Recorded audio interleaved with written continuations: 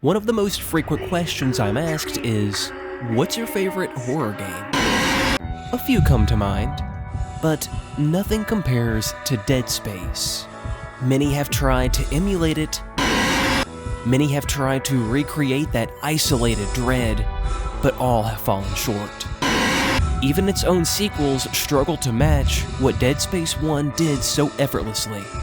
So make sure you grab a snack and buckle in for this totally quick, retrospective, deep dive, lore breakdown, analysis, whatever the hell you want to call it. Because I tried my best to make this video as thorough as humanly possible. And as far as I'm aware, I didn't miss a single cutscene, audio log, or text log. And yes, that means Easter eggs too.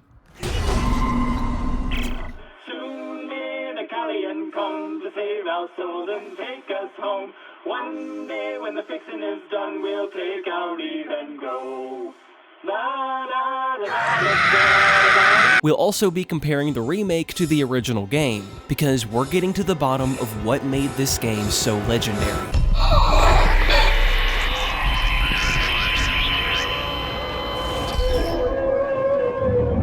The game wastes no time establishing our mission. We, engineer Isaac Clarke and the Kellyan crew, are sent to locate a mining vessel known as the USG Ishimura and investigate its sudden communications blackout. Almost immediately, we are introduced to Isaac's girlfriend, Nicole, through a video call where she appears to be in distress and desperately apologizes for something we don't yet understand.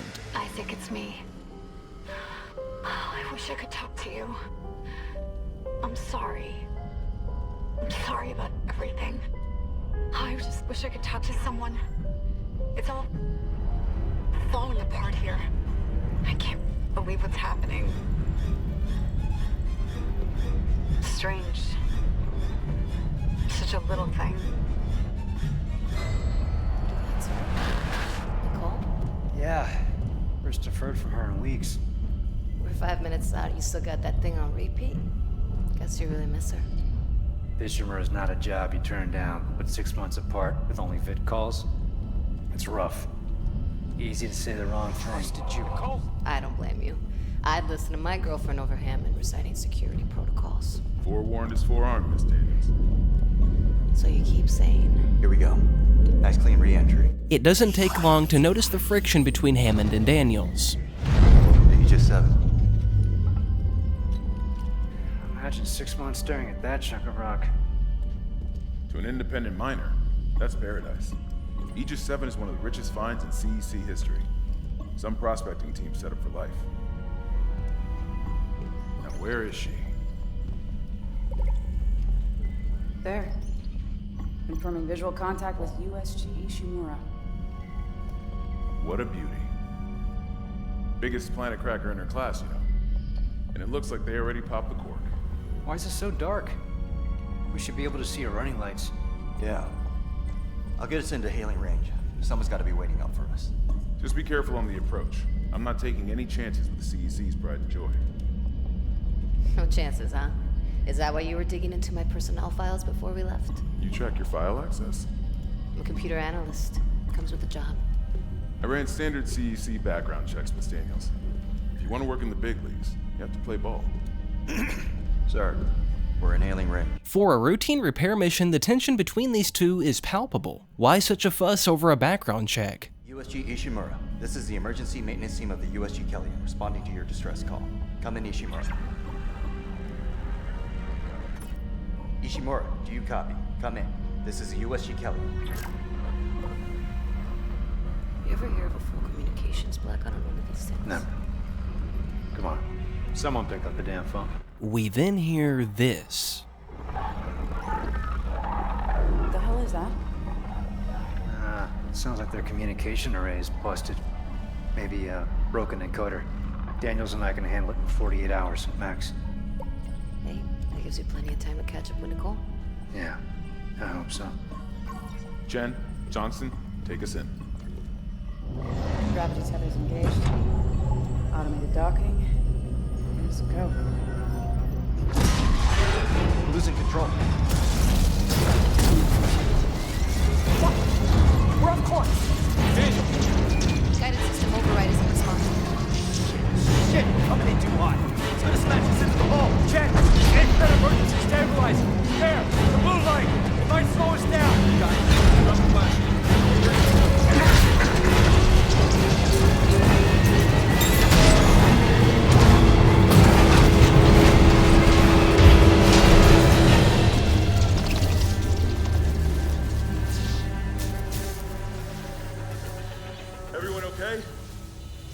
Good. I'll live. Hey, Johnston. All right? It's my ankle. Might be broken. Shit. But better than a broken neck. Or worse. Good call on the stabilizer, Isaac. Gotta always read the manual. What the fuck's going on with flight control? That guidance system's a death trap. Better add it to your repair list. Chen, what's our damage? Comped her down. We lost port booster. We got a fire in one of the stabilizers and... Singularity core's a mess. Could be worse, but not by much. Then let's get some help. Johnston, stay with the Kelly. We'll send a medic. Everyone else, with me.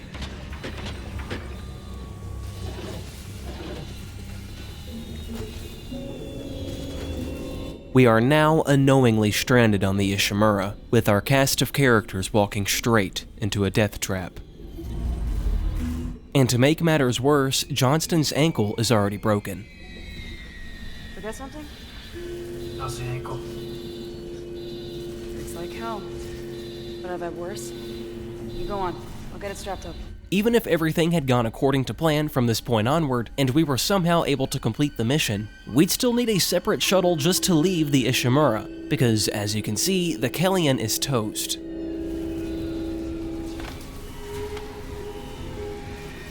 Stand clear. Crap, it came down hard. Not a great start to our repair mission. Pulse rifles? Standard procedure, Miss Daniels. We'll register them in the flight lounge. Hello? Where is everybody? Half the ship must have heard that landing. Be proud, Chen. You gotta see her in one piece. Johnson might disagree. But you're off and by the first round. I wouldn't mind something to steady my nerves, especially on CEC's tab. You see anyone in flight control? No, nobody. So far, Isaac's been really quiet, which makes you wonder if he's thinking the same thing we are. This place is eerily silent. At least we didn't take out the sign. The oldest Sterling with 62 years of continuous service. It holds the record for the highest number of plant cracks, with 34 to date, and highest dead weight of refined product May as well get at signed 14 in. trillion. Signing in also introduces us to Isaac's rig, an in-universe health bar displayed directly on his spine, cleverly eliminating the need for a traditional HUD and making Dead Space feel far more immersive. Welcome, Isaac Clarke, to the USG Ishimura. Rig synced. Collect kinesis and stasis modules from Acting Chief Engineer Jacob Temple. Location? Error. Employee not found. What's going on? Where is everybody? I can't reach security. Same for the chief engineer. What is wrong with their comms? Now that we've signed in, we can enter the flight lounge, and we'll find nobody.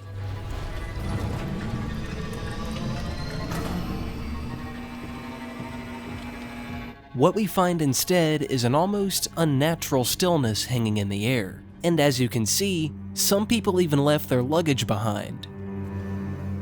Someone left in a hurry. Where's the security detail? Where's anybody? There's nothing logged. No duty roster, no power to the elevator. For God's sake. That security console's still working. Isaac, get a damage report. I'm done playing around.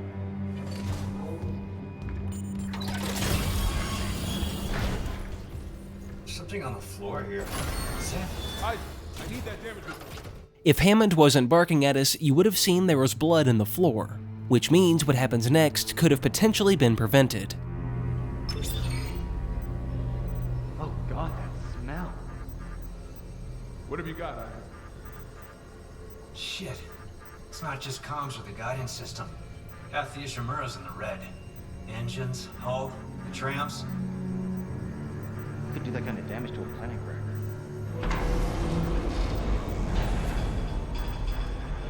Got us some power. Ventilation's up. Power to the elevator chute. Hazardous anomaly detected. Quarantine activated. Another malfunction? No. The quarantine systems are all fine. Oh, wait. Do you hear that? Yeah, I hear it. Batman? Take it easy. Daniels, get those elevators running. There's something in here with us.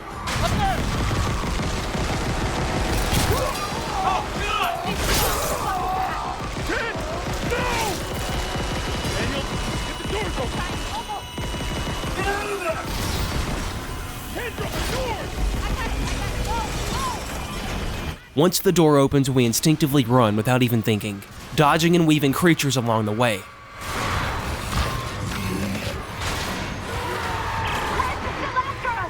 Luckily, we find an elevator and close the door as fast as possible.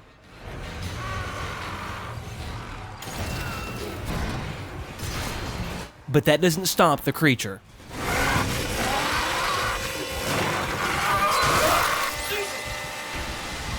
With this incident taking place, we now know why nobody could be found. However, on the flip side, we're now wondering what the fuck is going on. Then we hear screaming.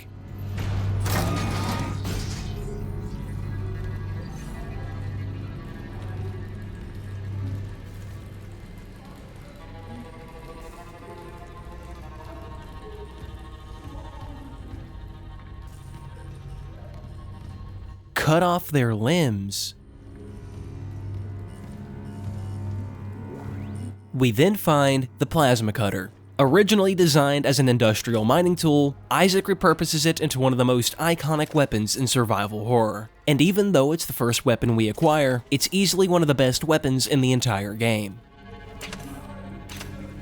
Oh yeah, by the way, all the gameplay shown in this video was recorded on hard mode. Even the original gameplay as well. Once we get to that. I was gonna get all of my footage in impossible mode, but that would literally be impossible. Because if I died, I would just be cooked, and it would just make it a nightmare to get footage. But for flexing purposes, here's the suit you can only get from beating the game on impossible mode. Just to let you guys know you're in good hands for this video. Also, FYI, I'm actually not that good. Now that we have a weapon, let's see if we can help this guy.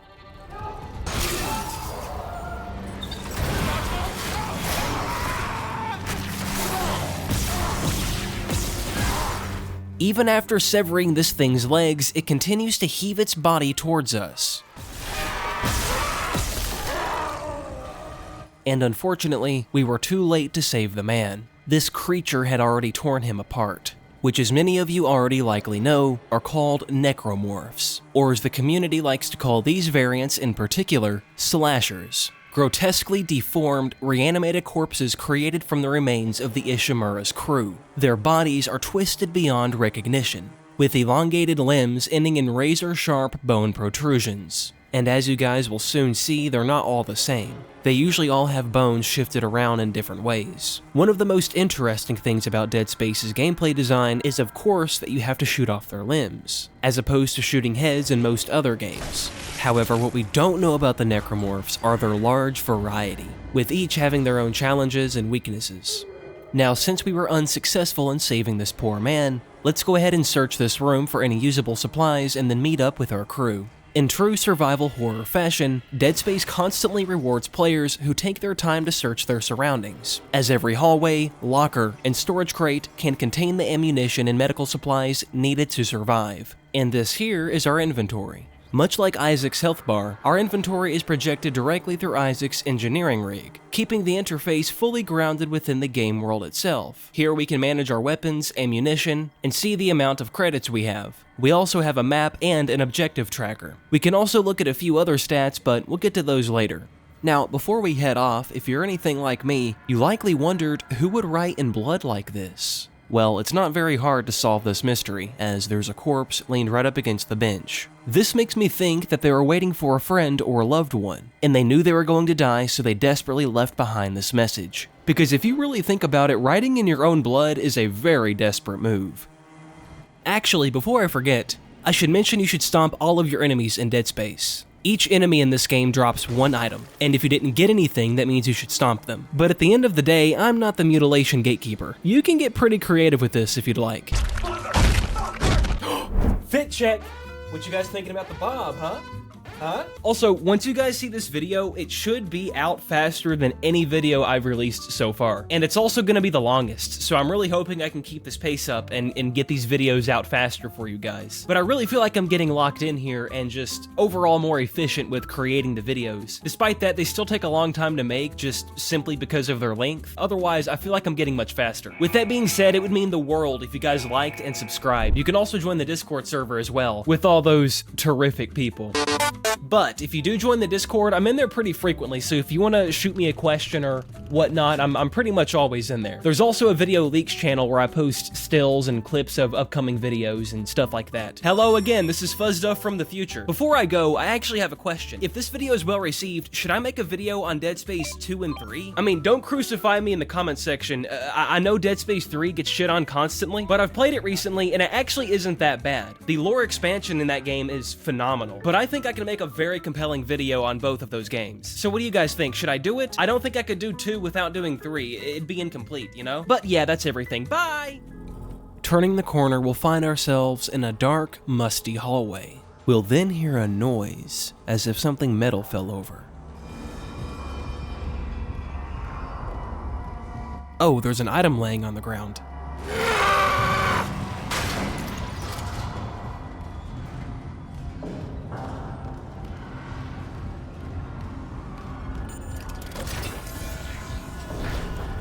And we'll find another corpse, and what looks to be an audio log. Security request retrieved. It didn't die. We shot that fucker right between the eyes and it didn't die. Smith had to shoot its fucking arms and legs off. For God's sake, send help! Now that I think of it, whatever's going on the Ishimura might have only started recently, if we're still finding fresh bodies like this. Not to mention that guy that we weren't able to save earlier. We'll also find our first med pack. The name of the game is to not get hit. You want to try your hardest to never use medpacks. Of course you're going to, but it's good to have that mindset, especially if you only have a little bit of health missing and you know that the medpack is going to fill more than required. Therefore, wasting extra health you could have utilized. It's very good to have that mindset for ammo too. Efficiency goes a long way in Dead Space. You want to use the minimum amount of ammo possible for each necromorph. We'll be getting pretty creative later on to conserve ammo. We'll then find Daniels and Hammond.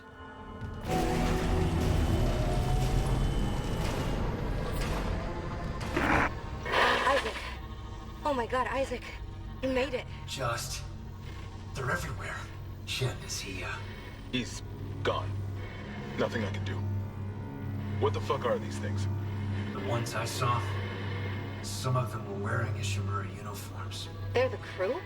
How the hell can they be the crew? Look at them. We need to get to the bridge. There's 1,000 people on board. Someone will be there. We can't. The tram system's wrecked. Everything's locked down because of the quarantine. And you're both repair techs, so how do we do this?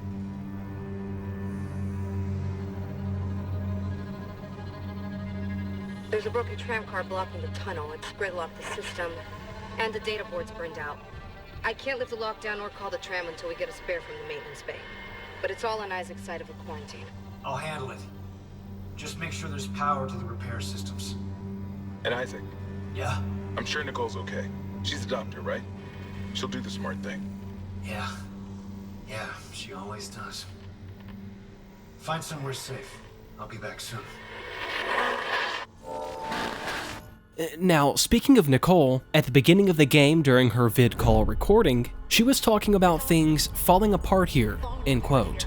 Was she talking about the Ishimura or something else? There's a few lockers in here to open and get some loot, but mainly the most important thing right now is to let you guys know about the saving system. These are very important on hard mode. You'll pretty much want to save every time you cross one. Ironically, if you were to ever play on impossible mode, you never touch them actually, because, well, you know, when you die, you just lose.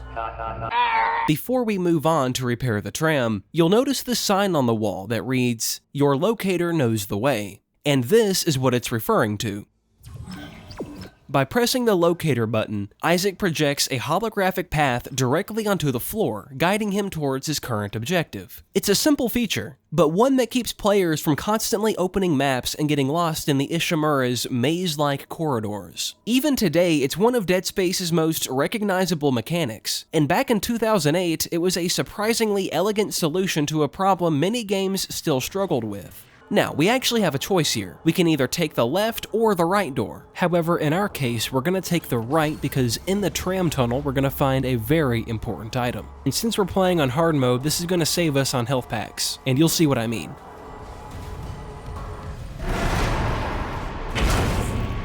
I kind of feel bad for leaving in jump scare scenes like this, but it's kind of a part of Dead Space if you know what I mean. Sorry in advance.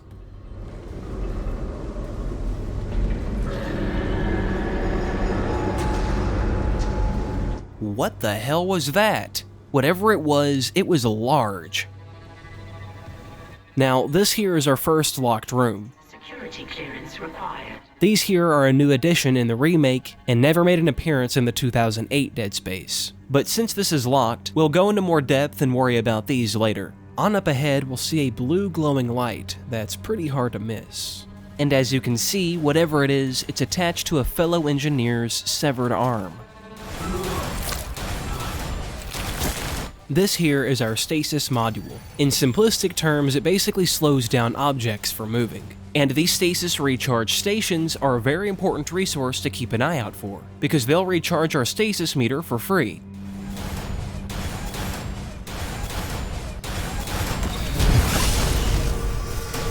When I was a little kid, seeing stasis for the first time really blew me away. You know, at the time, I'd never seen anything like it before. Which of course, it is in other games, but seeing that for the first time in a video game was really trippy. And in a strange way, it was mesmerizing. Luckily, this is something the remake really nailed.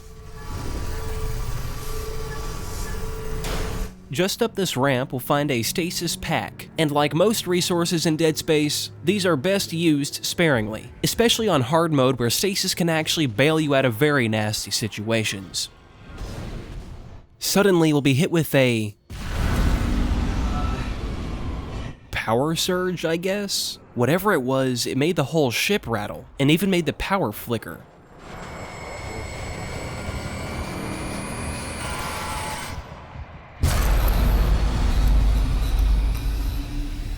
But whatever it was, it didn't just make the Ishimura have a hiccup, Isaac also had some kind of reaction. And if we back up the footage, we'll notice something. Isaac was seeing strange symbols as it was happening. This of course leads one to believe whatever just happened is intertwined with these necromorphs somehow. And here's where things start getting really weird. Because those same symbols can be seen scrawled on the wall just down the hallway, looking almost like some kind of strange language. They look like hieroglyphs, but why would somebody get down on their hands and knees just to write these symbols? That is so strange. Now, I know this video isn't a retrospective, and I'm not going to sit here and pick apart the remake. In my opinion, this is probably one of the best remakes on the market.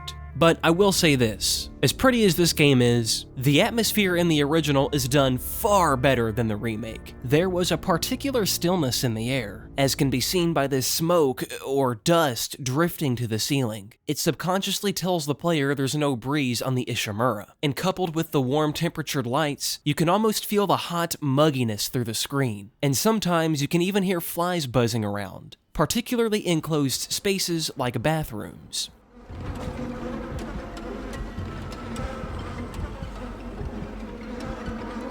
And if you've ever been around Harvested Game on a hot day, you know the sound of flies buzzing around is the last thing you want to hear, because it usually means they've already started laying eggs, which of course eventually hatch into maggots. Another small detail that most wouldn't notice are the vents. In both games, if you actually pay attention to them, they don't work properly, because you know the Ishimura is degrading in real time, since most of the crew, or at least as far as we know, are dead. There's no one around to do proper maintenance. But Dead Space 2008 took this and ran with it. Since most of the Ishimura's systems are failing, that makes the ship eerily silent, which means we'll hear things like this. Random whispers. Resistance may be labeled as obsession if you indulge in impulses to objectify the subject. Also be mindful of psychological projection. Sometimes they even whisper your name. Isaac.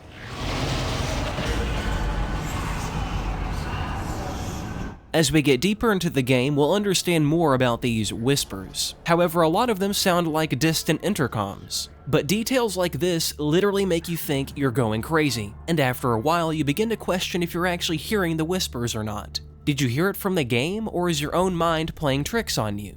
This made the original Dead Space so special. The horror atmosphere was almost unmatched. But anyways, back to the strange writing. It seems in the original game, the developers really wanted you to see the writing, because it can be seen so clearly. In the remake, sometimes things are a little overly detailed. As a matter of fact, I didn't even notice it until I played the original.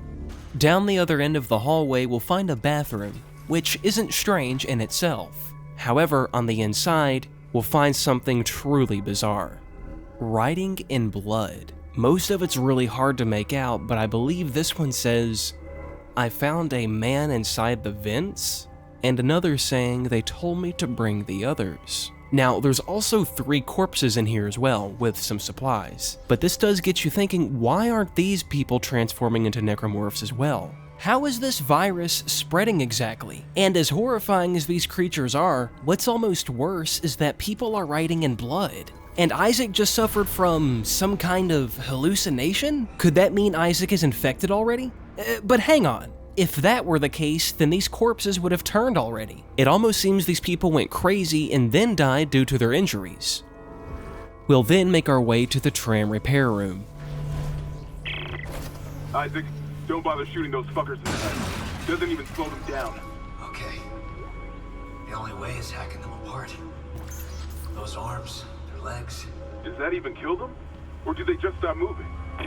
To the right, in the corner, we'll find our first power node, arguably the most important item in all of Dead Space. With these later on, we'll be able to upgrade our weapons and suit, but we'll talk about that more here in a minute. We'll then find another audio log by Benson. Assumably this one was recorded before the outbreak, because he doesn't sound alarmed. Benson to engineering. You got a stasis module handy? We need one in tram maintenance stat. The autoloader's fried. I got a damaged tram car on the tracks, and if the whole system's gridlocked, guess who they're calling? Temple here, sending a stasis module now. What happened to the autoloader? No idea. A lot of shit's been breaking down. I keep hearing things. Down in the gears where no one could be. You know? I know.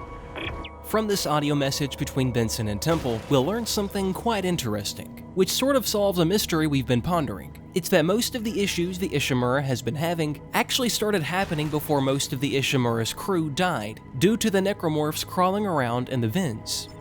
Repair systems online. Loading system reinitialized.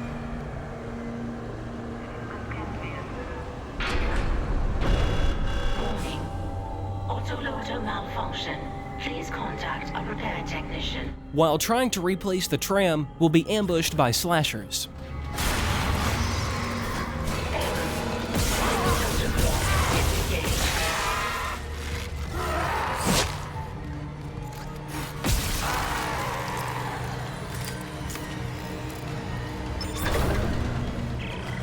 Any luck moving that tram car? The autoloader's busted, but stasis should do the trick. Just gotta time it. Great. But hurry, okay? Sound carriers down here. And just as Isaac said, we'll have to use stasis to finagle these loaders. And getting ambushed all along the way.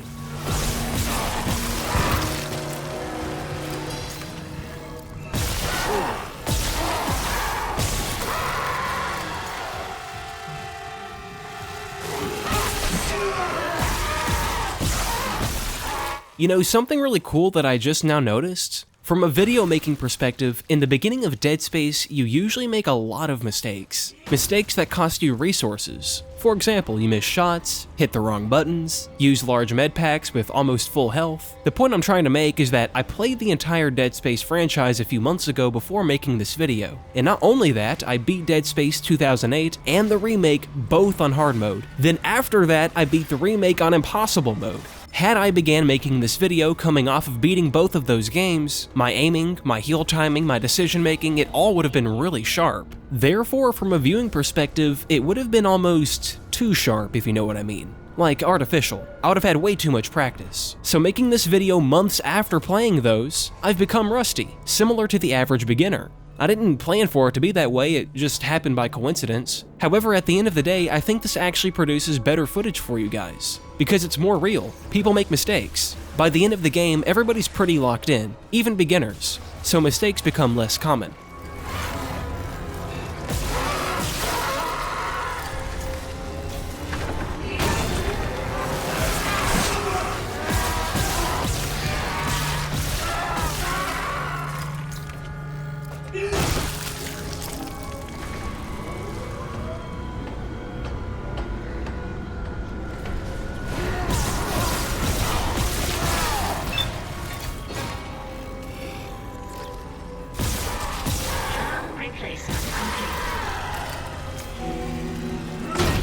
Got it.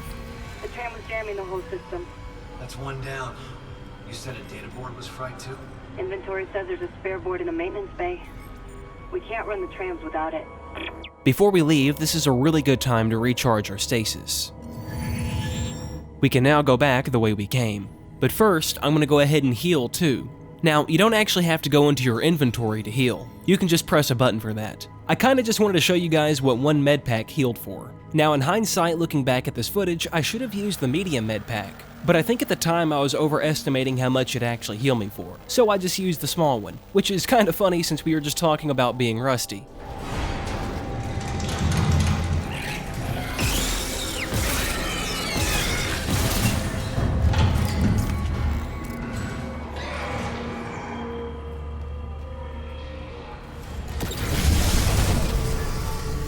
Before we make it back, we'll run into our next necromorph variant, the Spitter. They're just a bit tankier than the Slasher, and they'll spit green acid at you. And on hard mode, you really don't want to get hit with this stuff. Just getting hit once can easily almost kill you.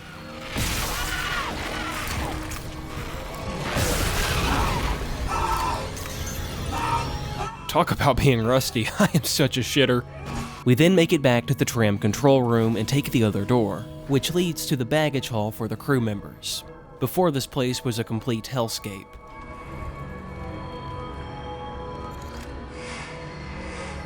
I don't think so.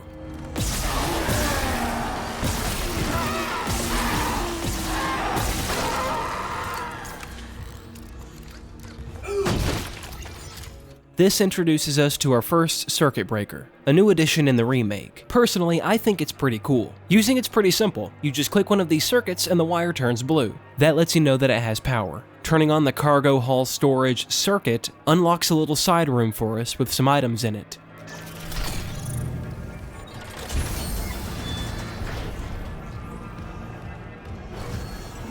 In here, we'll find another... What I was trying to say is that in here we'll find another node. And this here is our first semiconductor. Valuable pieces of electronic hardware scattered throughout the Ishimura. They serve no real purpose on their own, but can be sold at stores for credits, with different variants carrying increasingly higher values. And before long, we'll be introduced to exactly where those credits can be spent.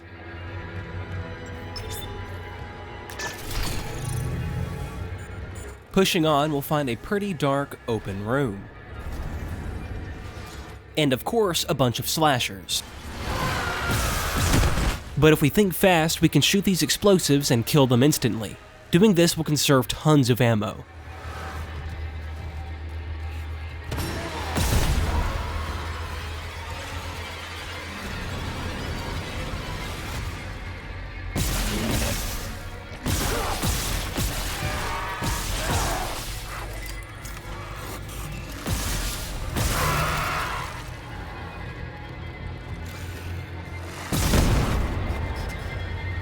Now, we're trying to get access to this room, but as you can see, it doesn't have power. So we'll have to take an elevator up and find a circuit breaker. Really? Again? Oh, okay.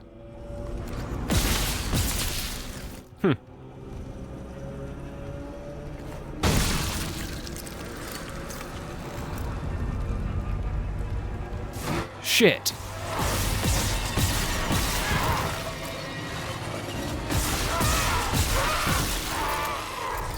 Now before we deal with rerouting the power, we'll actually find our first text log, which is a simple repair invoice.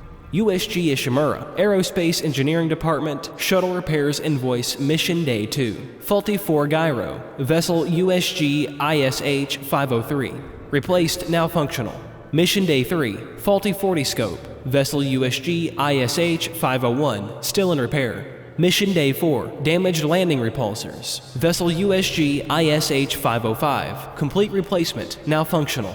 Damaged fore and left fore viewports, vessel USG ISH 504, replaced, now functional. Mission Day 5, damaged booster collar, vessel USG ISH 505, repaired, now functional. Engineer's note, J. Wright, 2nd Engineer Maintenance Bay. Now remember that name, Wright, because that name will show up again later on. And here we'll have to make a decision. We can either turn the elevator off, or the lights. And of course, we have to have the elevator to get back down. So, it's gonna get dark.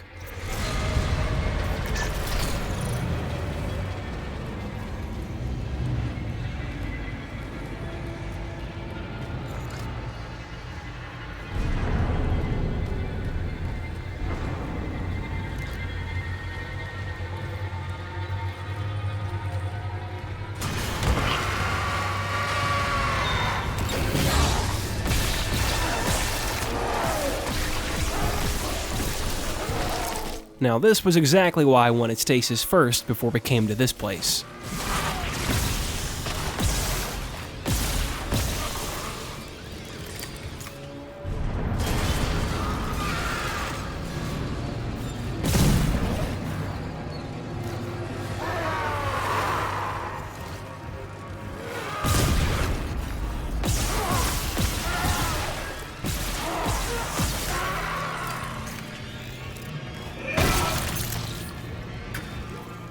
Inside the office maintenance room, we'll find a power node and the data board. Isaac, we can't stay here much longer. Hearing a lot of movement. Hold on, I got the data board. I'm coming back to tram control now. Daniel, get ready to go.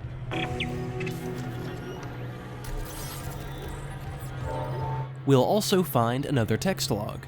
To M. Smith from J. Wright. Subject, Poker Night. Keeping this off rig link in case Benson's listening in. You in for poker tonight, or are you going to let Caitlin keep walking around with your credits? I'm in, but can you not invite Pavey this time? I know he's still blaming himself for Sorosi's accident and everything, but no one wants to hear about anyone's fucking nightmares. Especially that one where he saw Sorosi up and walking around with half his head missing.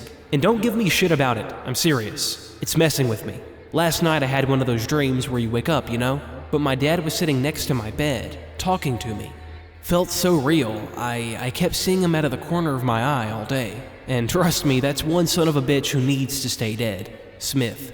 So was that just some weird incident with Wright seeing his dad? Or is that drip feeding us further insight into whatever's going on the Ishimura?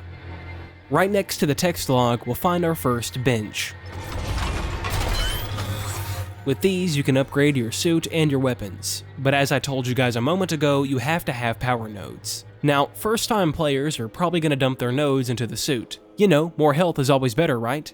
Well, actually, coming from a certified Dead Space chud, you really want to dump your points into the cutter, because it's pretty much the best weapon in the entire game. And you can trust me on this one because I learned the hard way on Impossible mode. Which of course, this means we're going to have less health for at least a few more chapters of Dead Space. However, luckily for us, nodes are far more common in the remake. Now, there's a handful of reasons for that, but the main reason is because in the original, you had to upgrade duds just to get to the stat increases. Obviously, this wasted a bunch of nodes. But it goes beyond that, too. Once we start getting to weapon upgrades, you get an extra node with those. Just things like that. But because the nodes are more common, we can actually upgrade our rig earlier on. Now, in the original version, I didn't upgrade my rig until Chapter 7. Needless to say, Dead Space 2008 is a much more difficult game. So for now, we'll just have to deal with less health. And look, I know this sounds like a Sun Tzu quote, but hear me out on this. As I said toward the beginning of the video, if you don't get hit, this really isn't a problem.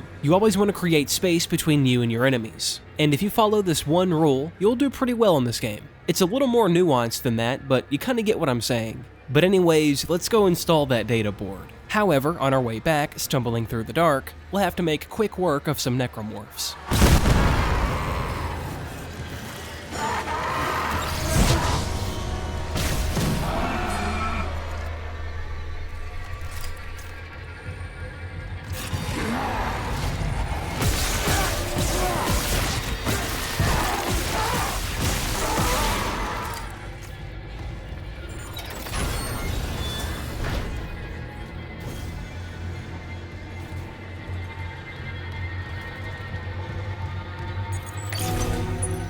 Data board reinstalled. System restart complete. Maintenance complete. Calling tram. It's clear.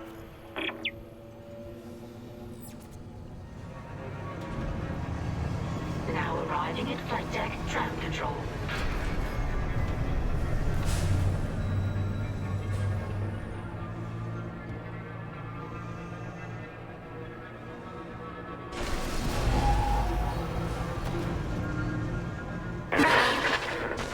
We're on board. Something hit the roof, but it seems operational. Quarantine lockdown's lifted, so you can get to the hangar. Comms are still down though, so be ready for anything. What's the plan? You and Johnston fix up the Kellyan. We report to the bridge. Standard emergency protocol. What? Protocol? Hammond, people are dying here. And I'm not losing anyone else. We stick to procedure. We'll get through this. We'll see.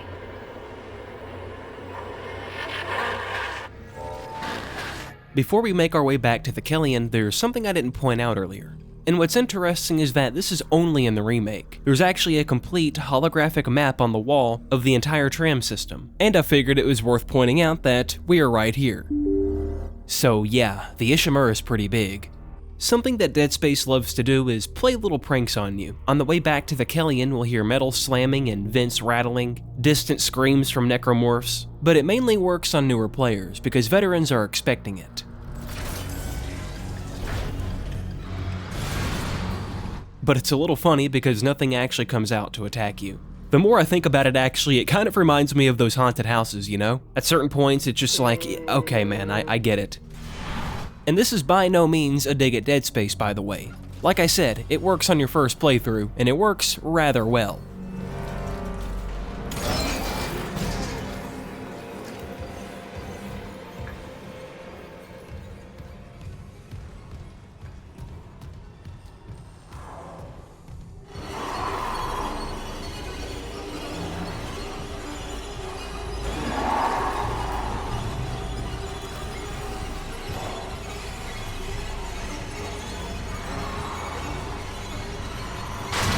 Oh, looks like I spoke too soon.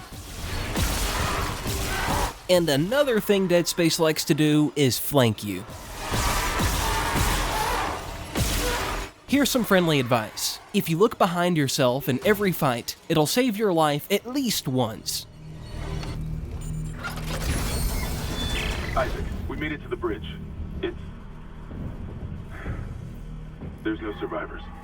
Daniels is trying to get into the command computer. Now, before we head back to the Kellyan, there's actually a text log lying in a lounge chair. It'll provide us a little bit of a backstory for the USG Ishimura, along with some context. Sponsored article, the USG Ishimura. Disclaimer, this article is sponsored by CEC's print and publishing division and may not represent the views of Amazing Universe magazine. Imagine a world where basic resources like fuel, ore, metals, and ice are hard to come by. Imagine if humanity's needs were entirely dependent on the nearly extinct resources of Earth and the dwindling supplies of the colonies. Older readers don't need to imagine such a world. You lived it, less than a century ago. Looking to the stars for additional resources was nothing new, but at the time the only shock point-capable ships were smaller vessels that could barely keep up with demand. Enter the Ishimura, named after the celebrated astrophysicist and inventor of the shock point drive, Hideki Ishimura. The USG Ishimura was the first of the massive planet cracker ships. Built in 2446, she has enjoyed a long and storied career. The Ishimura was the first vessel of her size to utilize the shock point drive for large-scale, commercial, deep space expeditions. At her inception, the Ishimura was hailed as the savior of the colonies. She was created to mine and process asteroids, and even small moons with remarkable efficiency. She was also the first ship capable of the pioneering scan and catch technique for harvesting mineral-rich asteroids. Utilizing huge gravity tethers, the Ishimura could lock onto asteroids and pull them inside the ship's massive collection bays for quick and efficient smelting. At 62 years old, the Ishimura is still in remarkable shape.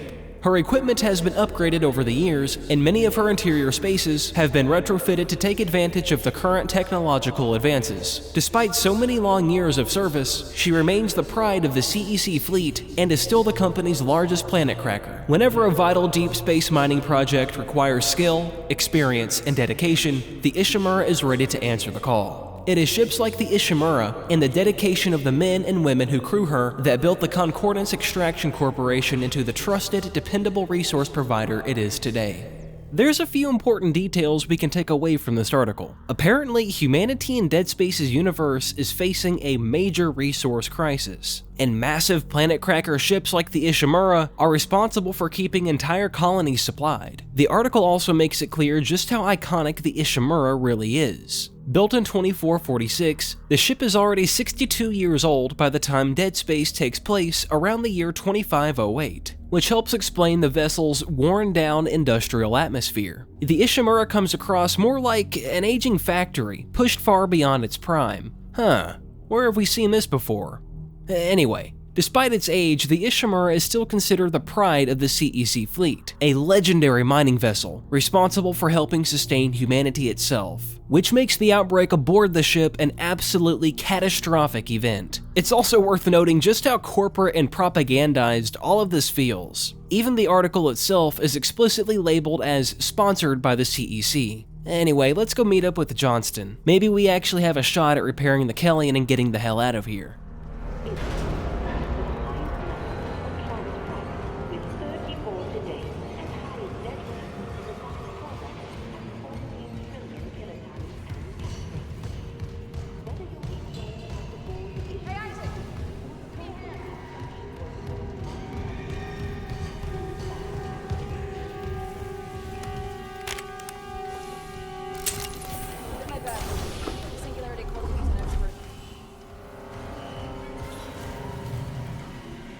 What have you got on you?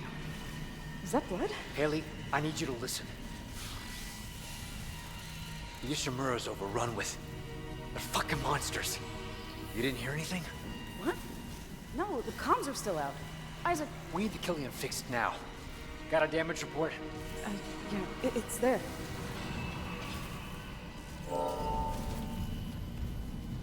Should have been...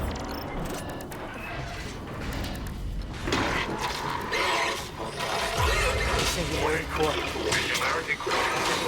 Evacuate to reach a minimum station. Go!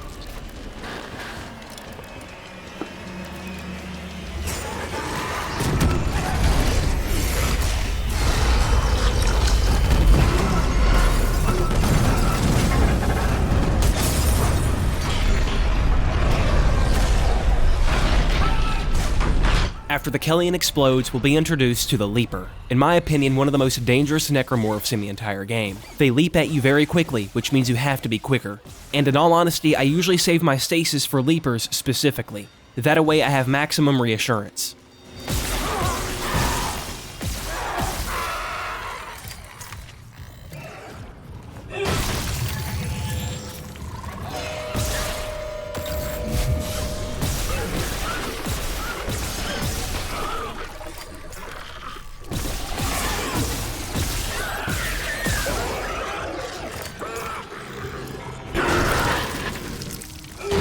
What's happening down there?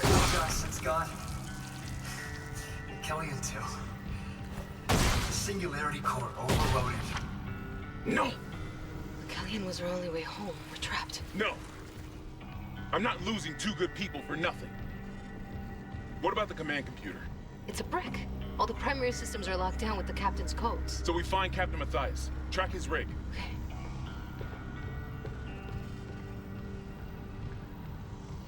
Okay, here. Captain Benjamin Matthias.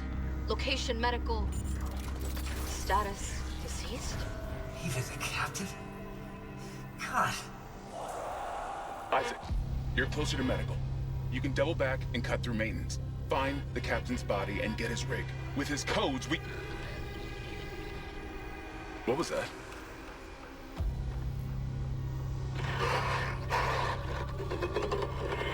Chen? Oh god, Hammond, run!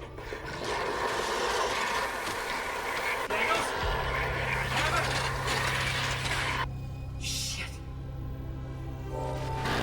Wait, is Chen hunting them down? Are necromorphs sentient? Before we move on, I actually want to show you something that I skipped over on the Kellion. It's a text log. I skipped it because I didn't want to disrupt any momentum, but it can be found in the little lounge area of the Kellion. Background request to Zach Hammond from blank.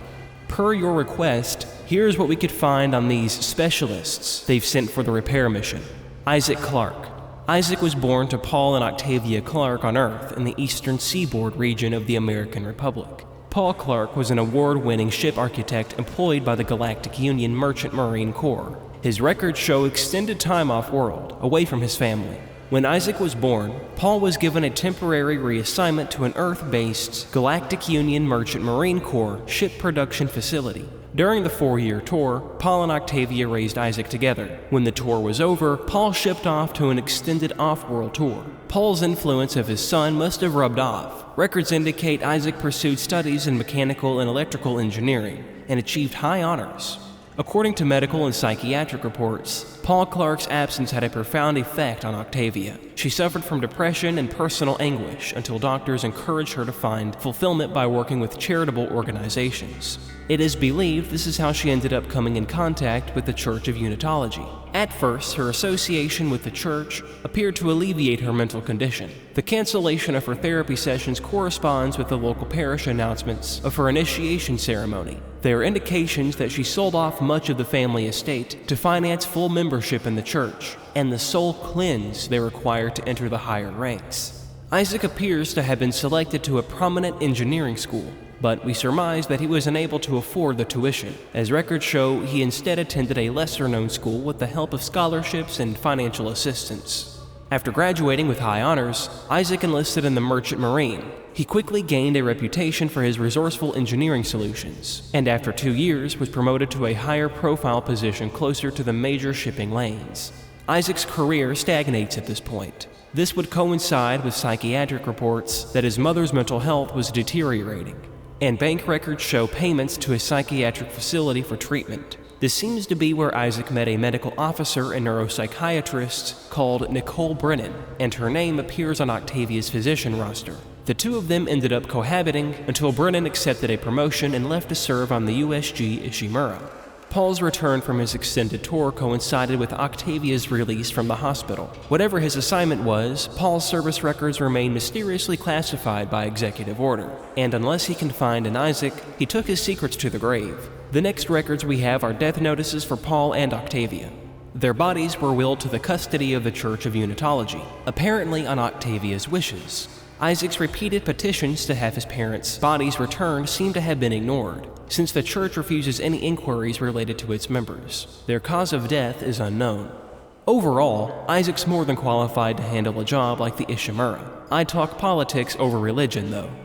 Kendra Daniels. I couldn't find anything on her in the time you gave me, but Darlton swears by her. Apparently she's on the mission with his recommendation. If he thinks she has what it takes, who am I to argue?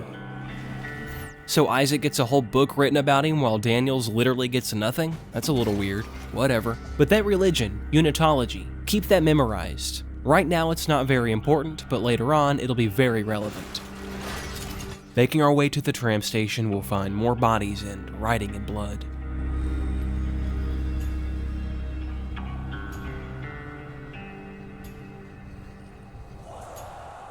Alright, this right here is the store. And trust me, after you've played Dead Space long enough, just seeing one of these things starts giving you dopamine hits. It's basically the equivalent of finding an exotic engram in Destiny. And rip Destiny by the way, sign the goddamn petition. Throughout the Ishimura, you'll be constantly scavenging for credits, ammo, medpacks, and valuable loot. The store is where all of that finally pays off. You can buy supplies, weapon upgrades, and even new suits. And aside from nodes, suits are arguably the most important thing to be saving up for. Each suit upgrade gives Isaac additional inventory space, along with a percentage increase to armor, making him noticeably tankier. There are 5 main suits you can unlock throughout the campaign, not counting the default suit Isaac starts with. And technically, of these 5, there's 1 bonus suit, so it really doesn't count. We have to beat the game to get that one, so we don't have to worry about that right now. And while I'm at it, I'll go ahead and say there are a bunch of cosmetic suits, but only levels 1 through 6 actually matter. All the others are vanity only. And in my opinion, I say buy them as soon as possible, even if you don't apply nodes right away. And this especially goes for the original game, because for some reason your inventory is even smaller in the original, and it can be very strenuous. But if your suit's already upgraded and you have extra credits to spend, my recommendation is to always save them for nodes. And like I said earlier, absolutely dump them into your weapons, even if you don't use the plasma cutter. This makes the game far more enjoyable. Now, of course, every now and then you might have to buy some ammo or a med pack or two. That's nothing to worry about. It's just a very healthy mindset to save your credits for nodes. And luckily for us, there's a bench going toward medical, so we can go ahead and dump some nodes into the cutter.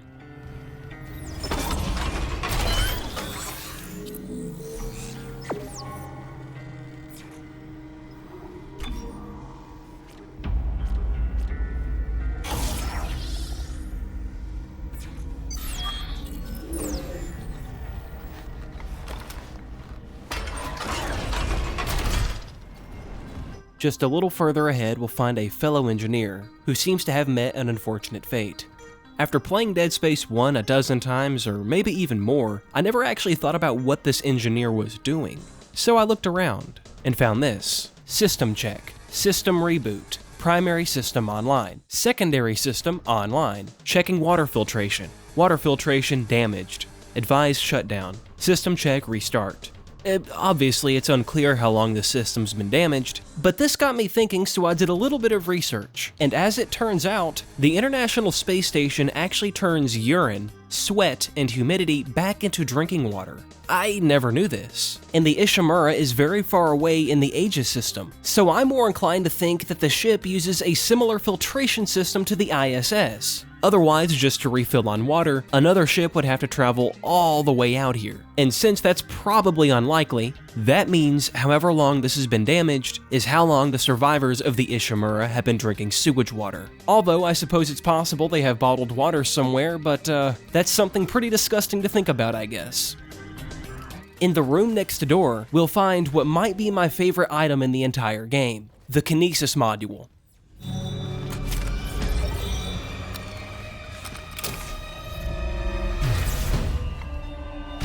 This will allow us to grab objects and move them around, and in certain parts of the game there will be objects with this symbol, but luckily the objects don't have to have the symbol to be moved. We can still move just about whatever we want: bodies, rods, electrical pipes, and even necromorph blades. And remember those explosives we were blowing up earlier? Well, we can actually pick those up now too. So yeah, this is where the game gets really fun. I love Kinesis. Also, I should add that the 2008 Dead Space Kinesis wasn't that great, which you could upgrade your Kinesis on the bench, but even then it still wasn't all that good. Except for the explosives, throwing spines and stuff really didn't do that much damage. In the remake, it's like a 2-shot kill. This saves tons of ammo. So just to let you know, throughout this video, you're going to be seeing me packing around blades, pipes, explosives, gadgets, pretty much whatever I can get my hands on. Pushing on forward, we'll hear a voice.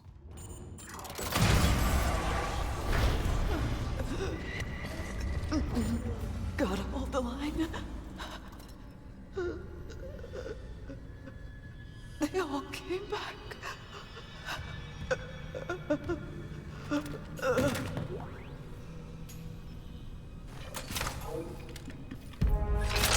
This is the pulse rifle, the shittiest weapon in the entire game. No, but seriously, it really is bad. The one good thing I can say about it is that the ammo drop rate is pretty high. So if you like having a lot of extra ammo and shredding necromorphs piece by piece, I could see this being pretty fun to use actually. But since the plasma cutter is practically unmatched, we're going to be sticking to it throughout this video. And actually, as a matter of fact, you really don't want to carry more than 2 weapons. I mean, obviously you can, but you're going to have a much more difficult time finding ammo. I ran into this problem a bunch on hard mode. And on harder difficulties, not having ammo is much more punishing. So if you do plan on playing on Impossible, it's a much healthier strategy to consolidate all of your ammo into 2 weapons. And if I'm being honest, on the original Dead Space, it's better if you use 1 weapon. And even then, sometimes I still ran out of ammo and had to buy some. So yeah, for the original Dead Space, my number 1 tip is to just use 1 weapon. And that's really why the plasma cutter is unmatched, especially since you get it so early on.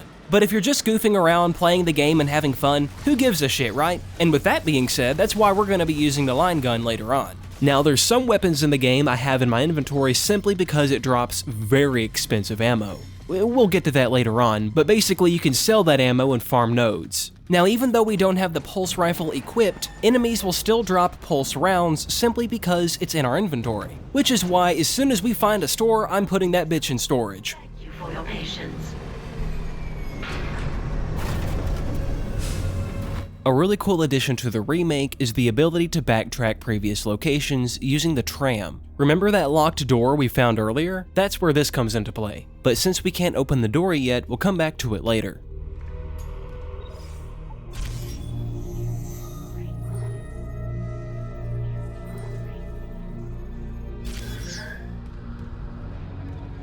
And since we're near medical, we'll actually find body bags in this tram station.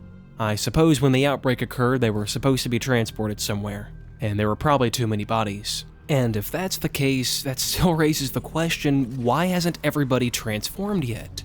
We're finding loads of bodies, shouldn't they all be necromorphs now?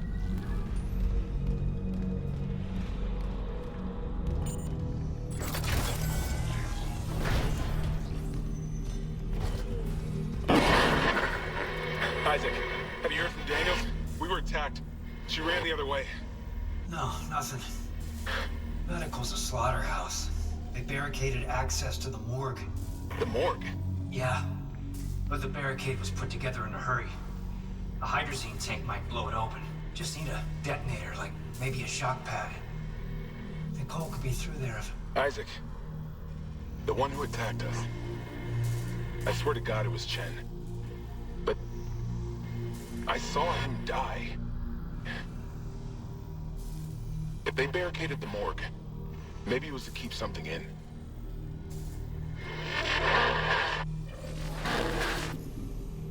Alright, let's put this piece of trash in storage. If you like the pulse rifle, I'm sorry, it's nothing personal.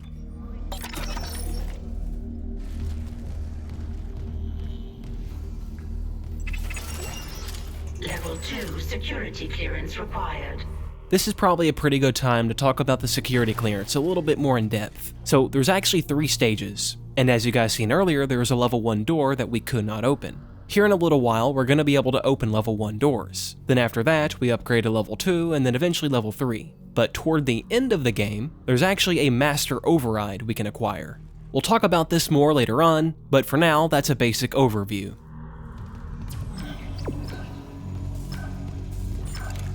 Now moving on ahead to the imaging diagnostics wing, we'll hear a thump.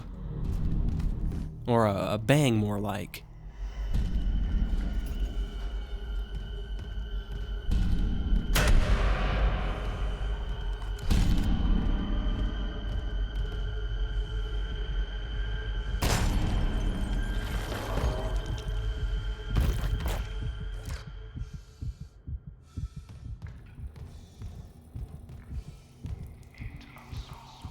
This really makes you wonder, why are so many people going crazy? What's causing all of this? And how long is it going to take for this to happen to Isaac, Daniels, or Hammond?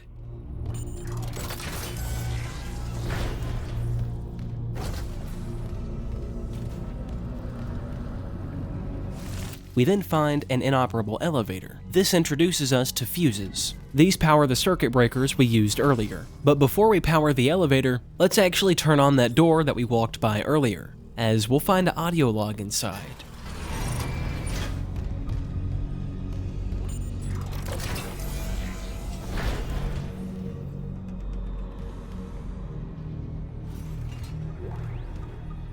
Patient log retrieved.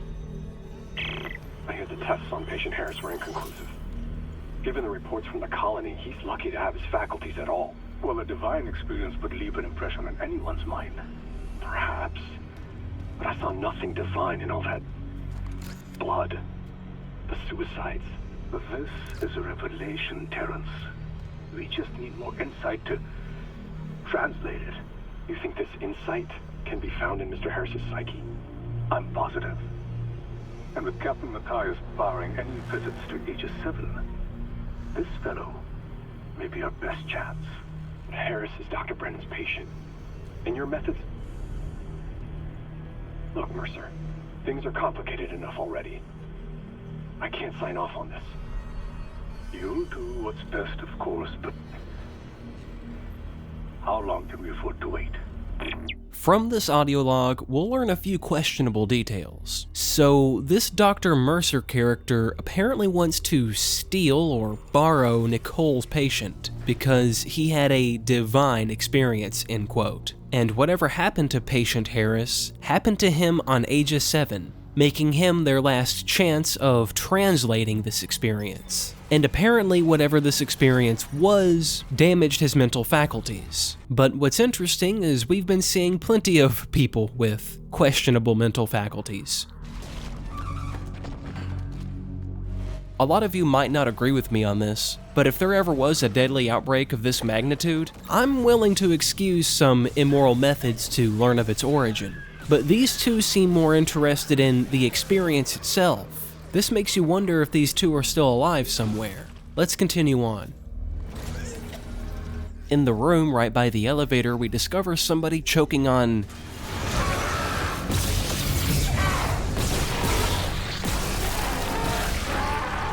blood.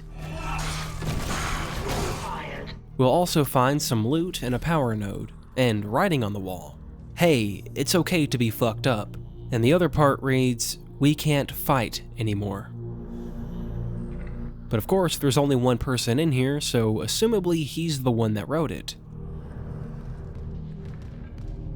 Up the elevator going towards Zero-G therapy, in the side observational room we'll find a text log.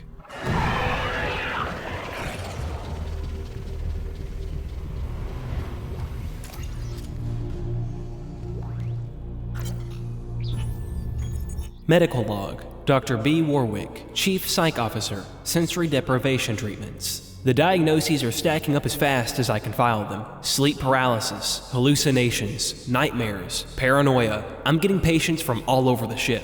No underlying cause is showing up in environmental analysis, foodstuffs, or radiation levels. I admit, I'm at a loss. Mercer says he and Kine are working on a hypothesis. So in the meantime, I'm treating the symptoms. I'm seeing some improvement with sensory deprivation treatments in our Zero-G therapy pods, but the sheer number of patients we're managing bothers me. Those systems are old, and they need overhaul. With so many pods active, I worry what might happen if there's a serious power surge down there, but nothing seems to help. I suppose the odds are low enough. I'd rather take a small calculated risk than have dozens of miners and engineers impaired around heavy machinery.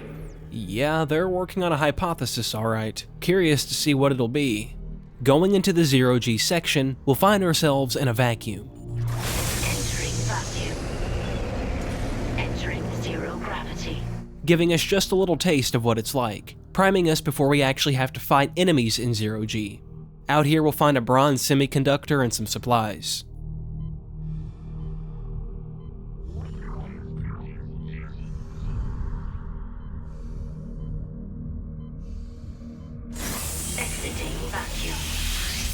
Now here's the actual zero-gravity therapy chamber.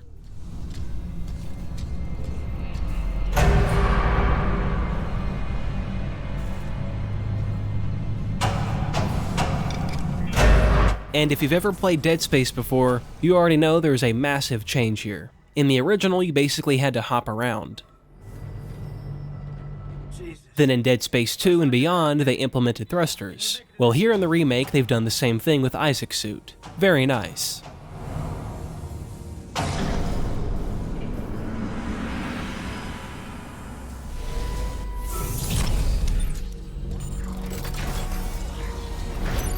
Exiting zero gravity. Just in the next room, we'll find the hydrazine canister. Still holding this position. What's happening there? Did you find Nicole? No sign of her yet. But I found some hydrazine that should work on the barricade. I just need to find a shock pad. Okay, work fast, Isaac. we'll find more blood writing. It's time. Time for what? Though there's no corpse in sight, however there are guts on the floor, meaning whoever wrote this probably turned. Stepping back outside, we'll fight our first necromorph in zero gravity.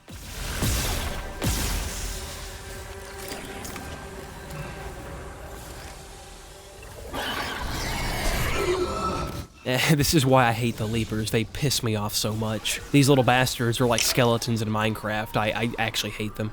This is kind of a side note here, but after playing Dead Space 1 so much, I really noticed the quiet genius behind the structure of the game. As I just said a second ago, we walked through our first vacuum.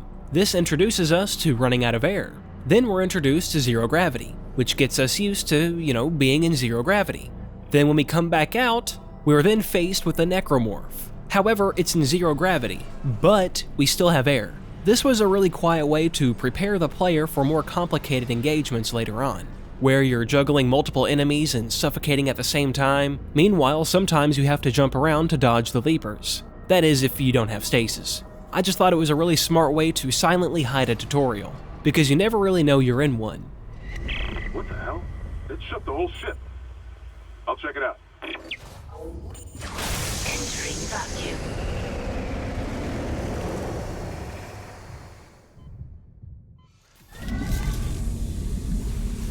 God. Took one step out of the captain's nest and Chen, that thing, he almost got me.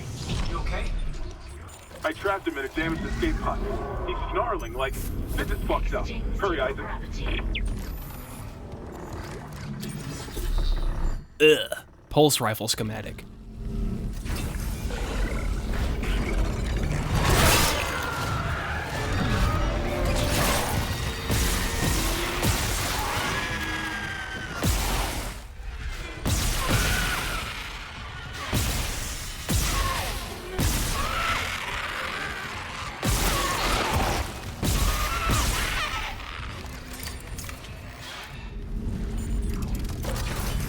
Alright, now we just gotta find a shock pad and we can blow this barricade.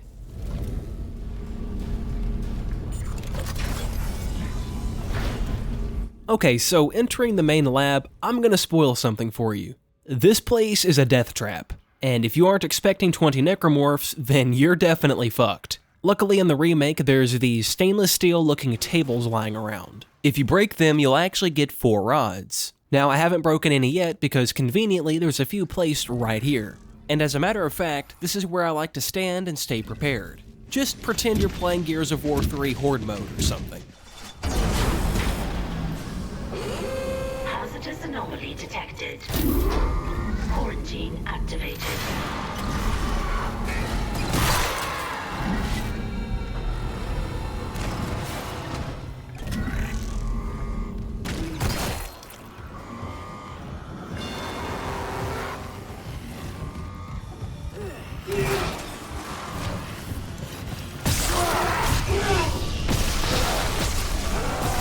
Sometimes it doesn't work out all the way, but you get the idea. We were only hit there once, so that wasn't that bad. But since there's still a quarantine lockdown, that means there's a few lingering around.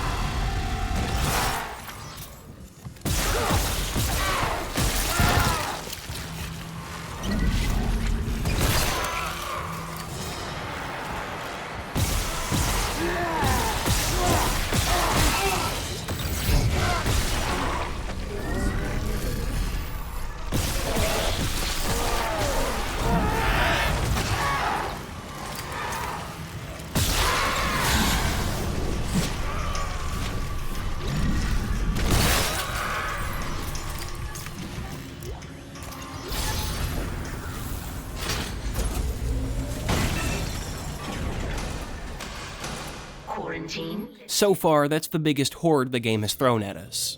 Before we move on, despite all of the incredible improvements that were made in the Dead Space remake, I'm not the biggest fan of the changes that were made in the main lab. In the original, the main lab's lighting just had this sterile feeling. It's difficult to really put my finger on it, but it felt as though you were walking through a hospital, and it just felt so creepy. There's a handful of times throughout the remake that I feel this way, but I think this is probably one of the best examples to show what I'm talking about. Now, it isn't immersion breaking or anything like that, but I do feel the graphical style of the 2008 version seriously outpaces the graphical fidelity of the remake, at least in the horror department, but that's just my opinion. We'll then find Nicole's office.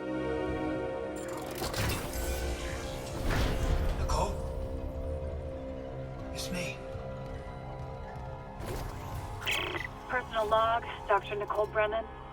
With medication and zero-G therapy, patient Harris is showing improvements. If this continues, there might be hope for the others on Aegis 7. However, Dr. Mercer continues to interfere. He claims Harris's delusions are religiously significant. If I have to make a complaint, I will. I'm not losing my patient over unitology bullshit. Not again. Tracking rig signal. Dr. Nicole Brennan. Rig location? Inconclusive. Manual rig tracking is available. Unitology bullshit? So Doctors Kyne and Mercer are both unitologists? And they think whatever happened on Aegis 7 is directly involved somehow? Also, since Nicole was still talking about patient Harris, this makes you wonder if that audio log from Dr. Mercer was before or after Nicole's audio log, because apparently whatever they're planning hadn't happened yet. On her bookshelf, we'll also find a text log. Anonymized transcript. Patient log. Dr. Nicole Brennan. Senior Medical Officer Counseling Session number 3. Transcript for patient. Name redacted. Nicole. Okay, dictation on. I'll keep your name out of the transcript. Jane Doe. Thanks. It's just so hard to remember what's real. Nicole, your church mentor talked to you again. Jane Doe. He knows me and my girlfriend want to leave. I can feel it. Our last seminar was all about heretics. How every unitologist who wants to leave is an enemy of humanity. Nicole. Unitology is big enough to take care of itself. This is about what's right for you. Just be careful. The church pulls out these tricks when they feel threatened. They have neuropsychiatrists too. Even if you get out, they'll try to... Jane Doe. Dr. Brennan? Nicole. Sorry, Jane Doe. Did something happen? Nicole. I had a patient who... I tried, and her son tried so hard, but I will fight for you with everything I've got, but never underestimate how strong the church's pull can be. From this text log, we learn that Nicole seems to have some experience helping people leave unitology and escape its influence. But what's really interesting is her reaction at the end. For a moment, she sounds genuinely shaken, almost as if this conversation reminded her of something she'd rather forget, and that raises an interesting question. What exactly was Nicole thinking about? Right next to Nicole's office, we'll find Dr. Kyne's office, and it's in here we'll find our first hologram recording.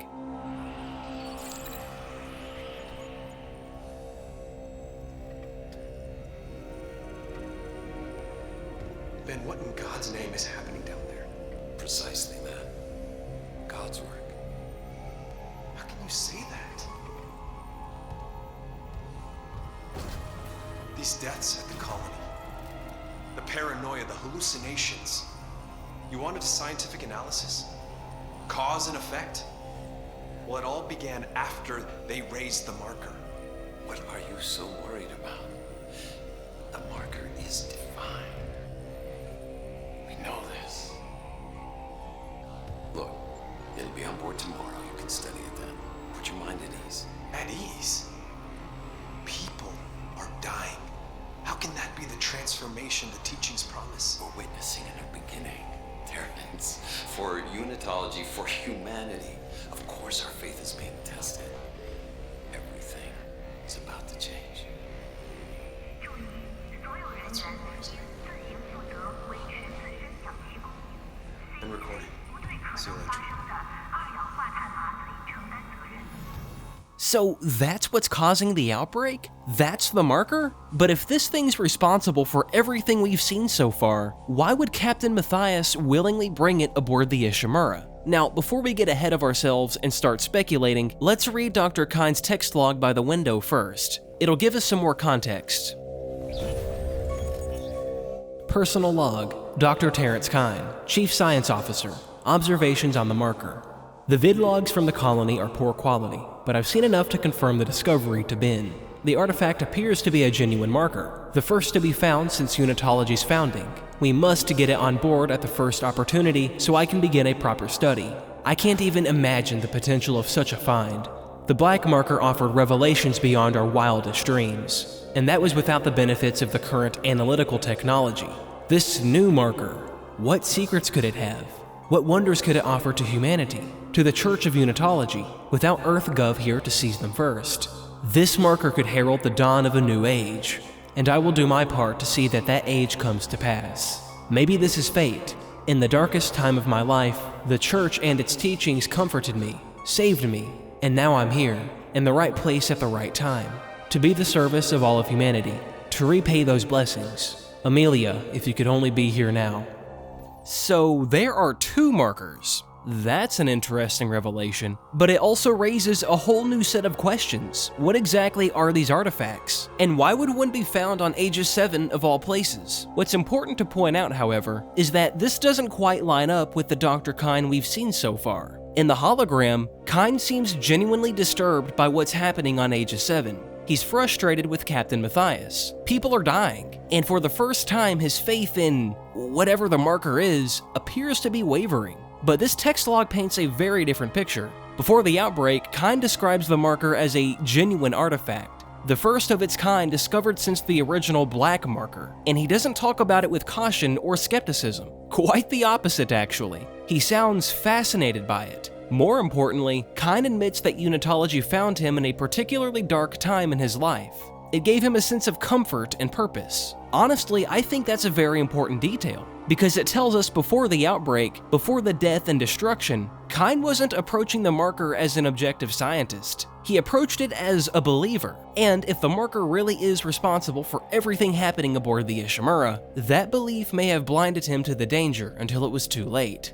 And just one more thing. If there are 2 markers, doesn't that mean there was another outbreak? But if that were the case, then nobody would be surprised about the walking space zombies. So yeah, obviously we're operating with very little information. Now, before we leave Kyne's office, you may have noticed during the hologram recording, Captain Matthias stared at Kyne's bookshelf for an awfully long time. And if we do the same thing, we'll discover something very interesting. We can actually see through the bookshelf. Turns out, this is actually a hidden door. And behind it lies a secret room. The walls are covered from floor to ceiling with more strange symbols, diagrams, and frantic notes scribbled in just about every available space. It looks as though Kyne was trying to solve something. There's even Unitology books lying around. One message in particular stands out: don't believe the lies. Read what they're really saying. Beneath it, Kyne has painstakingly translated every single one of these symbols into their English equivalents, effectively creating a complete cipher for the marker script, I guess we'll call it. But what lies is Kyne talking about? At this point in the story, we still don't know what the marker is, where it came from, or why it was found on Aegis 7 in the first place. What we do know is that Kyne appears to have become completely consumed by it, which makes his behavior in that earlier hologram even stranger. Because if Kyne truly believed the marker was some profound discovery, why does he suddenly seem so afraid of it when the marker's followers are not? In the back by a toilet, we'll find an audio log, and it'd be the last person you'd guess. Surgical log. Dr. Charles Mercer. Copy to my secure terminal. I convinced Jurgens to show me the video feed from the colony. It's remarkable to finally see what I've sought all my life. The miners, this transformation, the divine death itself. Kyne is erring on the side of caution. His faith has been shaken by these necromorphs, as he calls them. How strange, when my own faith has been so richly rewarded. Where's the without Kyne? next best thing. Brennan's patient, for example. Alright, I know you're not supposed to look too far into this stuff, but that's kind of the point of my entire channel. Why would Dr. Mercer leave an audio log by the shitter? I mean, he's essentially confessing he wants to steal her patient. Also, it's pretty unsettling how fascinated Mercer is by the necromorphs. Heading deeper into the laboratory, we'll find a biological prosthetic center. And we'll soon learn that's a fancy way of saying a baby harvesting center. This also introduces us to the Lurker.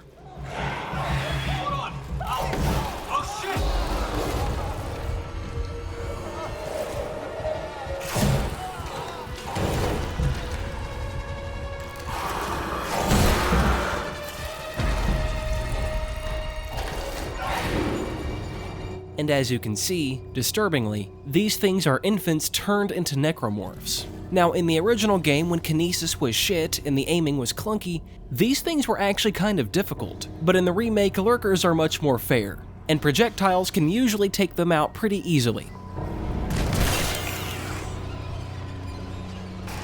But let's talk about this baby harvesting thing. I mean, what society would actually allow this? This is giving me Scorn vibes. And are these people in these tubes alive, or are they being harvested as well? They remind me of a Bacta tank from Star Wars. Also, did they really have to make the lighting in here so creepy? Why green? I really hate to be that guy, but Dead Space 2008 did this better too.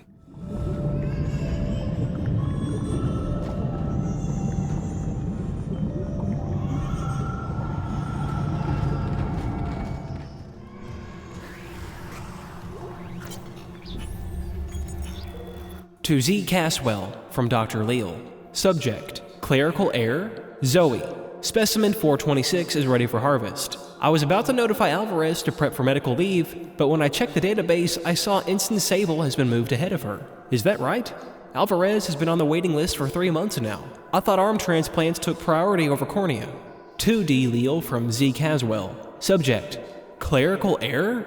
Here's your clerical error. One of them bought CEC stock at the last purchase, one didn't. Guess which one was suddenly bumped up to vital personnel? It's not worth the headache to push back on it, trust me.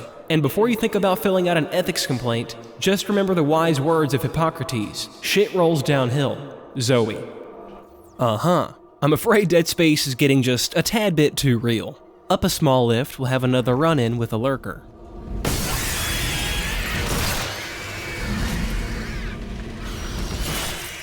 And in a room nearby, we'll find our shock pad.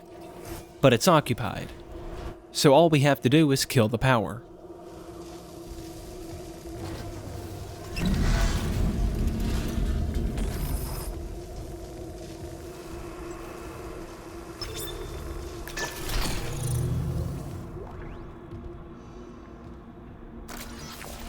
Daniels isn't answering her rig link. What's your status?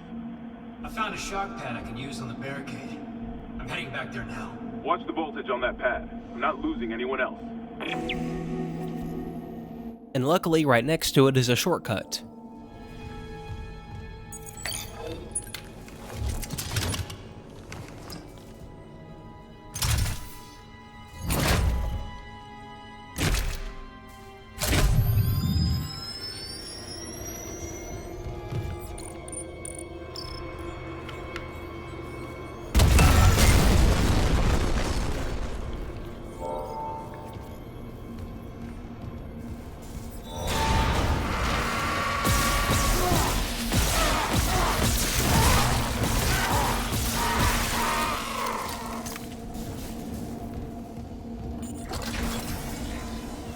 Remember, when you reach the morgue, find Captain Mathias' body.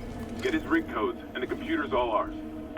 You know, now that Hammond mentions it, if Captain Mathias was attempting to bar people from landing on Aegis 7, I wonder if Mercer has anything to do with him dying.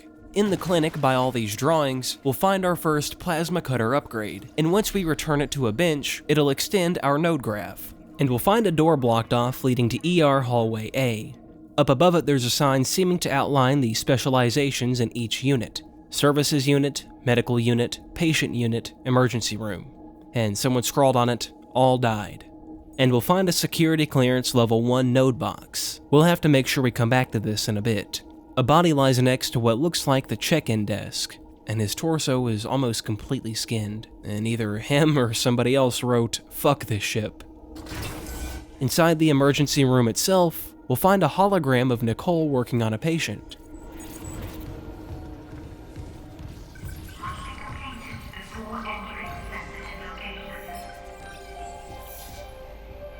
Loop and transmit to all personnel. This is Senior Medical Officer Nicole Brennan. Medical is overwhelmed. We need help. Look at his wounds. We can't handle so many trauma cases, and the command crew won't tell us what's happening. He's seizing. Shit. Maybe I have some PHP left. Where did she run off to? It looked like she went into the corner of the room. Ah, there must be a door here. It doesn't have power.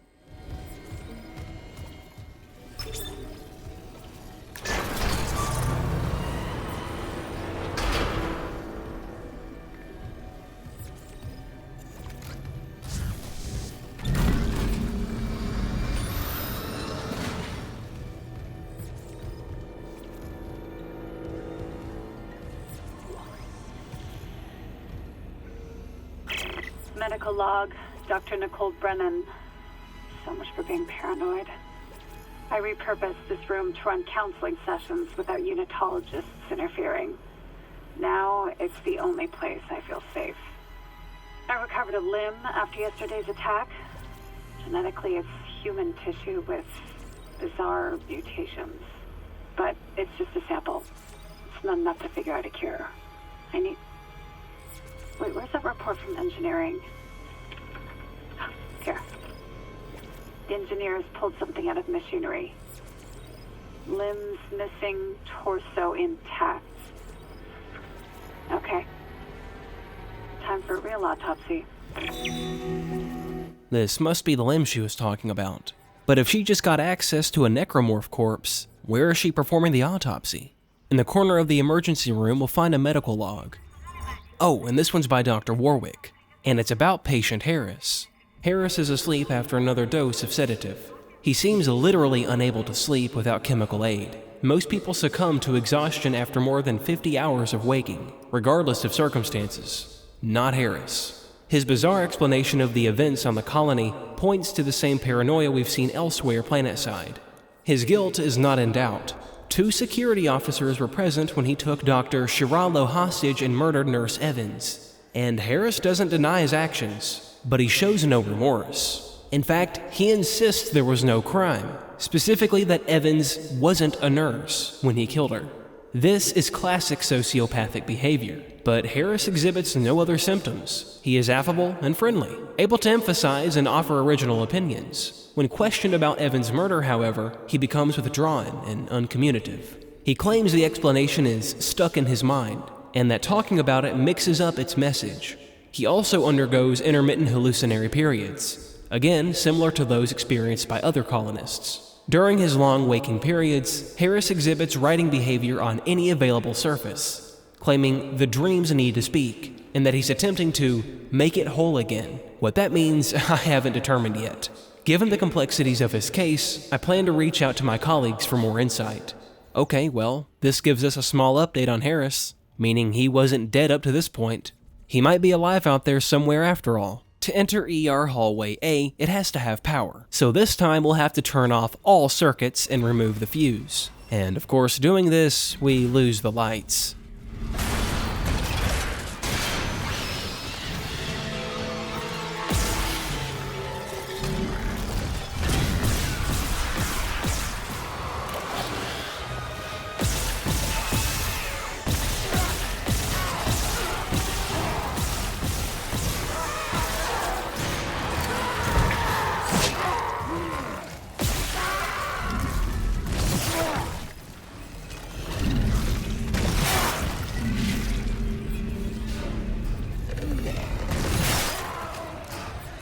See, that wasn't too bad. At least we're getting better.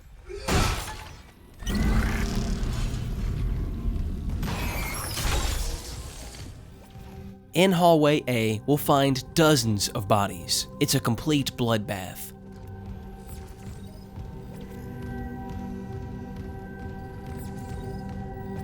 And we'll be ambushed by a lurker.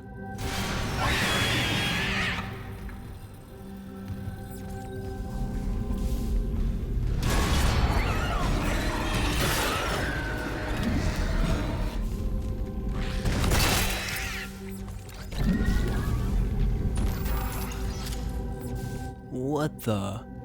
Whatever created that was large. And whatever it was definitely big enough to damage the Ishimura's systems. Security request retrieved. He left me. I woke in the dark with them scratching in the walls. Scratching like rats. And you all locked me in with them. Fuckers. I'll cut them out. I'll cut them out. I'll cut them out. In the back of the hallway, we'll find a bunch of supplies, including a node. But of course, this comes at a price.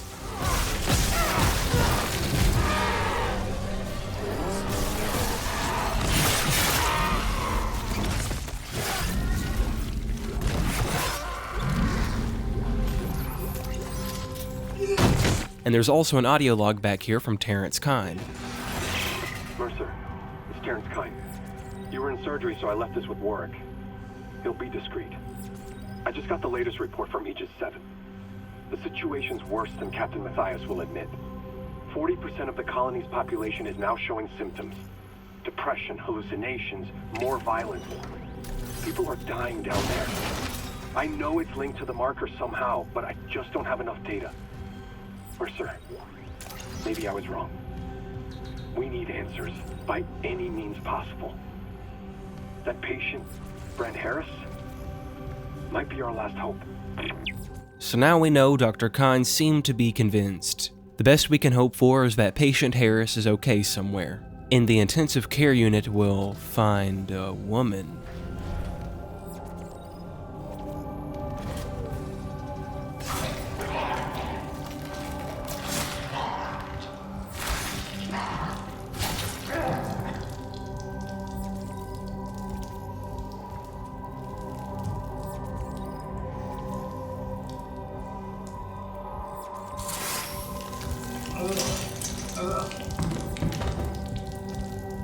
What kind of virus makes people act this way? What happened on Aegis 7?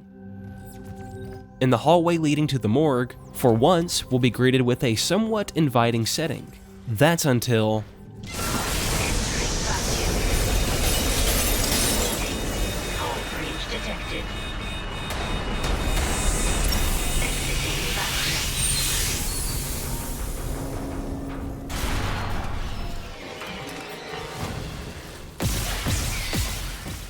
Was this hallway just struck with a meteorite? What else could have caused that? We finally made it to the morgue, so we can collect Captain Matthias's rig.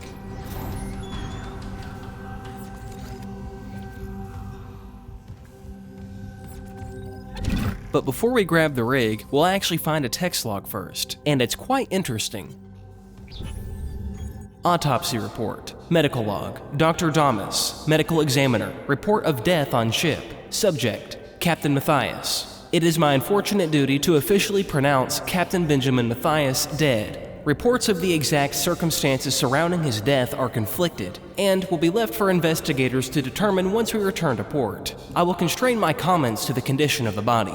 Subject was in generally good health for his age, though a cursory blood test indicates his leukocyte count was very low, with eosinophils in particular almost non-existent. His pre-flight physical exam showed no such problems, indicating rapid onset, but it does not appear to have any effect on his death. Multiple contusions on the arms and hands indicate a brief struggle pre-mortem. Light contusions around the ribcage indicate he was restrained, likely for a brief period. Cause of death was a singular prolonged trauma to the ocular body, which continued on through the cavity wall and into the frontal lobe, causing rapid neurotrauma, seizure, and death. The angle of penetration into the ocular cavity indicates the injury was not self-inflicted. Examination required the removal of the object to confirm cause of death, but it has been preserved for the investigative team to study. I therefore have no alternative but to record a preliminary verdict of unnatural death. Whether deliberate or accidental is beyond my jurisdiction.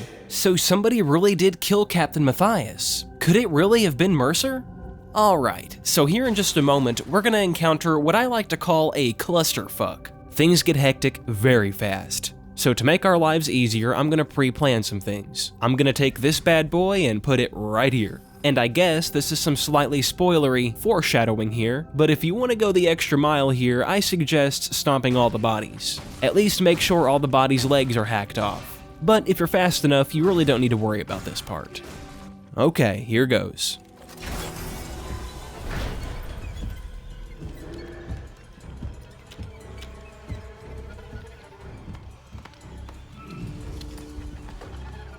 While collecting the captain's rig, we'll be introduced to the Infector.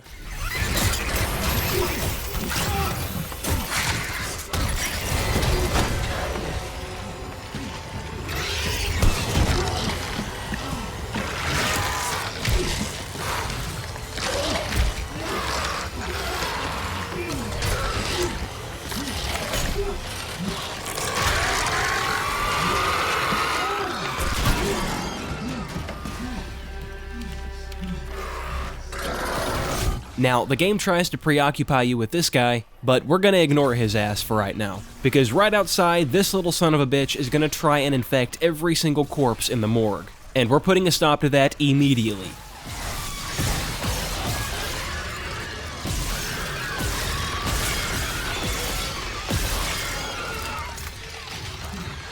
Alright, so as you can see, I missed a few shots there, but this guy was really tanky. And that's because this guy was actually an enhanced necromorph. And if we let that infector create multiple enhanced necromorphs, well, I'll just let this alternative gameplay speak for itself.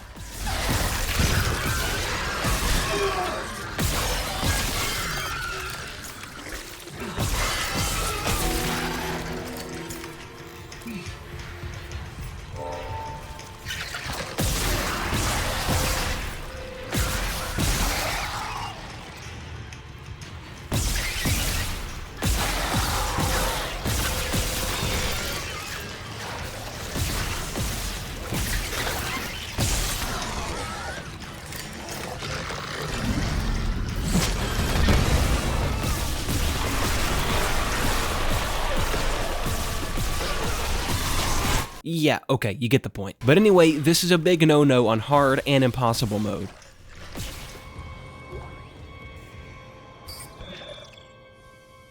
Isaac, what's your status? Do you have the captain's rig? Fuck me! Ugh. Transmitting codes now. I saw it, Hammond. A flying one turned the captain's body into another one of those things. The same must have happened to Chen. God. Maybe the command computer has something. Where's Daniels when you need her? Head back to the security checkpoint. It's safer there. At least I can upgrade your clearance. As you can see, we now have level 1 clearance, which means all those level 1 doors, lockers, and containers can now be unlocked. Now, it isn't really necessary to unlock every single one of them in this video, as a lot of them just contain extra supplies. However, there are some that contain extra tidbits of lore and such, so I'll be sure to point those out. Isaac. I'm here. What the hell's happening? The computer says the Ishimura's engines are offline. We're on a decaying orbit toward Aegis 7. Oh god. I have to get to engineering. There's no time. That tram station's offline. Unless... Here. Head back to the flight deck. I'll guide you from there. If this damage report's right, there's a shortcut to engineering.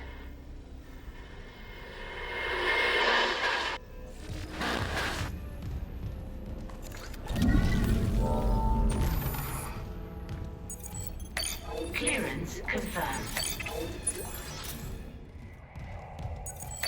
Clearance confirmed. Now this is what you want to see, right here. Look at all that health and ammo, baby! So, like I said earlier, if you were carrying more than one weapon, we would not have this much plasma cutter ammo. And as you can see, we have 4 nodes and also 15,000 credits, which means we can dump 5 nodes into our plasma cutter right now. So we'll have to find a bench pretty soon, because that's a big leap in ammo capacity and damage. To make our way to engineering, we'll have to take the tram back to the flight deck. And while we're here, you'll probably remember that bench we used earlier going to medical. So let's go ahead and dump our nodes.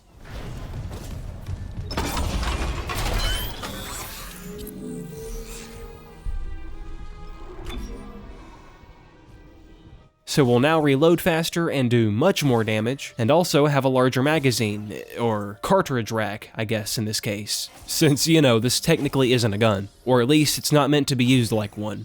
And in the flight lounge, some sort of glitch or bug causes the security hologram to be played.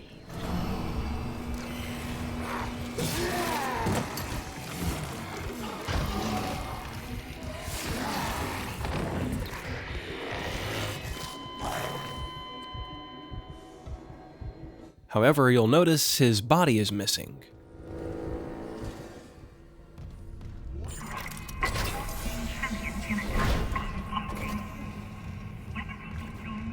Isaac, this damage report says there's a broken cargo lift just beyond the hangar doors. I'll open them now. Entering zero gravity.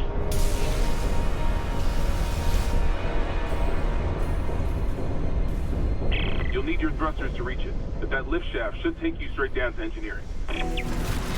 In the main hangar bay, we'll find loads of supplies.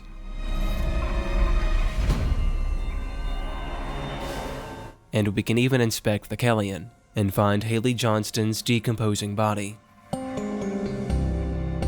The funny thing is, you couldn't even do this in the original Dead Space. And what I mean by that is this entire section wasn't a thing in the 2008 version. In the original, every single chapter began and ended with Isaac making his way to the tram, and the remake really switched things up and made things much more dynamic. Furthermore, Haley Johnston as a character was further expanded upon. In the original, Johnston was just Johnston, and was actually a man. And as I've already said, I actually prefer the atmosphere of the 2008 version. But the story in the remake is just far stronger, and that's the main reason why I mostly focus on the remake in this video. And there's a multitude of reasons why the story makes more sense in the remake, but in my opinion the biggest one is that it humanizes the characters. Daniels and Hammond act much more realistic, and it's believable that level-headed characters would really act this way in these kind of situations, distrusting or lashing out at one another, and the fact that Isaac is now voiced in the remake really allows him to shine in these moments, because out of these three characters, Isaac is usually the most level-headed, which fuels his development as a leader, and we see this blossom later in Dead Space 2 and 3. Emily, come in! Isaac! We have to cross to the government sector before they cut us off. You'll never make it down here in time. I'll be there!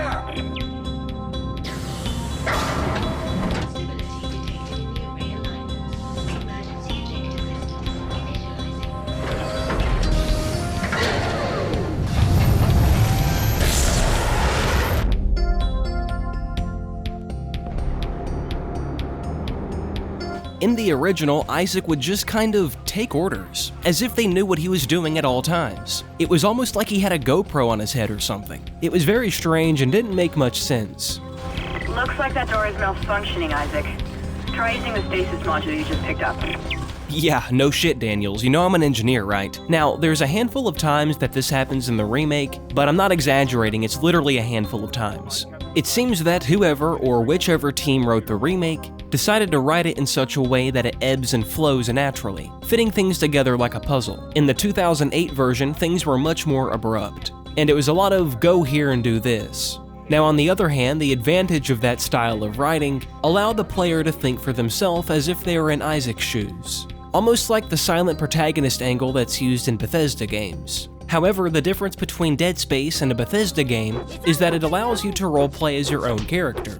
In Dead Space, it makes the game more atmospheric and tense, which reinforces that isolated feeling on the Ishimura. That's something I miss quite a lot in the remake. Another issue I have with the 2008 version is that Kendra and Hammond seem almost too basic, if you know what I mean. In the original, Daniels was just constantly in a bad mood. And I mean, can you blame her? She just landed on a parasitic infested mining ship, for God's sake. But there wasn't any balance. At times, she almost seemed to argue just to argue, which of course only causes chaos in an already chaotic situation. And Hammond, he seemed to be the cliche Billy badass that gave off Vietnam veteran vibes, and it just really didn't make that much sense to me. In the remake, he's much more mellowed out and pragmatic, which the original version was pragmatic as well, but in the remake, it made much more sense. And instead of giving Vietnam veteran aura, he kind of gave Commander Shepard aura, if you know what I'm saying. I'm Commander Shepard, and this is my favorite store on the Citadel. Now what I like to do is bring explosives to the entrance of the vacuum. This way if any necromorphs pop up, we can easily blow them up. Now I didn't mention it earlier, but including Captain Matthias's rig, there are 7 total collectible rigs in the Dead Space Remake. Meanwhile, there weren't any rigs at all in the 2008 version. Each of these act as progression toward the Master Override that I mentioned earlier. This can only be achieved after we've unlocked level 3 security clearance. And getting to level 3 security clearance just happens naturally by playing the remake, as it's tied to main story objectives. So when the time comes, we'll complete the Master Override side quest and talk about this later.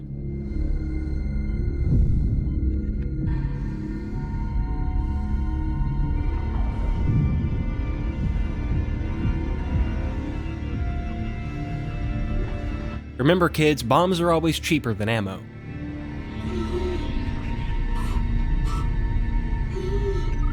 Exiting zero gravity. Exiting vacuum. That was a little close. It's so awesome you can hear Isaac fighting for his life trying to get air. It makes the game feel alive.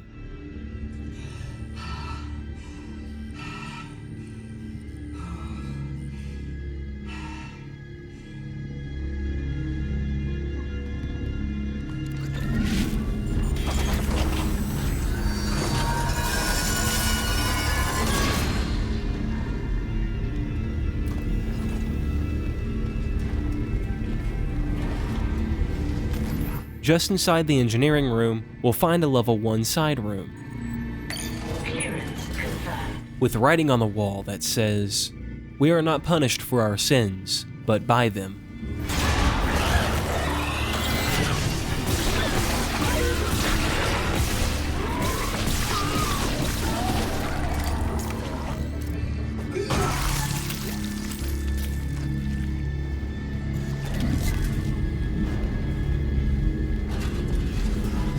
Further ahead, we'll find a fleshy growth, and next to it, a very informative text log. Engineering log. C. Danvers. Organic growth in engineering. Adding this to my maintenance priority request. Maybe something in writing will make them pay attention. That unidentified growth reported elsewhere on the ship has reached engineering. Not even medical knows what the hell this stuff is. It looks like someone threw their guts up all over the walls and smells about the same. It's spreading faster than we can cut it up, which is pretty disgusting in itself. It's already busted the cargo lift and it's getting into the engine spoke. If we can't find a way to stop it soon, it'll be all over the main engine chamber by the day after tomorrow. Meantime, I'm heading to the mining deck. They've got PFM 100s in storage for ice mining. Maybe cauterizing the stuff will do the trick. Just hope it doesn't smell worse when it's on fire. Something that Danvers didn't talk about is, where is this stuff coming from? Couldn't you potentially track it down to the source?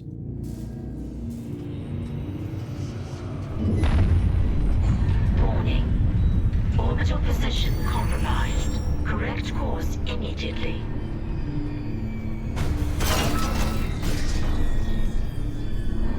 We'll make our way to the engineering deck, which is probably my most favorite location in Dead Space 1. It just has this gritty feeling I've never felt in any other game before. Now, coincidentally, just a few weeks into making this video, I learned that an Xbox 360 Dead Space 1 demo had been leaked apparently, and it was making its rounds on YouTube. And thanks to a fellow YouTuber named Grizzly Red, he sent over some information to help me get it running through an Xbox 360 emulator. And I just wanted to show some gameplay, because I think it's so fascinating. Now, I'm not really sure, but I think this gameplay would have been shown to higher-ups to showcase the physics of the game and the dismemberment of the necromorphs. Now, this demo is kind of like a sped-up version of Chapter 3. It skips some things here and there that we'll see later on in this video. But overall, I just think it's so cool. I mean, look at what Kendra Daniels looked like. Isaac, it's Kendra. Bad news. The ship's orbit is getting worse. We have to get that thruster online. First, you need to reach the fuel chamber and refuel the engine. After that, get underneath the engine itself and initialize the firing sequence. Then, we cross our fingers. Good luck. She almost looks like Ellie from Dead Space 2 and 3, which is very interesting. Of course, this is probably just a placeholder, and what's pretty telling of that is the fact her animation is looping. But look at the lockers. Look how different they are. And sometimes when you open them, items fall out, which in the finished game, items are stuck. What's really interesting, which you've probably noticed already, is when Isaac walks, you can actually hear buckles jingling against each other.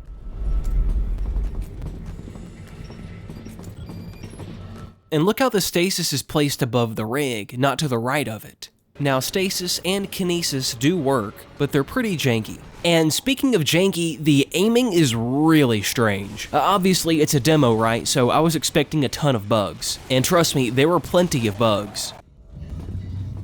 What is... uh-oh, what the hell's happening? But the aiming felt like those sequences where you get grabbed by the tendril worm. You know how the aiming feels all floaty and you have to really center your aim? Yeah, that's what it was like. Something I found really cool is the oxygen timer placement on your back. Instead of it being an actual timer, it's more of like a little bubble. It's also cool seeing Aegis 7 this small as well. It looks like Play-Doh. And check out the leaper design, man. I won't lie, I think they fumbled when they decided to go with the other design, because this design is terrifying. Look at the teeth coming out of its face, and its spindly tail with a little barb at the end.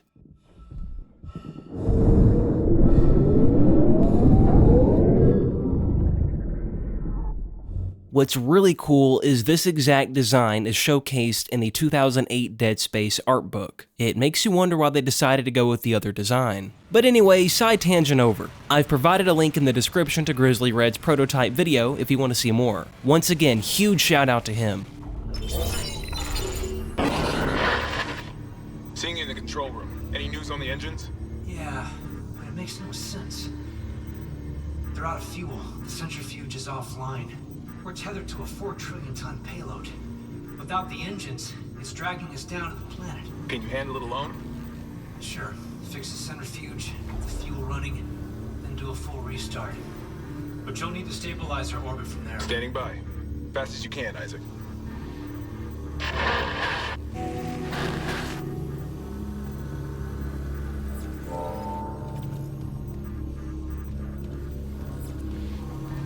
In a seat, we'll find an audio log giving us an update on Jacob Temple. Engineering log. Acting Chief Engineer Jacob Temple reporting. Christ, still can't believe the chief is gone. It's all fallen apart since the captain died. Everyone down here is on their last nerve.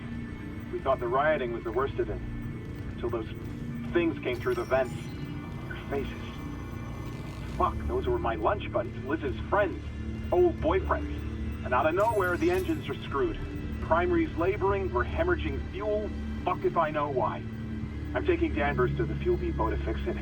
Gotta keep the team focused or we'll crack. Temple out. Wait, so if Temple's here to fix the engines, we might be running into him soon.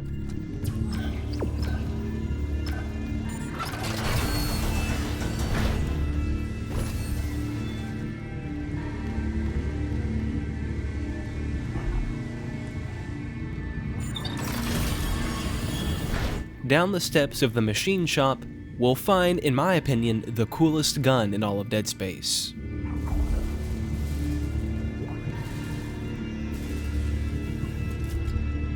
This is called the Ripper. Originally a mining tool to cut through rock, Isaac decides to repurpose it into a limb shredder. And what better example than the one right in front of us? Apparently this guy wasn't wearing his PPE. Interplanetary OSHA would have had a field day. In lore, apparently there's a gravity tether that suspends the blade, which makes sense, as there is nothing else touching it. Now, like I said, I'm going to stick to the plasma cutter, but we are going to use the Ripper at least once.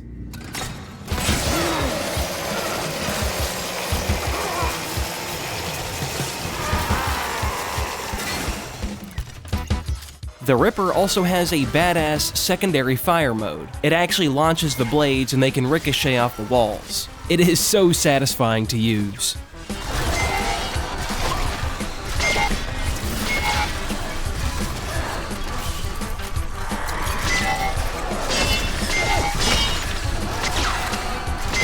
This also explains the unfortunate fate of this guy.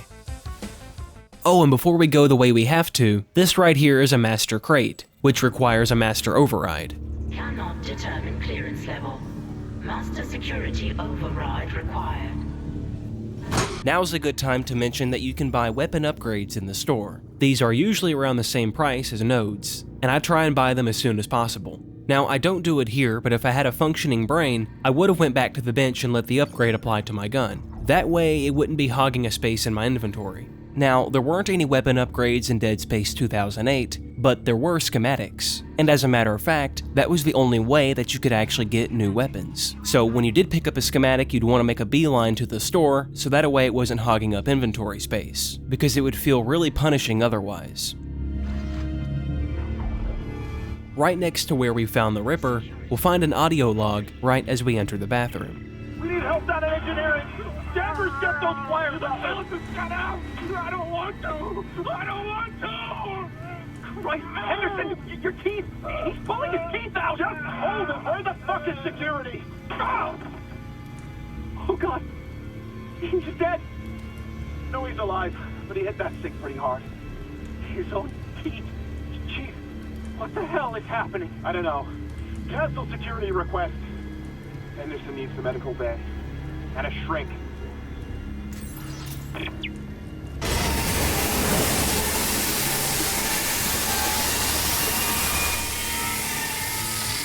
It sounds like Henderson is experiencing whatever's happening on the Ishimura. Next to the bench and master crate, in the calibration room, we'll find a security hologram of Nicole and her necromorph cadaver, I suppose. Autopsy report, Dr. Nicole Brennan. Rig identifies the subject was Junior Engineer David Swenson. The subject was dismembered after falling into machinery, allowing... God. So sorry.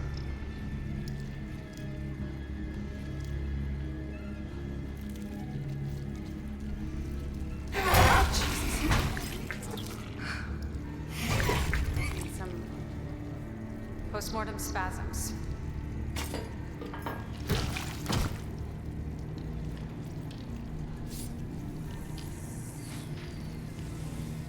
The chest contains a yellow bile seen in other specimens.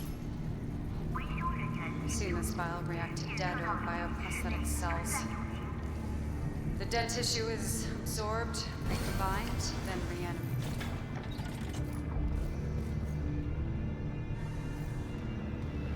The bile shares genetic markers with human DNA and a growth on the walls. It's all connected to the marker from just 7. How? Dr. Kine studied the marker. Dr. Kine has vanished. Unless he's with the survivors on the mining deck. You'll rest easy now, David. I promise. End log. Huh, Dr. Kine vanished? And Captain Matthias mysteriously died around the same time? That's strange. Behind the operation table that Nicole used, we'll find anatomical prints of necromorphs, giving us a clearer idea of how badly misshapen their bone structure is. Down in the fueling control stations, we're forced to navigate narrow hallways and tight corners, so this area I'll definitely be using traps.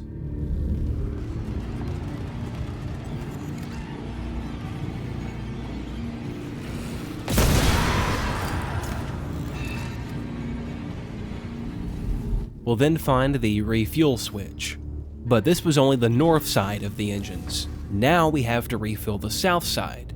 Refueling sequence activated. Additional fuel required for engine restart.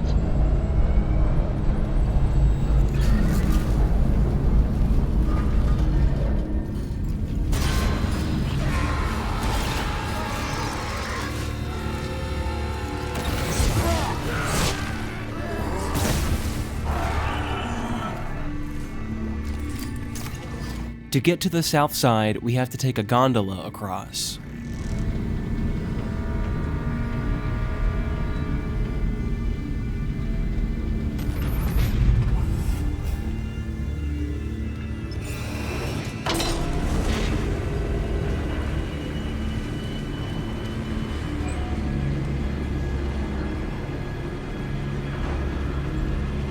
And waiting for us on the other side is a horde of necromorphs.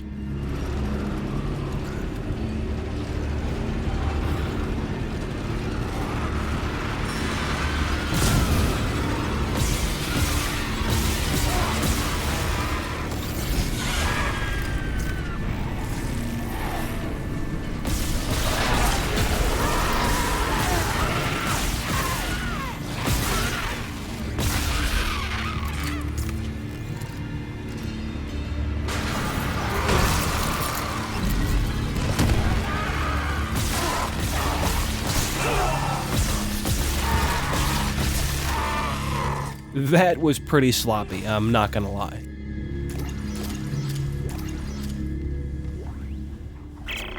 Last valve done, Chief. Progress report filed by Jacob Temple. The engine problems aren't a malfunction. Someone shut off the fuel lines to the primary engine and damaged the valves to hell and back. We just wasted an hour fixing them. Now we need to restart the south refueling station, but some jackass turned off the power and locked up the circuit breaker. No engines? We're gonna hit planetfall soon. What now? There's gotta be someone around here how to spare access card. Go see. Wait, you hear that? Stavros, go! Well, it doesn't look like they found an access card. Now, if Dr. Khan disappeared and all this shit started going down, it does make you wonder if he has something to do with it. But after all, he's a doctor, not an engineer. Would he even know how to cause this many problems? And besides, why would he sabotage the Ishimura's engines? That doesn't really have anything to do with stealing Patient Harris. We found the refuel switch, but the power's off, which means we have to find an access card to get into that room.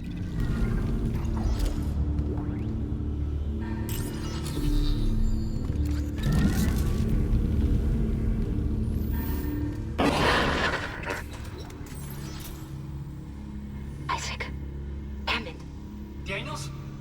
You made it. Thank God. After the bridge, we thought that... Glad to disappoint. I barricaded myself in the computer core. I can hear them, but I don't think they know I'm here. Isaac, I've tracked down your rig. You're in engineering, right? I'll get myself admin privileges. Maybe I can help.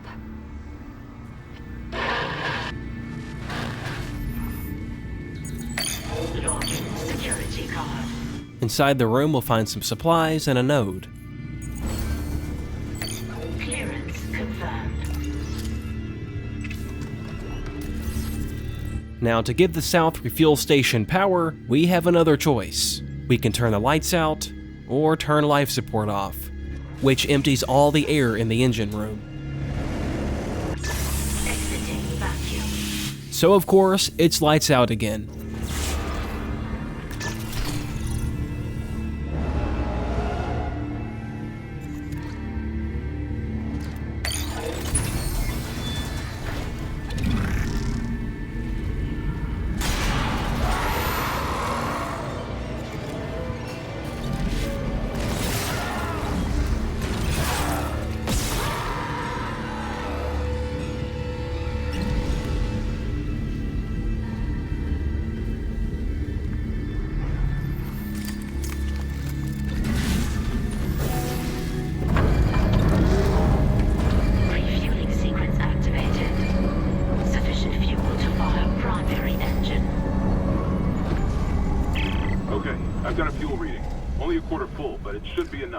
I still need to get the centrifuge working before restart. Someone really screwed with these fuel lines. Move fast, Isaac. Aegis 7's looking damn close out there.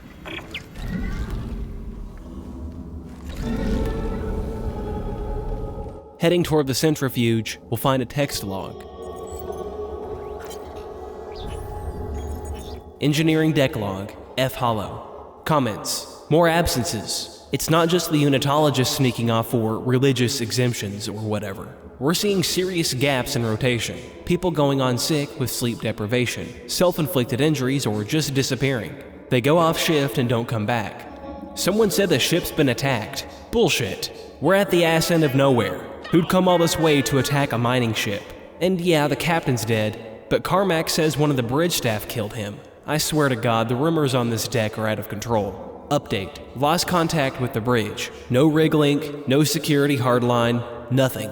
Okay, this is beyond rumors. Despite Hollow's unsavory attitude, ironically, he might have been the smartest one aboard the Ishimura. But that's interesting. There were even rumors that somebody killed the captain. Now, I know I keep blaming everything on Mercer and Kine, but it makes you wonder. Mercer specifically seemed to be the only one going against the grain, especially when it came to safety. Who knows what his true plans are? Or were, I suppose. He could be dead for all we know.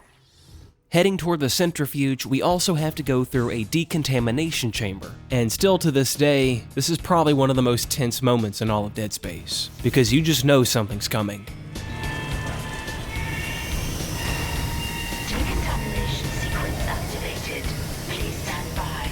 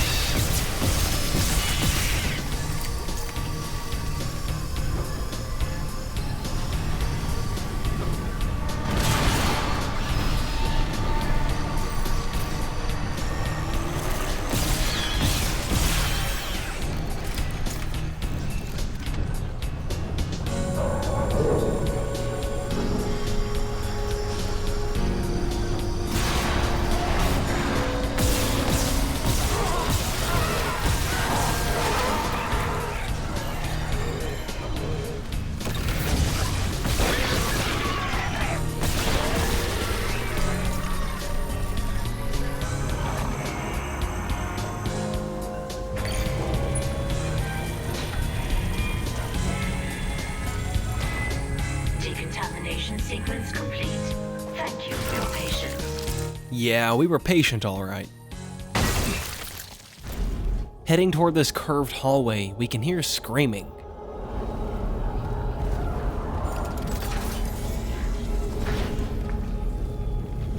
But no one seems to be out here.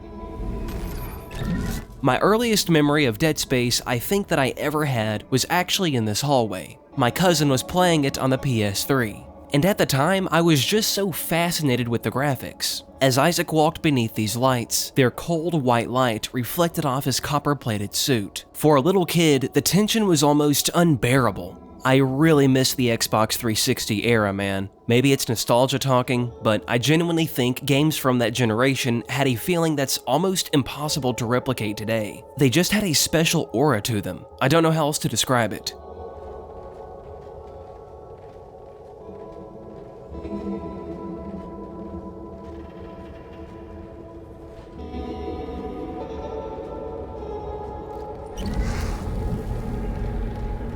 All the way at the far left side of this hallway, we'll find a node, and plenty of fleshy growth, which is actually blocking a doorway, so that's why the hallway ends.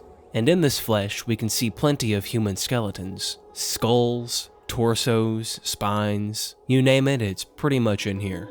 And if you look closely, you can even see it twitching or pulsating. But this makes you wonder, is this the ultimate goal of the parasite? Once these necromorphs die, do they turn into this stuff? Because that's classic parasitic behavior. And now we have to walk all the way back, and it's very suspenseful walking this winding hallway. You get the feeling it's never gonna end, and you just know something's gonna pop around the corner.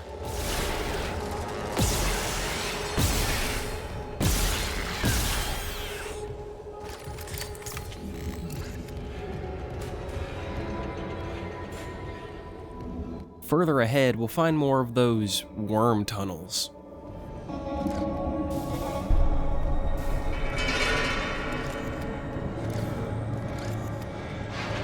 And it's even sparking, which kinda tells us it was recent. And apparently somebody dropped a text log as they got grabbed. Rig transcript. Rig unavailable for priority message. Transcript provided to unavailable storage. J Temple. Tai? Zhang? You there? What's keeping them? The centrifuge is still offline. We're running out of time. C. Danvers. No rig link contact since they left, Chief. They're gone, aren't they? J. Temple. But we armed them with everything we had. They'd have sent word if there was trouble. What? Did they fall down a hole? There's a full tectonic load hanging off our ass. C. Danvers. What if we turn off the gravity tethers? Drop the load, buy ourselves some time. J. Temple. I tried. Unless I rip out half the ship's wiring, it takes a CEC board member's override to drop all that ore. Can't risk fucking off the shareholders. And without that centrifuge to balance the ship, we're talking planetfall in hours.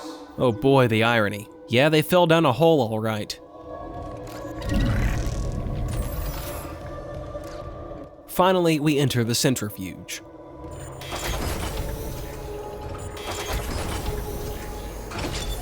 Entering zero gravity. Warning, centrifuge offline. Please attach generator modules manually. Here in just a moment, things are about to get fast pace, so let's go ahead and grab a free stasis recharge. As you would have guessed, in this large open area, there's plenty of supplies to be found. So we'll start collecting the... Well, since our inventory's full, we can start storing excess items in this room here. That way, if we need anything, we can come back and get it, and later on, once we empty our inventory, we can get the rest. But hey, I'm not complaining. This is a good sign on hard mode. As for engaging these clutches, we're gonna have to use stasis on them to slow them down, because if we don't, this happens.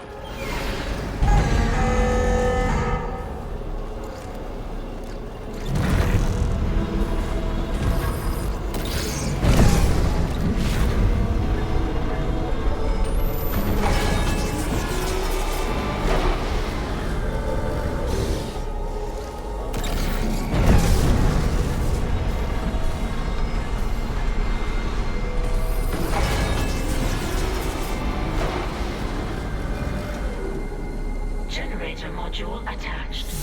Clutch engaged. All personnel Clear for centrifuge restart. Now before I hit the switch to turn the centrifuge back on, let's take a moment to look at this fleshy growth. As you can see, it's fully busted through the wall of this place. And I'm not really sure how long the Ishimura has been infected with the necromorph outbreak, but I don't think it's been that long. Maybe a few days or weeks at most? Imagine how much it would grow in a full year. Alright, let's turn this bad boy on.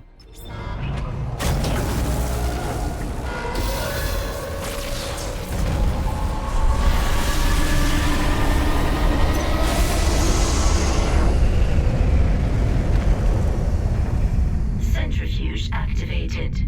Re-establishing balance with tectonic load.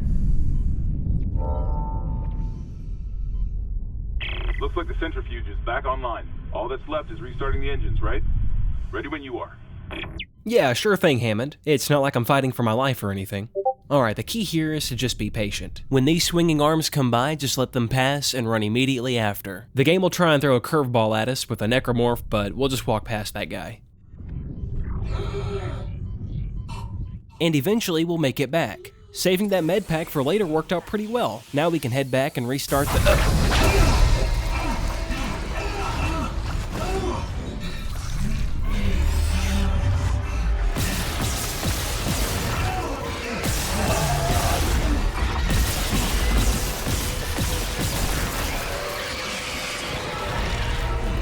Oh, that's just wonderful. Now we have to worry about giant tentacles grabbing us. Having your weapon's rate of fire upgraded really comes in handy in these predicaments, because it's really easy to miss, and if you miss too many times, you'll just get dragged into the hole like those other people.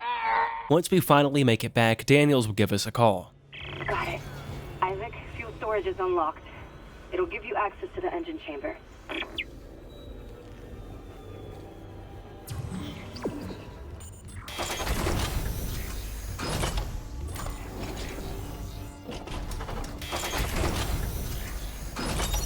Entering zero gravity. And then another. Say, Hammond, I cracked the secure files. CEC was here for more than just a mining claim, huh? What do you mean? This outbreak started on the colony after the miners dug up some artifacts. Something alien. That's impossible.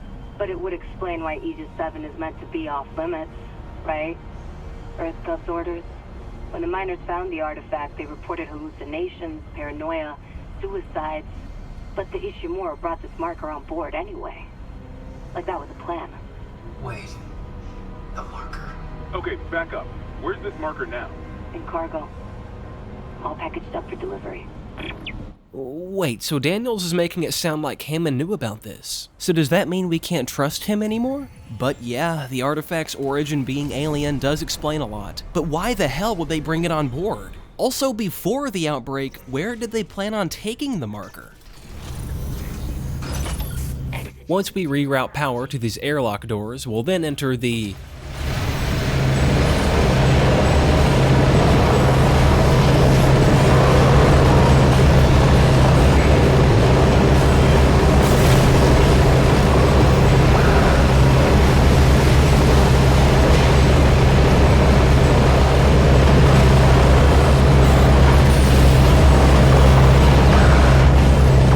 I don't even want to talk about it. I will point out, this trick actually worked better in the original. Reason being, when we do find this room, we actually exit a vacuum. And of course the vacuums are silent, which makes it quite jarring when you find this room, because you abruptly go from silence to excruciatingly loud noise. Now, I'm sure when they remade the game, they were probably thinking about where this room would make sense the most, and so they moved it. But doing so sort of kneecapped this. It's not as, whiplash-inducing, if you know what I mean. We'll then find the flamethrower, which is actually called a PFM-100 hydrazine torch. And if you recall and see Danvers' text log, this is what he went to retrieve, which means this is Danvers' corpse. Now, as cool as this thing looks, it really only has one use, which we'll see shortly.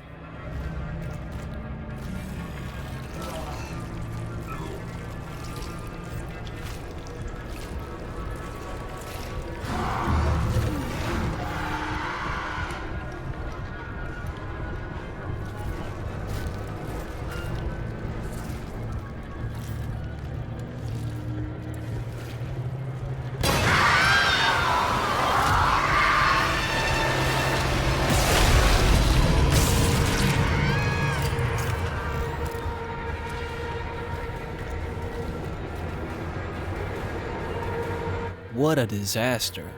There's a handful of rooms in here that have plenty of supplies, but in one room we'll find an audio log by Jacob Temple. Engineering log. My last log. Temple reporting. I can't raise anyone on Riglink. I think my team is gone. I found the kinesis module that someone used to bust the centrifuge. Burned out. Who would sabotage the Ishimura at a time like this? I'll report to the bridge, if anyone's left. And then I'm finding Elizabeth and getting us the hell off this ship. I won't lie, it's not going to be the same without hearing Temple's audio logs every now and then. But maybe he was talking about audio logs specific to engineering. He might still be giving us updates every now and then. In an earlier text log by Temple, he mentioned someone by the name of Liz, which is of course an abbreviation for Elizabeth. So now we know that there's an Elizabeth aboard the Ishimura, and her and Temple are a couple. So Temple's in a very similar situation to Isaac, unfortunately. To get to the engines to ignite them, we have to keep shooting these orange sacks to disintegrate the flesh. While doing so, we'll run into swarmers. And for me, these are up there with leapers. I hate these as well. Typically, you have to spam a button to throw them off, but in the remake, there's a setting you can turn on, and you just have to press the button once. Now, you can call me a pussy, but I really don't like wearing out my controllers. But I will say this, in the remake, they don't seem to do as much damage. But in Dead Space 2008, you've got to be locked in, because these things can kill you extremely fast. Plus, in the original, there is no anti-button mashing setting, which of course means you have to mash your button as fast as you can. Now, luckily, they do have a few weaknesses. I'd argue the flamethrower actually specializes in killing swarmers. I've never beaten the original Dead Space on Impossible mode, but realistically, I can see the flamethrower being super necessary to use. The punches weren't really necessary, maybe. They were super necessary. And if you have the game memorized, you could simply bring your flamethrower out for sections you know you're going to be fighting swarmers. Because obviously, the other method is just stasising them and then shooting them. But this can waste a lot of ammo. On the ground level just outside the engine room, we'll be faced with a new necromorph variant. These are called pregnants, and the way you handle these is pretty much like every other necromorph, except if you shoot its midsection, swarmers will begin pouring out, and you don't want that. Now, in the official Dead Space Remake art book, they're actually called Swollen. I'm not sure if they changed the name or not, because in my 2008 Dead Space art book, there isn't a name at all. In fact, there isn't even a page discussing the pregnants. So maybe in the Dead Space 2 and 3 art book they changed the name to Swollens? I'm not so sure. Making our way to the engines, we'll find more swarmers, except this time we've got explosives, which makes very quick work of them.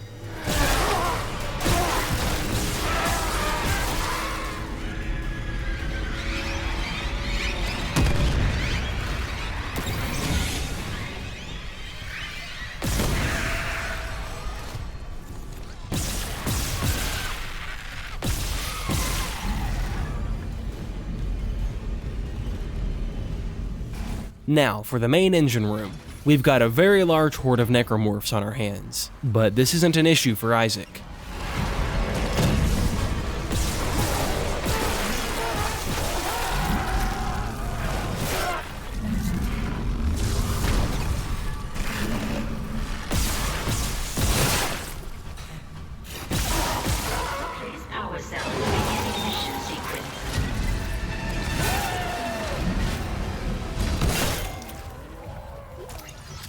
Now, to power the engines on, the control panel is missing a fuse, which is quite easy to fix as there's one on a table nearby. Power failure. Replace power. Ignition sequence initiated.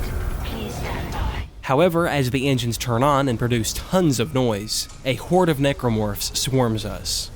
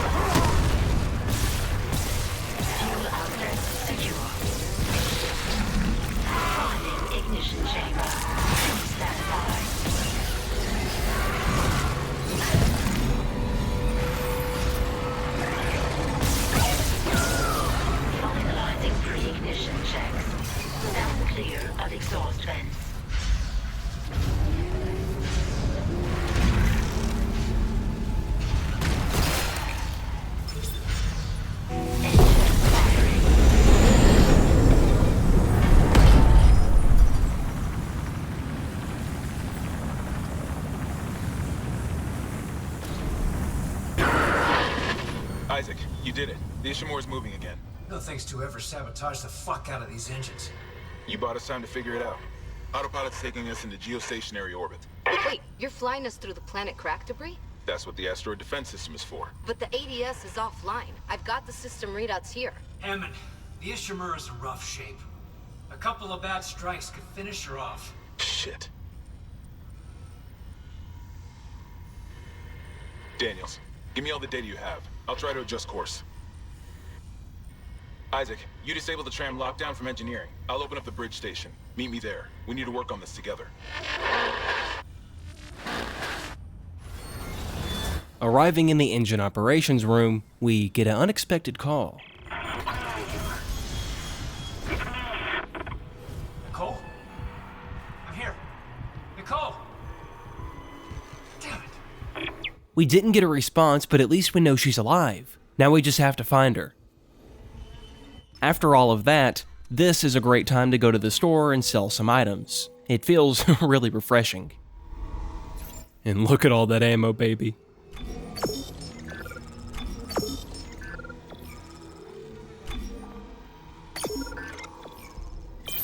Alright, let's go meet up with Hammond.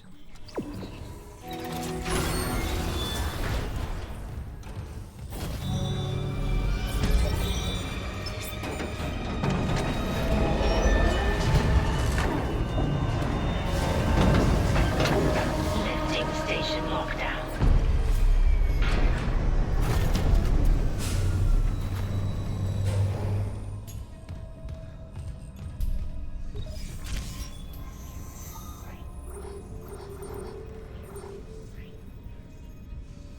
Bridge.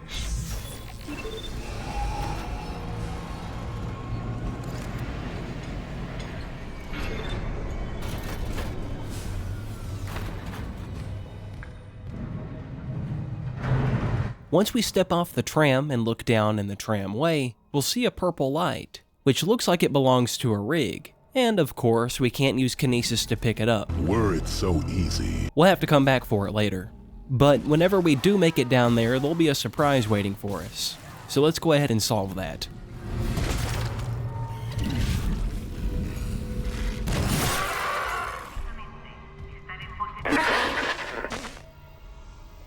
Isaac, I'm looking at the ADS cannons. They're a mess.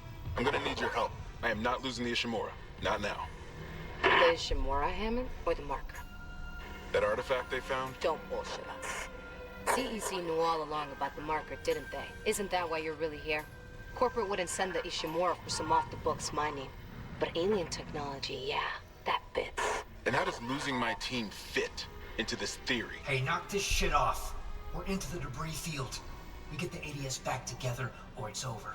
Then meet me at the captain's nest. Daniels? Fine. But I'm going through the ship reports, Hammond. I'm getting some answers.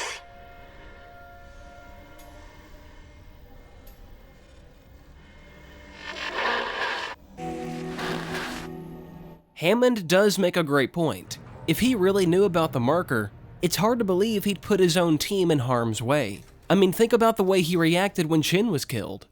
You may have noticed I've been staring at this plaque. Well, according to the plaque, the Ishimura's keel was laid in 2443. And if you're like me and you have no idea what that means, it's basically the official start of the ship's construction. It would eventually be launched and commissioned in 2446, which lines up pretty well with that article we read earlier. But what really caught my attention was this quote at the bottom. It is with iron will that we embark on the most daring of all endeavors. That's pretty haunting if you think about it. Because when this plaque was installed, the Ishimura represented the very best of humanity, a technological marvel capable of cracking entire planets apart. Nobody could have imagined, even in their wildest dreams, that one day this very same ship would be a drifting graveyard.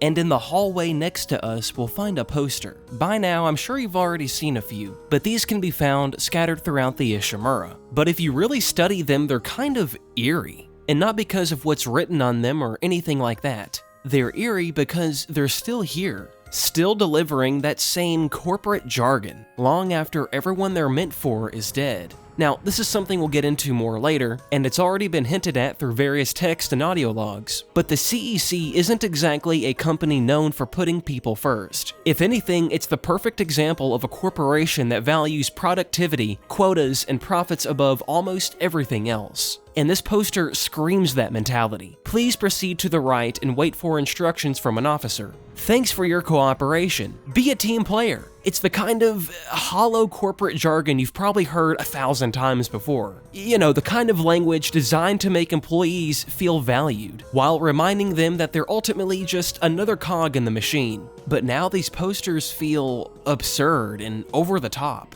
Everybody's practically dead. It's haunting, really.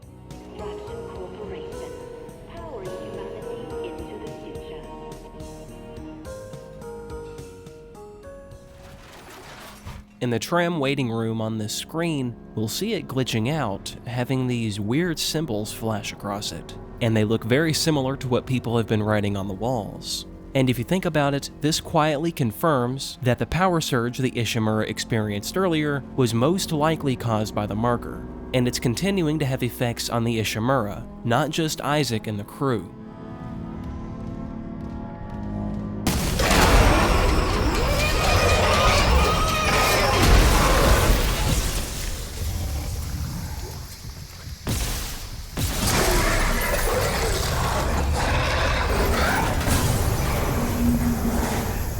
Whatever that was, it was very big. So far, that was the biggest necromorph we've come across, and I have a bad feeling we're getting ready to find out what it actually looks like. Entering the main atrium, we're met with a stunning open area, completely filled to the brim with screens to monitor the Ishimura.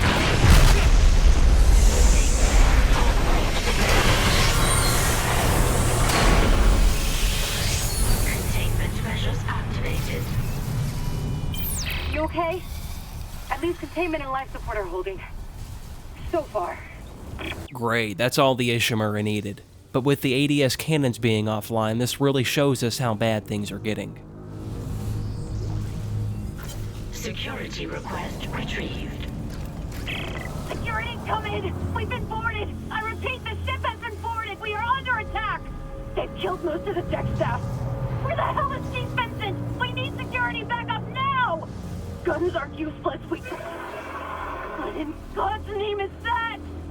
The scene this audio log painted a picture of is quite terrifying. Just imagine a necromorph breaking a vent somewhere, revealing itself to the crew. It would have been absolute pandemonium. And who knows how many crew members are actually stationed in the atrium. All of them were oblivious.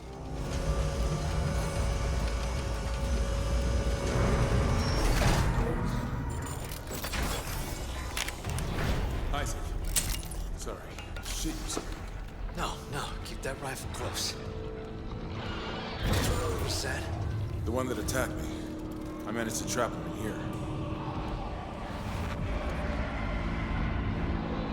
His face. I'm not seeing things right. That's Chen. You can't help him, Hammond. He's... You're right. I should... The hell with it.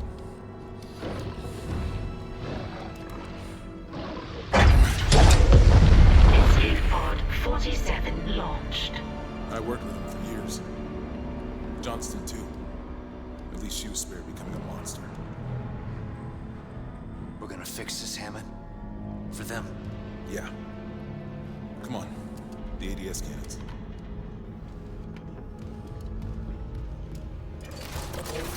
I can hold this position for a while, if no more asteroids come through the roof.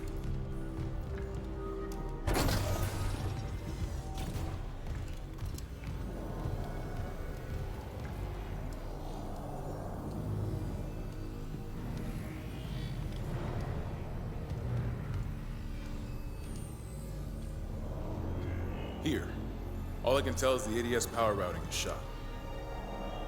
Well, the administration systems aren't doing much. We could redirect power from there. I'd need to rewire the junction boxes, but we get the ADS cannons back. Good. Isaac, about what Daniel said. I don't know about any illegal mining or the marker. I swear, I'm just here for a repair mission. Look, Hammond, I don't know you or Daniels well enough to judge, but CEC had to know about the marker. The company maybe, but shit like that's above my pay grade.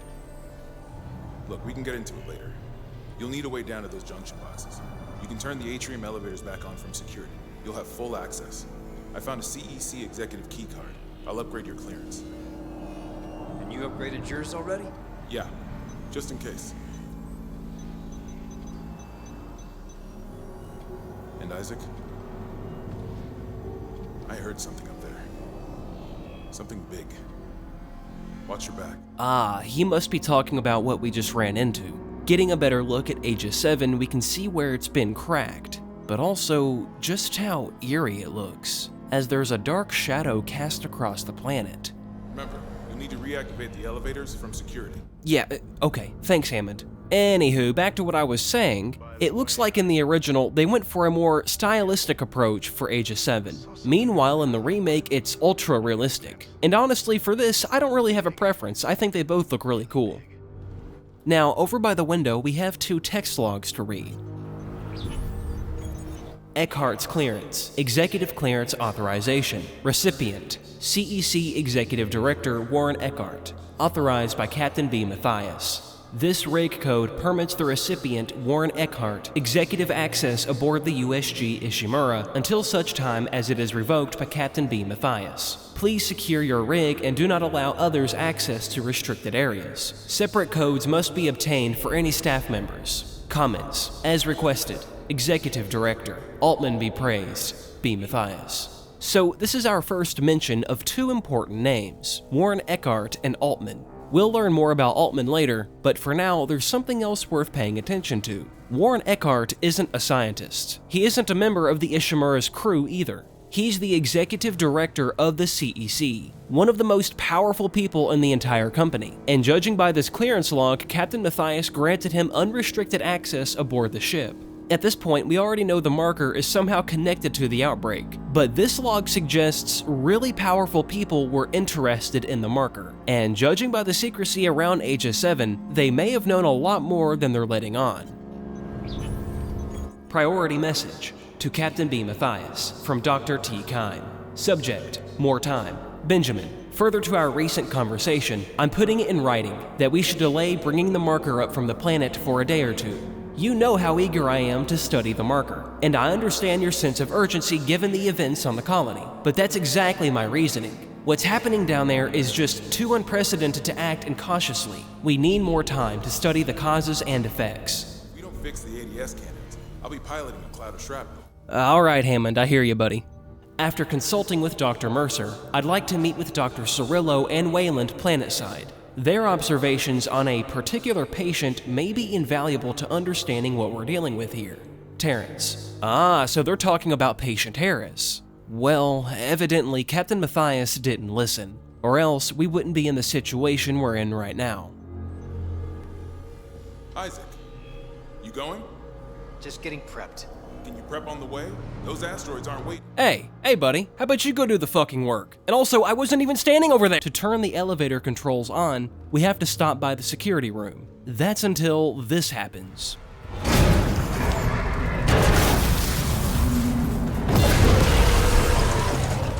We finally find out what tried to attack us earlier, and just like Hammond said, it's very big.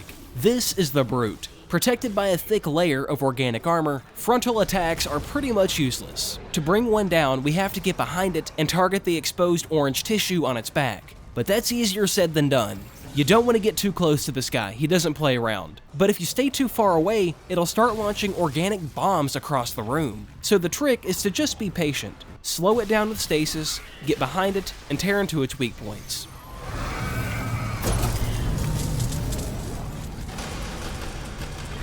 And luckily for us, they always drop nodes. Stepping inside the security room, you'll notice something. This is the very same window we just passed by in the hallway, which means the Brute originated in this room somehow. But what's odd is that there aren't any entranceways, but there is blood. So does that mean someone transformed into this Brute? That's a pretty chilling thought, because that makes you wonder what caused the transformation. Was it just sudden, or did it require an infector? Unfortunately, we never get an answer.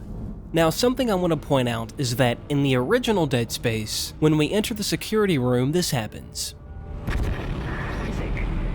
Make us whole again.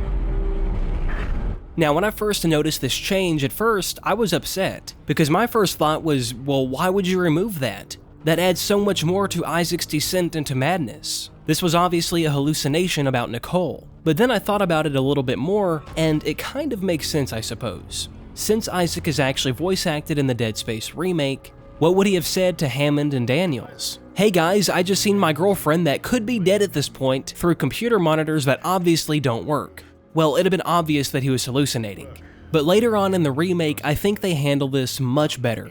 And I can't quite tell you yet because, of course, it's a spoiler, but removing this actually isn't that bad in my opinion. I just thought I'd let you guys know. Anyways, let's turn on the elevator controls.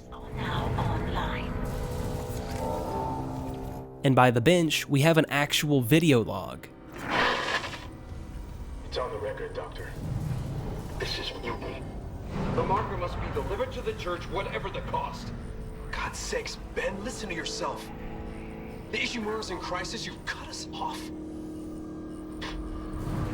By Maritime Law Article 5469, I, Dr. Terrence Kine, hereby declare Captain Benjamin Matthias unfit for duty.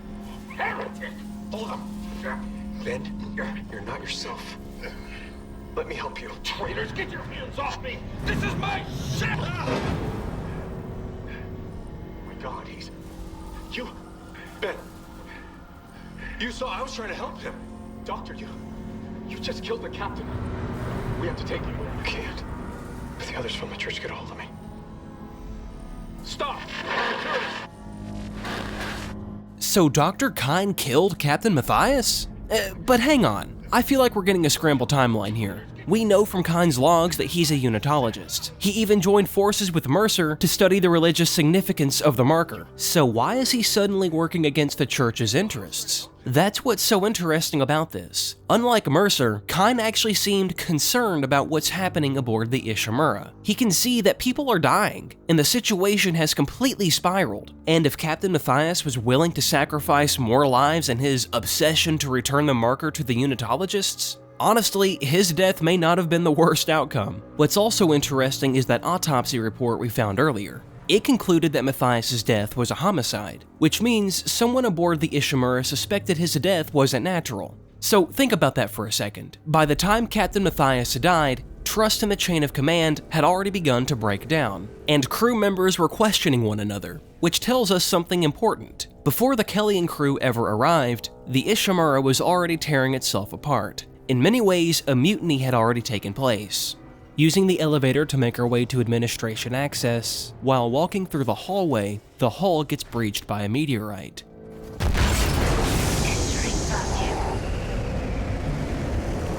Which creates a vacuum. But in this newly created hull, we'll find a ruby semiconductor, which is worth 10,000 credits. So they are very expensive.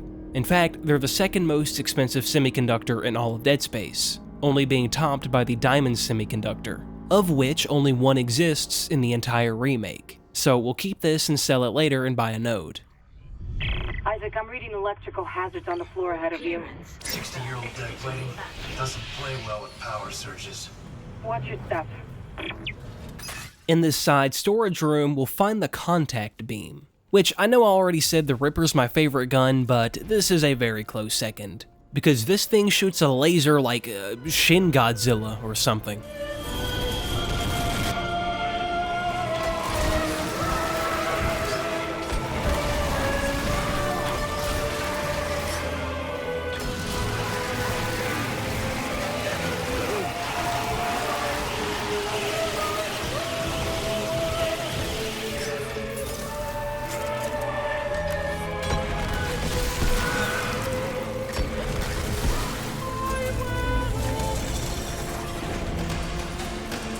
Quarantine lifted.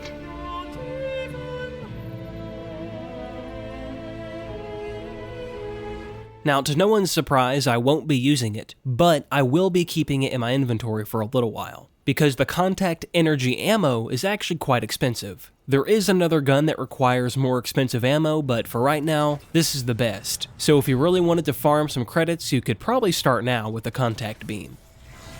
And in Mining Administration, we'll be faced with multiple enhanced necromorphs. And just as Daniels warned, there's electricity coming through the floor in some areas. But luckily for us, it is an instant kill. However, in the original version, it was some kind of gravity distortion well or something. And these would immediately kill you. You did not want to fuck around and find out. So the remake does go a little easier on you here. But something that genuinely caught me off guard is that once you divert power to the ADS cannons, an infector will actually come out behind your back and start trying to infect corpses. Just got an update. Power diverted from Mining Administration Network. That's one. We still need more power. A couple more systems should do it. Now, I've played this game so much that I can practically predict encounters, but that didn't happen this time, so I actually panicked. But that's what you get for being complacent. As you can see here, I really screwed up a few times. I even got into the electric a little bit, and if this was the original game, I would have died.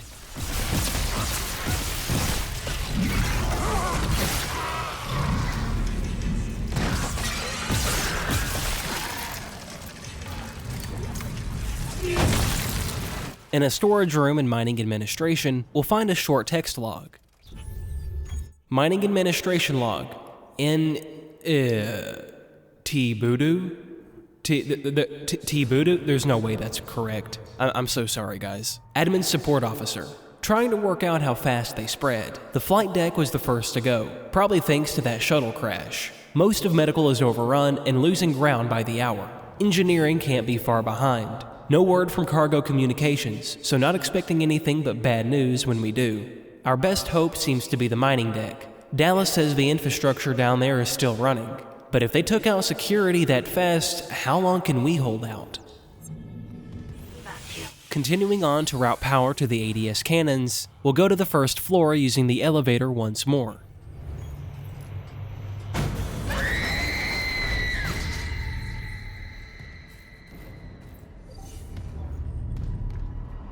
And this room just has a creepy feeling to it. The orange glow of the monitors, the smoky air. This room is still terrifying in the original version too.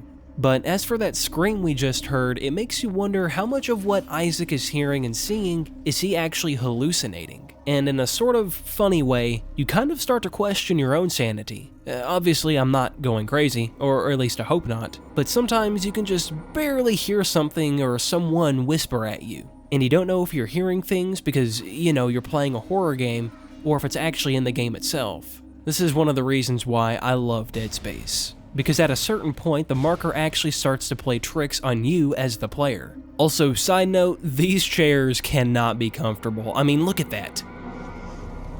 And a small break room will make a very unsettling discovery.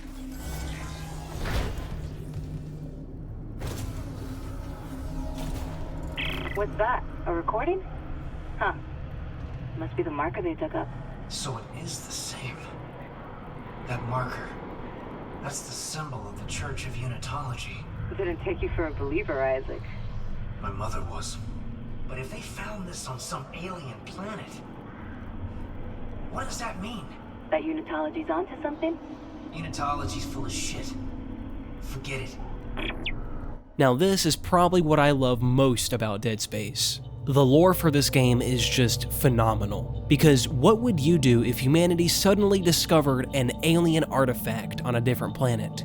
Now, assuming they don't actually try and cover it up, like what seems to be happening here, but imagine having extraterrestrial life confirmed by the government, and furthermore, not only is it confirmed, but we learn that alien life itself is ancient. What does that mean for us? And that's exactly what Isaac just said. What does that mean? What does that implicate? This is a little off topic, but I think that's why I love Mass Effect stories so much. Because it has a somewhat similar storyline, except instead of the marker, they have the Reapers. I'd have to brush up on my Mass Effect lore to properly explain this, but the Reapers are an ancient synthetic starship race that are at least 1 billion years old. Now, when the Interstellar Alien Council was confronted with this information, I mean, could you even blame them for not believing it? Unlike the marker, the Reapers at least have a discernible purpose. Every 50,000 years, they return to harvest advanced civilizations. But with the marker on the other hand, it's completely unknown. This thing could be eons old and impossible to understand. So it leaves so many unanswered questions.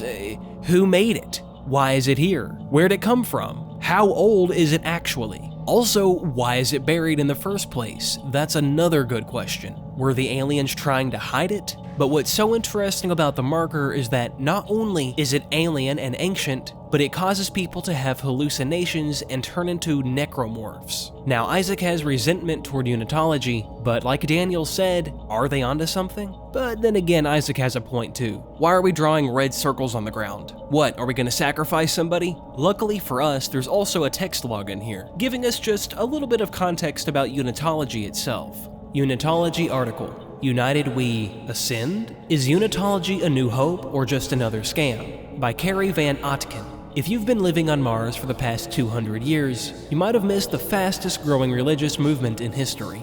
Unitology boasts a following of millions, counts powerful CEOs and officials in its ranks, claims $78 billion of stock in multi-global companies, and owns two of the Earth's largest financial institutions, GPSG Financial and Unitas Energy Investments. From its beginnings as a cult of personality, Unitology has become a respected, established religion. Most people know the basics. 200 years ago, Michael Altman, a respected geophysicist, blew the whistle on what he claimed to be the biggest cover-up ever instituted by Earth government, the discovery of an artifact, or marker, which proved beyond any doubt there is alien life in the universe. The government labeled Altman a kook, but his claims struck a chord with some, and his mysterious death soon afterwards fueled that interest along with civil unrest and demands for action. Unitologists believe the marker contained a code, the key to eternal life, through rebirth and ascension to heaven. The kicker is that you have to die first. They say the government is hiding the marker somewhere, keeping its secrets for themselves. Across all of human space, Unitologists praise Altman's martyrdom and await the day God comes to take them to their new life beyond death. It all sounds pretty harmless, but like any cult, there's a dark side. Unitologists are ranked in the church. Nobody ever talks about it, but most of its critics believe there are at least 3 ranks above the average believer, or initiate. With each rank, more of the church's inner workings and research is revealed to a follower, and these ranks are achieved by one simple criteria: giving money and power to the church. Think taking all your money's bad? The church also requires their members to donate their bodies after death. Why? What did they do with them? Nobody will say, and attempts to infiltrate the inner circle have failed. With their emphasis on transformation and rebirth, maybe we wouldn't like the answer even if they told us. One rumor that also refuses to die says the church is funding a secret shipbuilding program. Some claim to have seen the fleet. No documentary evidence has ever been supplied, but the claimants all say these mausoleum ships, despite their huge size, continued on page 94. Shit, I was getting into that. Now, a lot of what I just read is really expanded on in Dead Space 2 and 3. And who knows, I might get around to making those videos eventually. But let's go ahead and move on. In Electrical Systems, we're faced with a horde of necromorphs. But the worst part about it all is that I run out of inventory space. So we're definitely going to the store after this. And just a little further ahead, we'll have to fight another brute.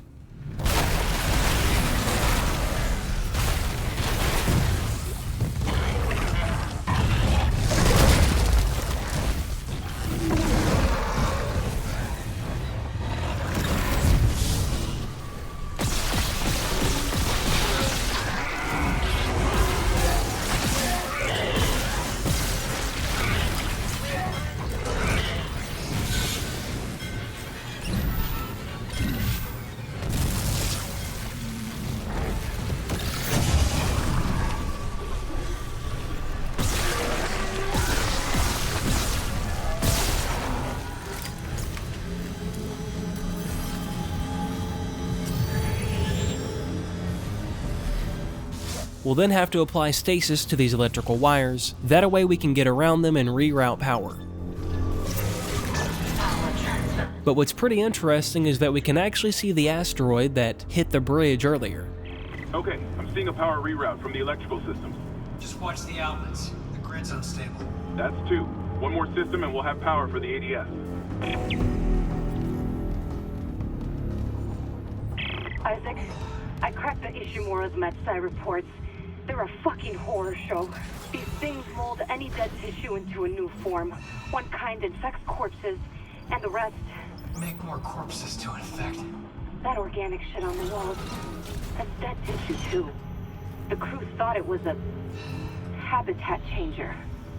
Isaac, I'm gonna run some diagnostics. I think that stuff's spreading. Now, making our way back to the store, we'll be able to buy a bunch of nodes after we sell off a bunch of stuff.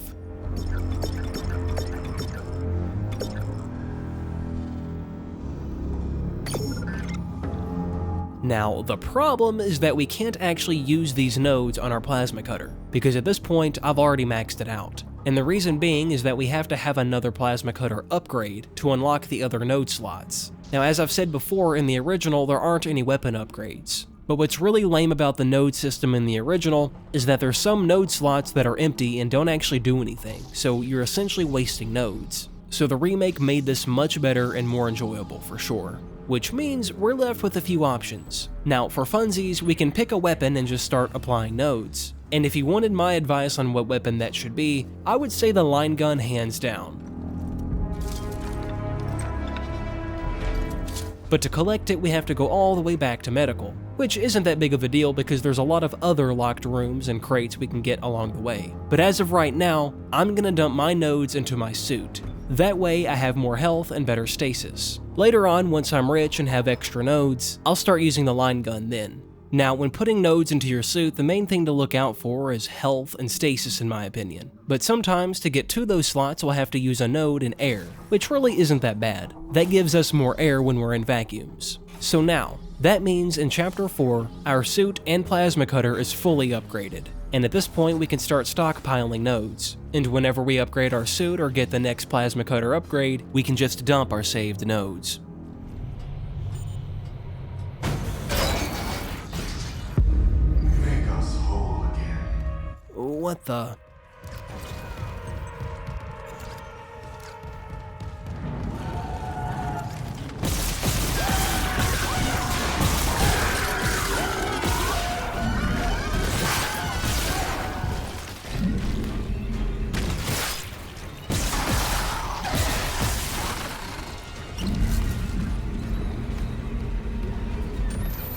That was a pretty clever trick.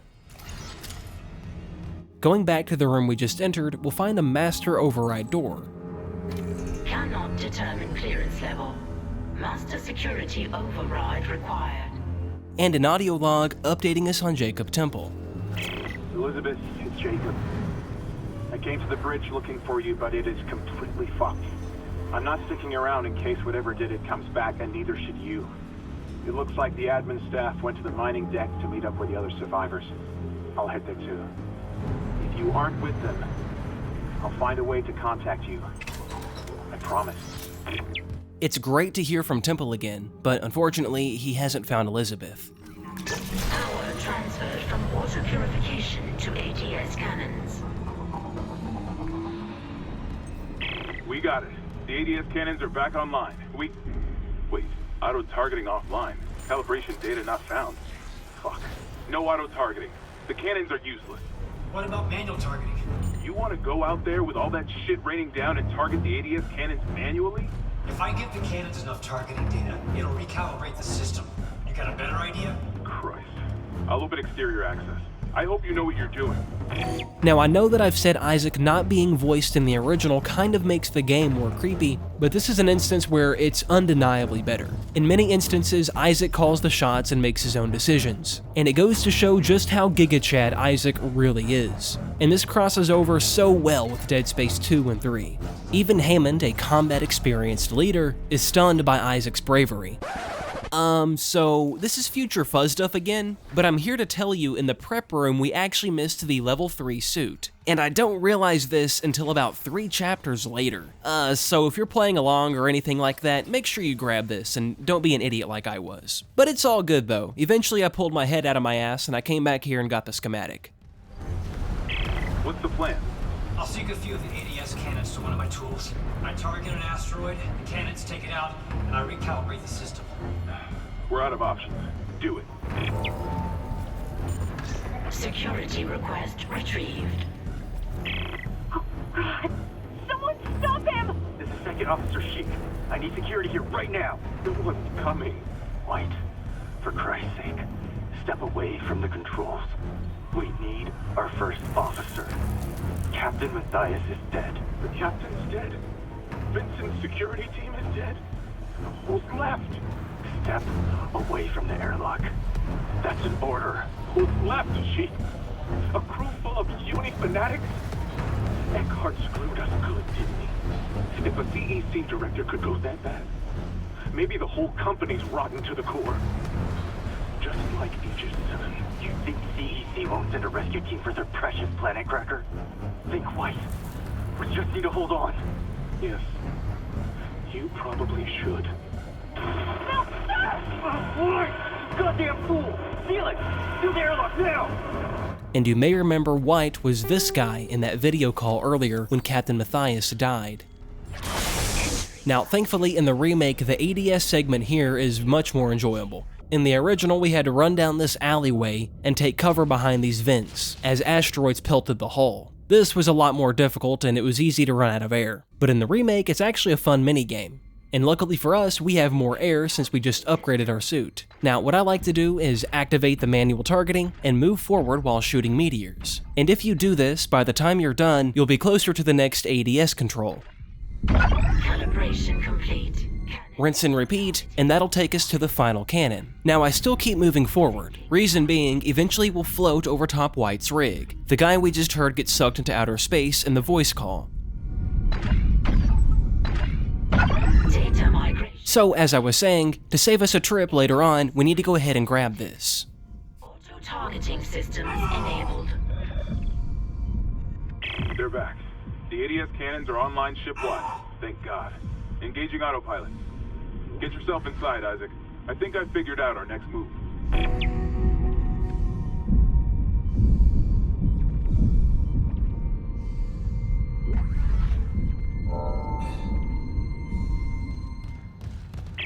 Isaac, Hammond, I just intercepted a transmission for medical. Someone's down there? See what you make of this. This is Senior Medical Officer Nicole Brennan.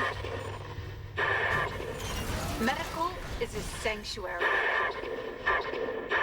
All survivors, please join us. Nicole, I'm going back to medical. Makes sense. I'll head to the crew deck and look for survivors from the bridge. I'll be in touch.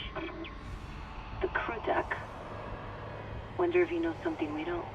Medical is a sanctuary? That's bullshit. So far, it's one of the most gruesome areas in the Ishimura we've seen, but it's Nicole after all. Maybe there's a safe haven there somewhere. And Daniels raised a good question. Why would Hammond go to the crew deck? What does he know that we don't? Not much further ahead, turning the corner, we'll run into the most, in my opinion, terrifying necromorph in all of Dead Space.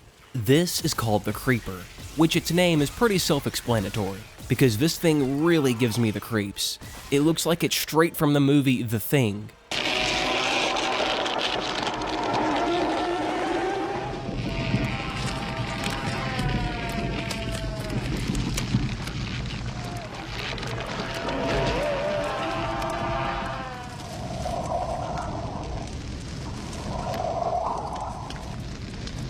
Which actually, from what I can find on the internet, these are technically called divider spawn, or divider components, because combined, these things actually make up another necromorph with a completely different name. I'm not going to reveal it just yet because we're going to see it shortly.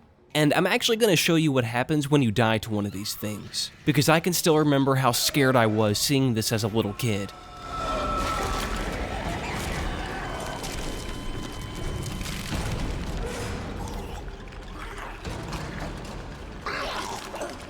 Isaac actually turns into a necromorph. It makes you wonder if Isaac would have grown blades like all the other necromorphs, although it's possible that he wouldn't, because in Dead Space 3 the Shambler is revealed. I know I'm kind of jumping ahead here, but the Shambler actually shoots firearms, which I'm not really sure how I feel about that, because some of the necromorphs almost look too human. I'm sure there's a lore explanation for it, but overall it felt less alien. But I'm gonna save that rant for the Dead Space 3 video if I ever get to it. Arriving at medical, Daniels attempts to call us. To the chemical lab. What? You said the chemical lab? I can barely hear you. And we'll notice the lanterns lying around. And obviously that means someone's been here.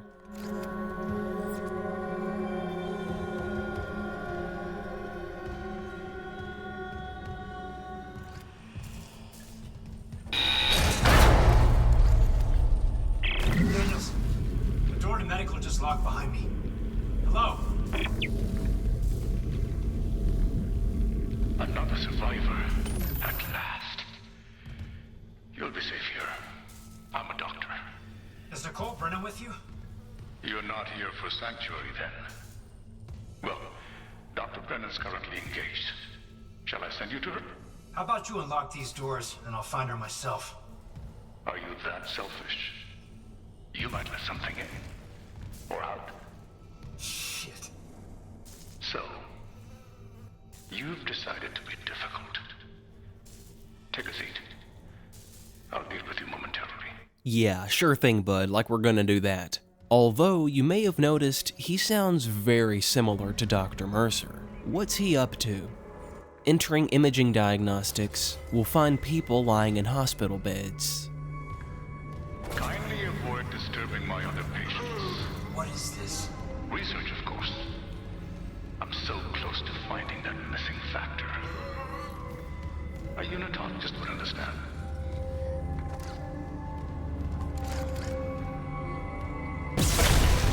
And further ahead, we'll be introduced to another necromorph called a Guardian. And let me tell you, that name sounds way too pleasant for what it actually is. These things spit out pods that have tendrils inside, and they'll shoot barbs at you, so you have to be fast at killing them first. And the weakness of the Guardian is to shoot the tentacles that come out. And it seems they have 2 or 3 rounds of tentacles. Explosives are very handy during fights with Guardians. And in the remake, they made the tentacles red, so it makes it a little easier to identify them. But whatever you do, do not get close to the Guardians, because they'll just outright decapitate you, instant death. So it forces you to sit in the pocket and shoot the tentacles with patience.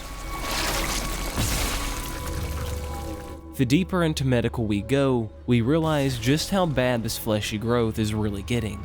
At this point, we're finding it in almost every hallway. And a handful of times, just to continue, we have to shoot the orange weak points to disintegrate the flesh. And every now and then we'll find a new audio log that wasn't here before. Patient log retrieved. There. I have to record these days. The old memory, you know. As I was saying, the new treatment I'm developing should be just the ticket. The trial is very promising. Trial?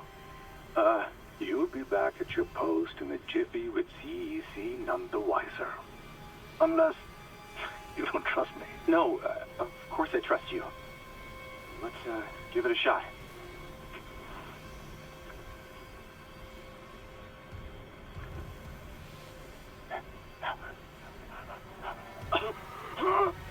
Volunteer 9 is a young male.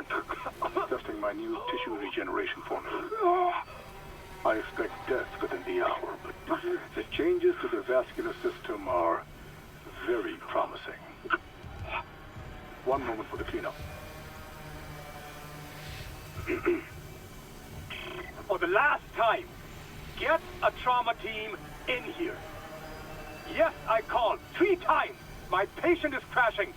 Get off your smoke break and help me.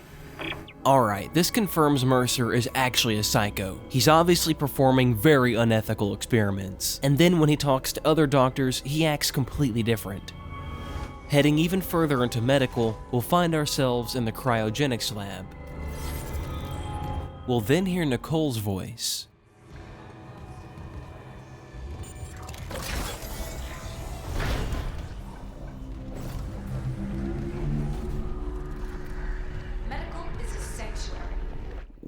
What's going on in here? All survivors, please join us. Why didn't Nicole leave a video of herself? Before we know it, we find ourselves in a trap. Shipwide transmission override. Isaac Clarke. Just a trick. Isaac. Isaac. Make us What?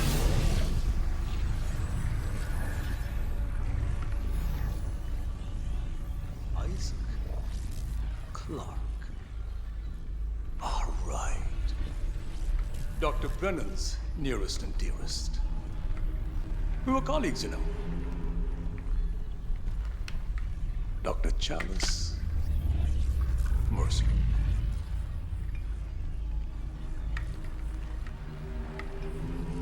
Are you the reason the marker won't begin? That's it. Convergence is installed. She's meddling.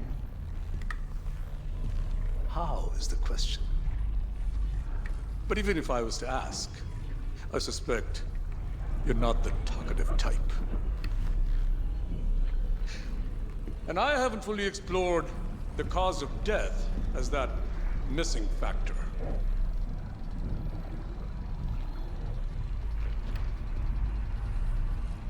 Dismemberment. Now I think we're on the right track there. Try and relax, Mr. Clarke. Convergence is so close. Maybe your death will tip the balance.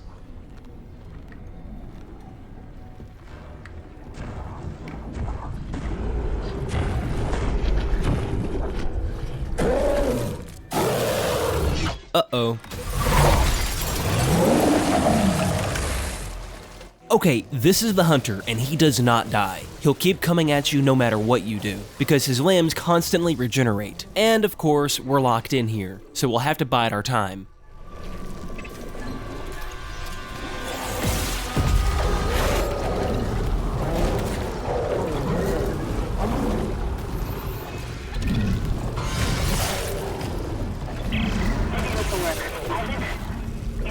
Daniels, open the chemical lab! What? Just do it! On it!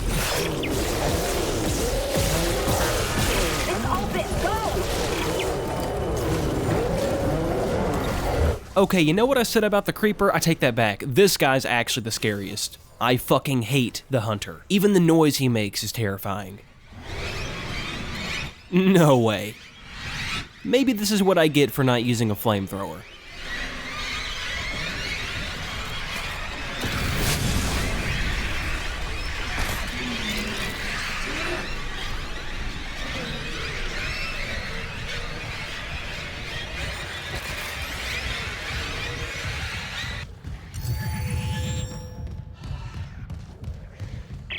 Isaac, Nicole's broadcast. It was a trick by a fucking hematologist. Dr. Mercer. He's locked down medical to experiment on the crew. Oh, God. Every way out is locked down to one of the offices. Must be Mercer. I can brute force the internal doors, but you'll have to reach his office and lift the lockdown manually.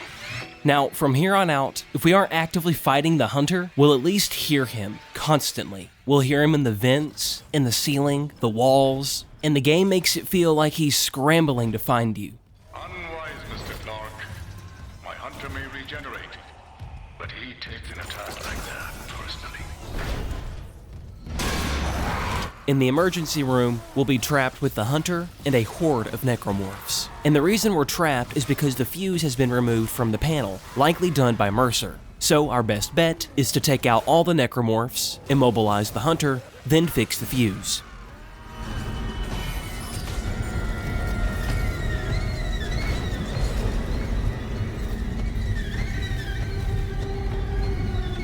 And we'll have just a few seconds of silence. Then we'll find another Guardian. Now, only during this part in the original game can you walk down this hallway and find this woman hysterically crying.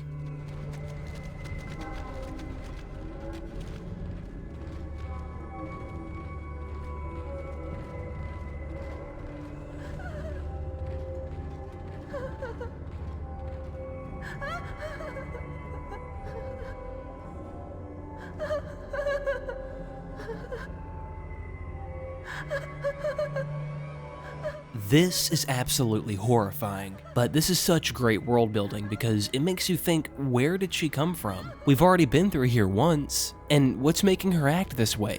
Obviously, being trapped on the Ishimura would do this to almost anybody, but how much of it was because of the marker's influence? Why is she looming over this hospital bed in particular? Who did she come back here for? And the fact that you can't interact with her in any way is really just soul-crushing, and it seems Isaac doesn't say or do anything just out of respect. But since she's not responsive, we just leave her behind. In the intensive care unit, we'll find an extra text log by Dr. Mercer. Harris's choice. Patient log, Dr. C. Mercer, Second Science Officer. Conversation with B. Harris. Patient Harris. That's why you're writing this down? Dr. Mercer. The church will thank me later. I hear it too, Mr. Harris. Others find the marker signal a burden, but for me, it's inspiring. New surgical techniques, new technical designs. A pity I can't grasp the deeper nuances like you do. Patient Harris. You mean the codes? Or the voices that are hungry to be heard? Hungry, like stars are hungry. Dr. Mercer. And to think those fools tried to cure you. You have divine insight, Mr. Harris. I can interpret it. The deepest secrets of the marker. Convergence. Even the hive mind itself could be ours, if you trust me. Patient Harris. God speaks through the marker. It needs to be heard, but I can't give it to you. I try, but it slips away, like it's stuck behind my eyes. Dr. Mercer. And the best means to retrieve it would have unfortunate consequences. Unless... Tell me, Mr. Harris, do you know the term cellular regeneration? So Harris is the hunter? And Mercer was literally trying to extract things from his brain? And that's why he concocted a way for Harris to regenerate? We'll then find Dr. Mercer's, personal patient room, I guess? But inside is a peculiar sight indeed, as there are necromorph sketches and scans all around the room pinned to the walls. And for some reason he's got an infector propped up. Was he turning people into necromorphs? And there's a text log beneath it. Mercer's journal, personal log, Dr. Mercer. Convergence, where the bodies of the dead will rise, united, undying, made whole by the marker. So we're taught. But all this raw material, all my work, and the marker remains inert. Ever since that first contact, as it were, words repeat in my head. The markers must be absorbed. A divine insight, perhaps, that creating my hunter is part of the answer, and yet I deleted. No, I will not doubt. No unitologist has ever been so close. To cheat death, that withered old tyrant, I must have a matching tenacity. So this tells us just about all we need to know about Mercer. He wants to literally cheat death somehow through the marker. Perhaps this is his personal goal. Or on the other hand, the marker could be using him as a vessel to achieve whatever its goals are. Convergence, as he calls it. Lying around, we'll find even more necromorph samples, and even one's head. Now, an interesting change that was made in the remake is that it actually looks like he was studying necromorphs in this room. But if we look in the original, he seems to be a literal serial killer. And for some reason he was collecting heads. I'm not sure where they were trying to go with this, but yeah, overall I think this change makes a lot of sense. Warning. Local door protocols corrupted. Rebooting system. Placed. While the security protocols are rebooting, we'll almost get jump scared by this guy. Who's there? Oh god! Hold on. I can help you. Not me. Save hydroponics. We're all dying. Air's poison, but there's still time. Her enzyme will work if... She just needs liquid nitrogen. Save us!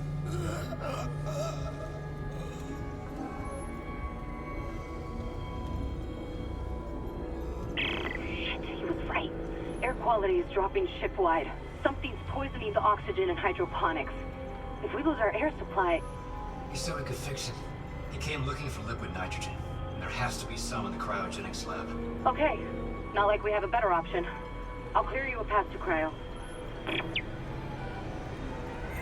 Door protocols rebooted. Thank you for your patience.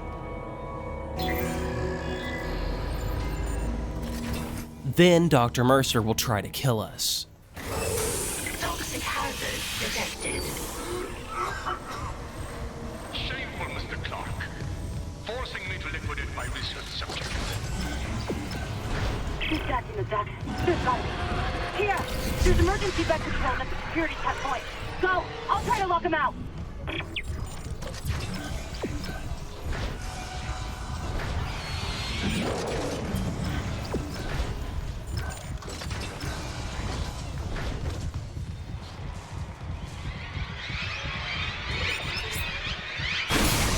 Toxic hazard cleared. Okay, it's clearing. Mercer pump that gas in from hydroponics. If the air's already that bad. I'm gonna need a faster way to cryogenics. I'll open the other door from the chemical lab. It'll take you straight there. And so we'll make our way back to cryogenics. And we'll get a better look at the Hunter's resting place. Or Harris's resting place, I should say. What a tragic way to go. And there's no telling what Mercer did to him before he transformed him. Inside cryogenics, we'll find dozens of necromorphs frozen.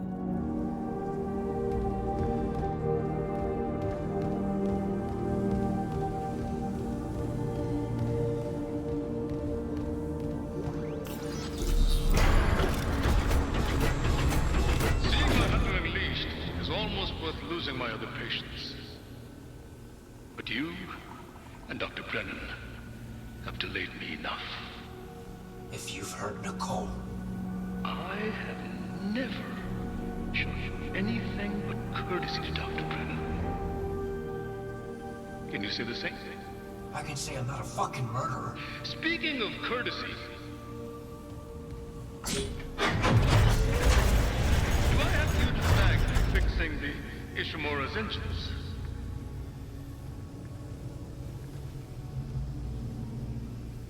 Our homecoming will be truly divine.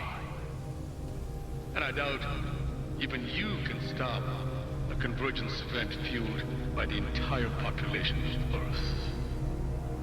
You take these things to Earth, it's all over. Only for the faithless. Humanity will be made whole, Mr. Clark, with or without you. I'd say you've chosen your side.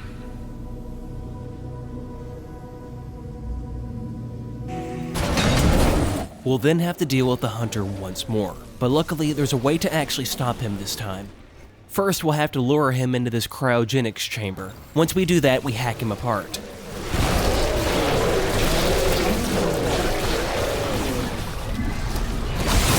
And then stasis him.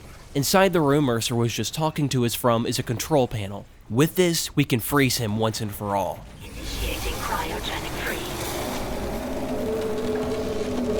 Cryogenic freeze complete. Transferring specimen to storage.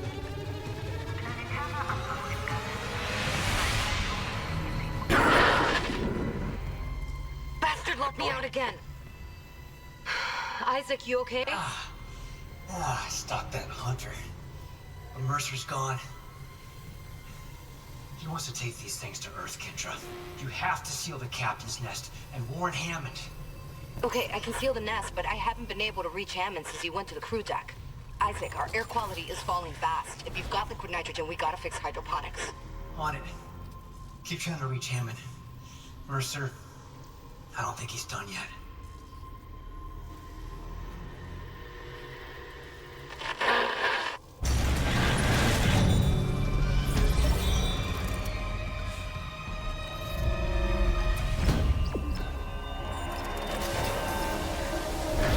Isaac, the hydroponics tram station is sealed off.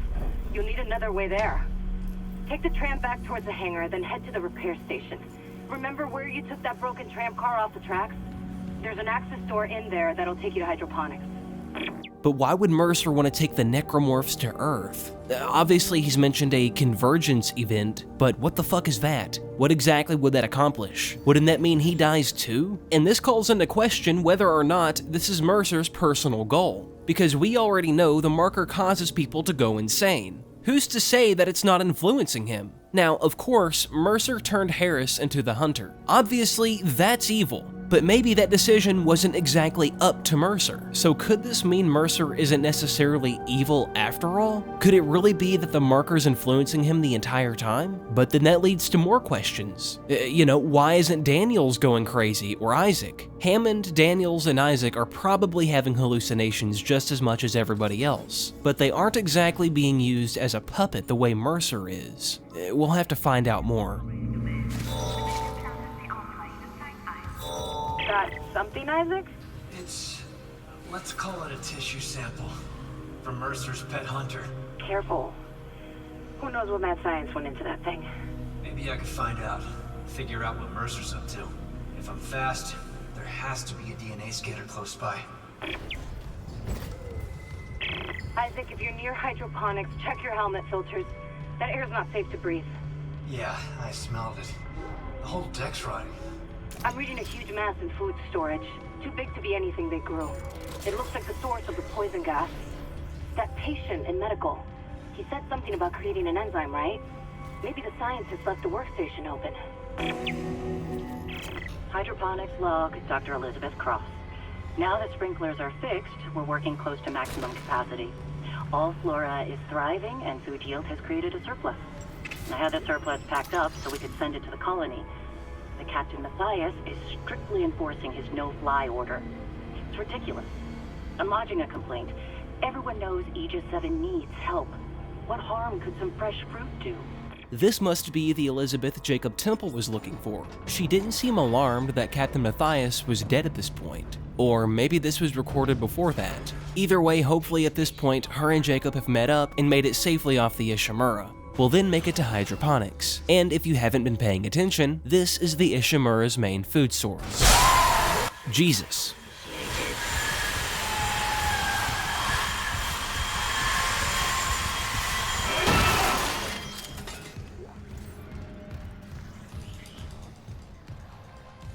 Report in, Luke.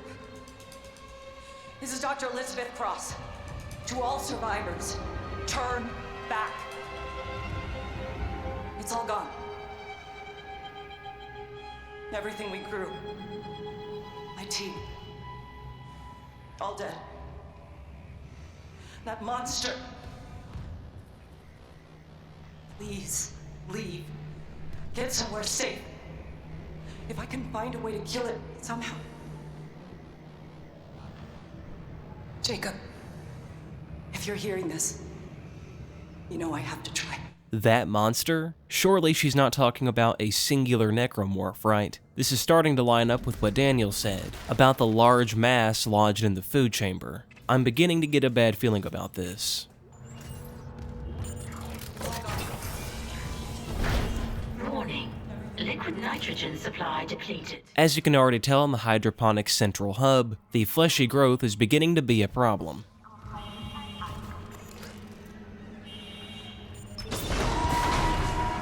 Liquid nitrogen replenished. Beginning enzyme synthesis.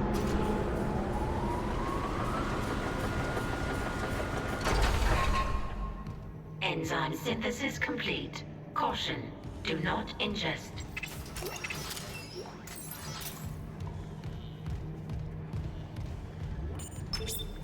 Any luck? Yeah, I finished the enzyme. It's been modified to digest something big. They must have been trying to kill whatever's in food storage. Let's hope it works.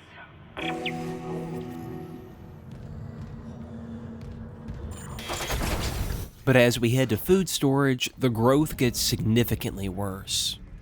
And we'll suddenly get a call. No. Go back. There's no way into food storage. Even if there was, the Leviathan would devour you. You're Elizabeth Cross, right? This Leviathan, is that what's poisoning the air? The air. My team, it's destroyed everything. I designed a special enzyme to kill it. I just needed liquid nitrogen to complete the synthesis. The people I sent to medical never came back. I've got some of that enzyme here. Oh my god. How? Listen, we need to inject it into the Leviathan. You can't get into food storage, but there's another way. It's risky. Riskier than running out of air? My team has been altered. They're all connected to the Leviathan, breathing out its toxins. That connection goes both ways. Okay. So if I get to your team and inject them... The enzyme will be carried right into the Leviathan's heart. Bind the Weezers. End their suffering. And when the Leviathan is weak enough, we vent the bastard into space.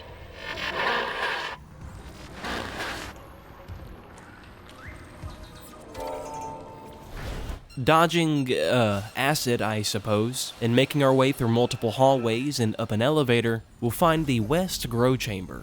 In here, we'll have to fight a significant amount of necromorphs.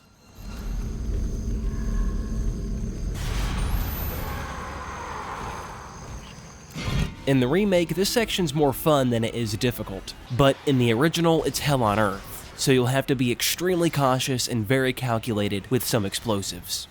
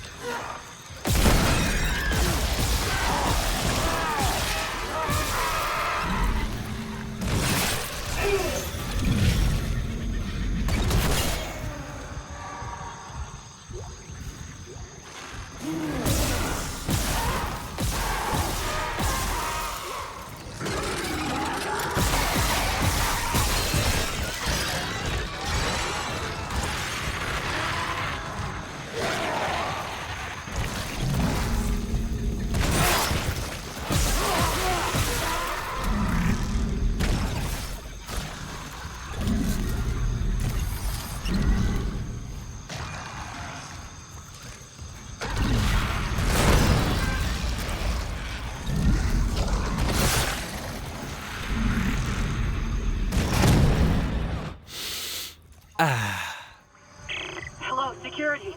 This is Dr. Cross in hydroponics. Something just hit the hull near food storage. We think it's a rogue asteroid. I have people injured from decompression. We need medics and crowd control right away. Oh my god. What the hell is this? Everyone out of food storage! It's alive! How can it be alive? Obviously, it's not an asteroid, but why did it come from space? Where exactly did it come from? Clearance confirmed. In a seedling room, we'll discover the final weapon in Dead Space 1, the Force Gun. Now, this thing's a beast. I love using it, especially in the remake. The way it strips skin from the necromorph's bones. It's just so satisfying to use. But I have to admit, I've not used a single node in the Force Gun before. However, I do keep it in my inventory. Reason being is that the ammo is extremely expensive. You'll see later on what I'm talking about. And in another seedling room, we'll find the first Weezer, as Dr. Cross called it. These are what we have to use the enzyme on to hopefully kill the Leviathan. I have to say that the Weezer is a really cool design, in my opinion. Although it doesn't really do anything besides breathe toxic gas, it still looks super cool. In the original Dead Space, you could just pop it twice and kill it, but in the remake, you have to use the enzyme now.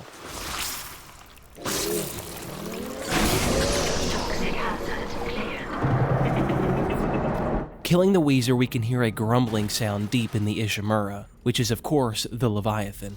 Now, there's a bunch of Weezers we're gonna have to kill, but I'm not gonna show gameplay killing all of them because it just wouldn't be very efficient. Near the second Weezer, we'll find a text log. Chemical lab report to Dr. Elizabeth Cross from Professor Jaegerwald. Elizabeth, as requested, I've attached the latest results for that organic growth we've observed on the ship. I know you're busy, but we really need to run a joint study with Dr. Howell. This substance is absolutely fascinating. Given its affinity for dead tissue, at first I thought it was some sort of fungus, but the cells most closely resemble bacteria with viral behavior. This organism infects other cells through osmosis, then mutates and reproduces agamogenetically.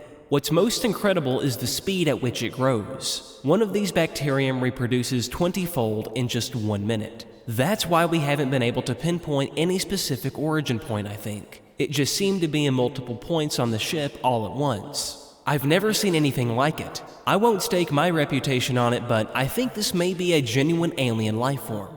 Professor Holly theorizes that it's a habitat transformer. The levels of gaseous discharge are tremendous, which is why it smells so bad. But to what end, we simply don't know. What organisms might exist symbiotically with it?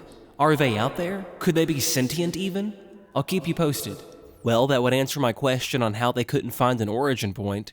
While we make our way to the third Weezer, we'll come across a store, and I just want to show you how much the force gun ammo is worth. Look at this, 12 bullets is 4,800 credits, and this isn't even a full stack. A full stack has 15 bullets and sells for 6,000 credits. Absolutely ridiculous. And honestly, in my opinion, this is the strat moving forward. Even if you do start running low on plasma cutter ammo, you'll have so many credits that it doesn't even matter. You can just buy ammo, not to mention medpacks.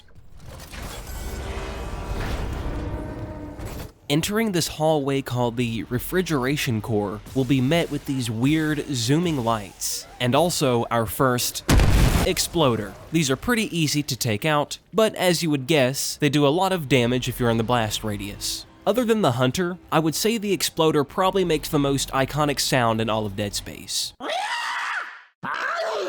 When you hear that noise, you know to get ready. And when you do face them, they usually come in waves. Going deeper into refrigeration, we'll be faced with multiple lurkers.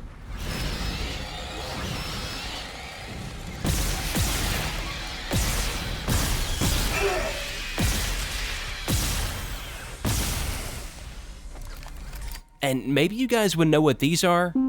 They were in the original version too, but they remind me of the spikes down in the dungeon in Terraria. I'm sure somebody in the comments knows what I'm talking about. What's kind of funny is that they don't do any damage, they just look intimidating. Anyways, eventually we'll find a Weezer. Then we'll make our way back to hydroponics. And at this point, our hallucinations are only becoming obvious. Isaac, where are you? Help me. It's even getting to Daniels.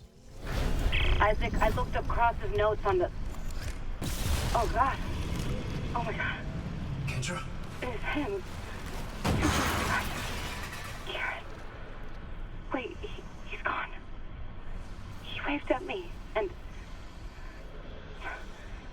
sorry, Isaac. Keep going, just a glitch on the cameras. It looked like my little brother. Stupid, right? That's not possible. The scary part about this, at least on Isaac's behalf, is the fact that his hallucinations of Nicole aren't exactly crazy, because we actually know that Nicole is on the ship, dead or alive, whereas Daniel's brother shouldn't even be on the Ishimura, so it doesn't make any sense at all. Further ahead, we'll be jump scared by a brute. Hazardous anomaly detected. Activated.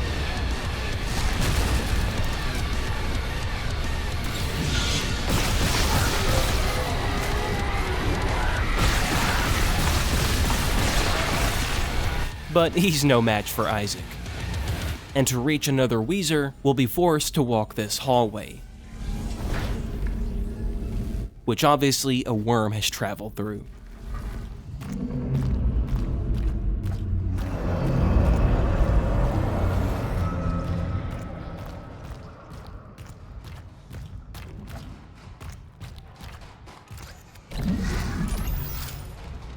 Hey, looks like we made it.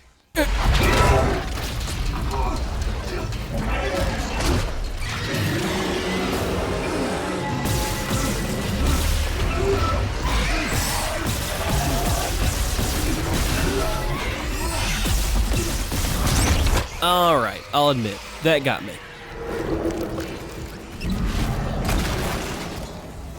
Just a repair mission, they said. Not this. Not seeing my dead brother on the fucking cameras. All this death. Imagine what the marker could do in the wrong hands. This is about CEC again? Just thinking. If some corporate asshole tries to take the marker, you and me could do something about it. You're leaning pretty hard on that if. Oh, come on. Where's Hammond? What's he doing? I don't know. If I don't focus, we'll run out of air before it matters. Huh? What is she talking about? What can we even do with the marker besides ejecting the damn thing into outer space? That's a weird angle from Daniels. We'll then have to navigate through a necromorph-infested shaft, and use stasis on these electrical tumblers. Warning. Thermodynamic purifier. Oh boy, this looks fun. Stand clear of filtration tubes. In actuality, getting through these isn't that bad, we just have to be quick. Although I do get caught here because I thought the flames would kill the necromorphs.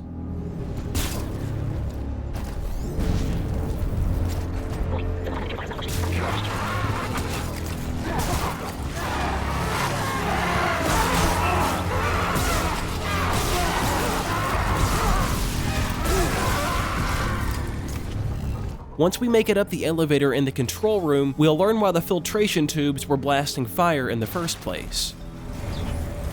Technical manual. Pulled all the regulators from the purifiers and cranked them up as high as they can go. Fucking crazy, but all I can do. It should burn off at least some of the gas, I think? Fuck, I don't know. I have to try anything. Seeing Hidaka puke up her own lungs, deleted. I can't. That can't be me. Oh God, help us. In my first playthrough, I missed it, but on the pegboard behind this text log, we can clearly see markers, scribbles, and symbols, which tells us whoever wrote this text log likely went crazy and wrote these himself. And the fact that his body is nowhere to be found in the room makes me think he might have turned into a slasher by now. To make our way back to hydroponics, we have to take this elevator. But by doing so, we'll hear a familiar song. It's from the iconic promotional trailer from the original Dead Space. And for some reason in the original and the remake, there are only 2 opportunities to hear this. We'll find the other location later in the video, but I have no idea why you can hear it in the first place. I mean, that's some really creepy elevator music. Makes me wonder if there's actually lore behind the song. This is Liz Cross, hydroponics. I need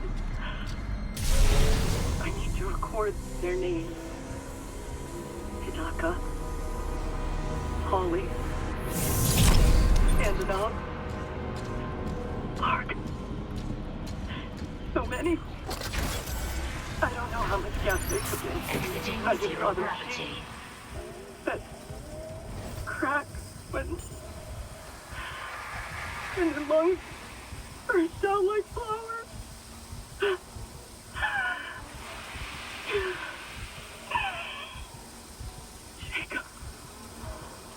Jacob. I love you. And I'm so scared because I know how to kill the Leviathan. So I have to stay until it's paid for every single one of them. As gut-wrenching as this audio log is from Elizabeth, on the bright side, we know there's a good chance that Jacob is still out there. And we'll get an audio log from Nicole. Isaac, please. Help me. Isaac doesn't even say anything. He doesn't even acknowledge it. Could that mean he knows that he's hallucinating? Or was that actually real? It's hard to believe anything anymore.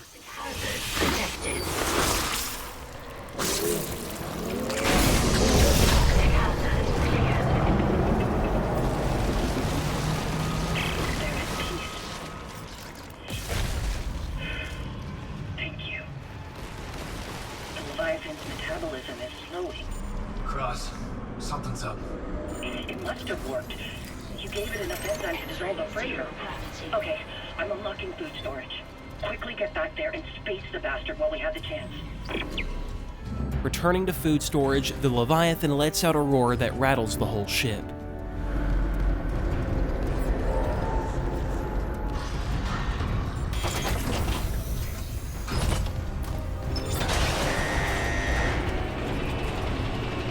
Contamination detected in food storage. Cycling airlock. Damn it! The airlock's open, but the Leviathan's too strong. It's clinging to the interior clear of food storage. We need more enzyme. There's no time. I'm going in. Maybe I can cut it loose. The Leviathan has a 10-kiloton mass. Do you really need me to tell you this is a bad idea?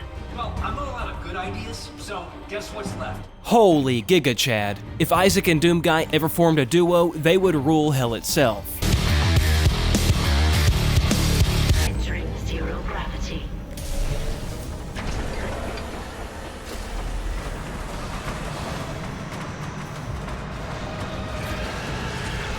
Alright, so here we go.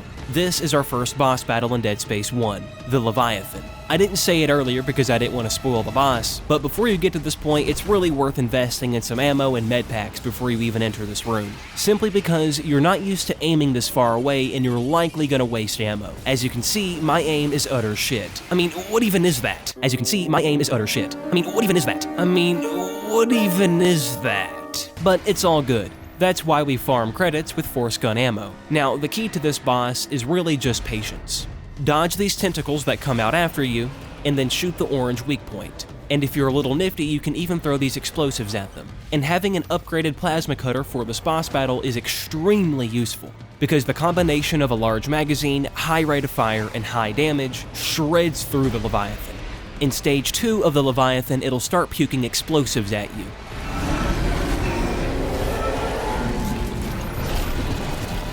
It took me a long time to figure out you can actually grab these explosives with kinesis and throw them back at the boss. I typically just throw the orange ball at the other orange balls and make them explode. This saves you from having to dodge all the balls. Luckily, he intermittently spits balls at you, and he takes a short rest time. During this time, you can start shooting the orange weak point in its mouth. On the last stage of the boss, it'll flood food storage with toxic gas.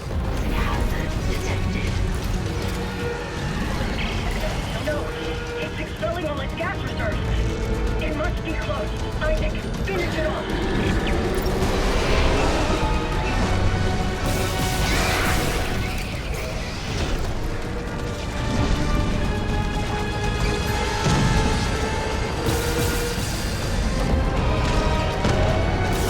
Finally, we finish off the Leviathan.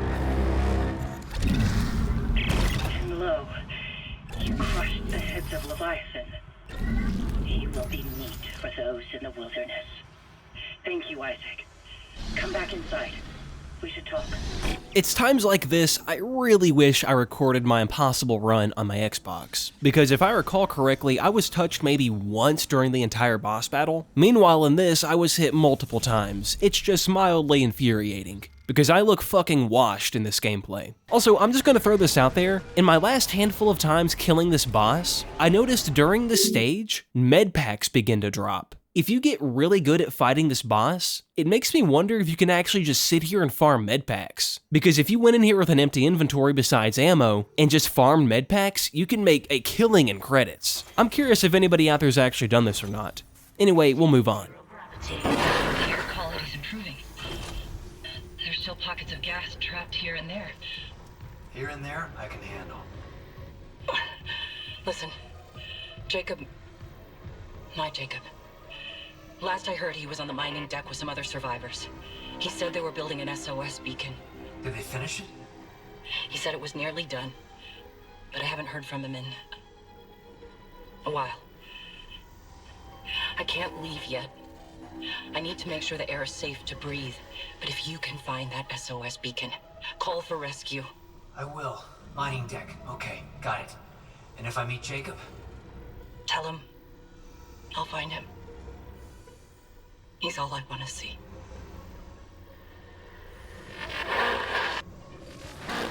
An SOS beacon. Someone jettisoned all the others. Isaac, there's a shortcut to the mining deck. You're across his workstation. I'll get it open. Goddamn. We might actually get out of this nightmare. Wait. Back up. Not only did somebody sabotage the Ishimura's engines, somebody jettisoned all the SOS beacons too. Somebody really didn't want the Ishimura leaving. But this contrasts heavily with what Mercer wants, because he wanted to return to Earth. So did they know of Mercer's plan, or did they have alternative goals? Taking the shortcut to the mining tram station, we'll find a crate that requires a master override. We'll have to remember this for later. And in the mining tram station itself, we'll notice a significant amount of dust and rocks lying around, which is a major shakeup to what we've been seeing.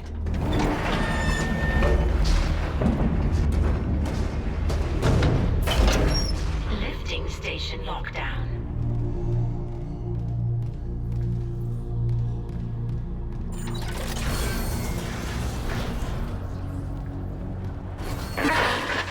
The mining deck systems are running haywire. Great. Let me work on the elevators. Any idea where Temple's SOS beacon might be? I'll check the mining control room. The launch tubes there could send out a beacon easy. Anyone there? Hammond? Where are you? In the vents, hoping they don't hear me. Yeah, those things are everywhere. No, the unitologists. They're all here on the crew deck. They've lost it. One of them stabbed her friend in the head. He just stood there. He fucking smiled. They're going somewhere. Hammond! Shit. Lost the signal again. We gotta find that beacon, Isaac. Fast. You might recall, originally Hammond went to the crew deck to look for survivors, which he succeeded in, but apparently they're dangerous. At this point in the game, it's starting to make you wonder if we're gonna have to start fighting people soon, because we're beginning to see so many moving parts. The unitologists, Mercer, Dr. Kyne, there's a lot going on. Once we move these crates, we'll find our second room that requires a master override. We'll have to remember this as well. We'll then enter the rig room, which has a really cool design. This would seem to be a sort of lounge area for the miners. In the corner we can find showers, a store, and a bench, and plenty of lockers. We then enter the elevator to mining operations, which also has a really cool design, even though it's just a large elevator shaft. This is weird. Two of the mining subducts are locked down, even though all systems are running. I'm gonna figure this out.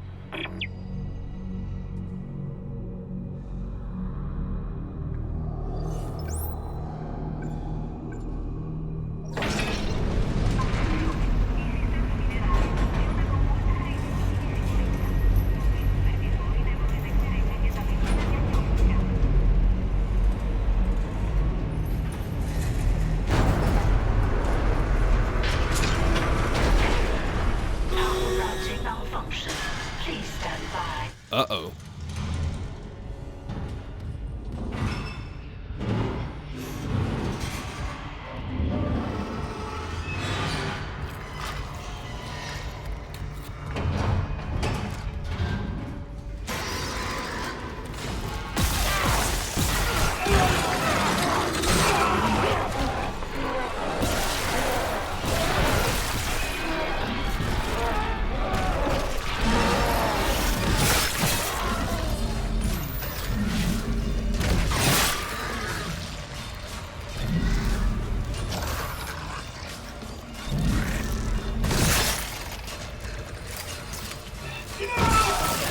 Alright, as you can see, I kind of played like a shitter there, but you may have noticed this necromorph. It's not worth bringing a ton of attention to, but it's just a cool design. As you can see, he's wearing a mining uniform, which I just thought was really cool.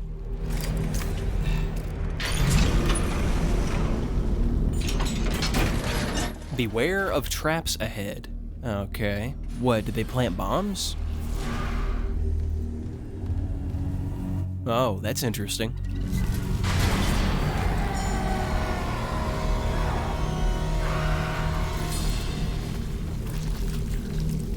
Well, we have a few ways of getting around these lasers. The first option, and probably the quickest, is to just shoot them.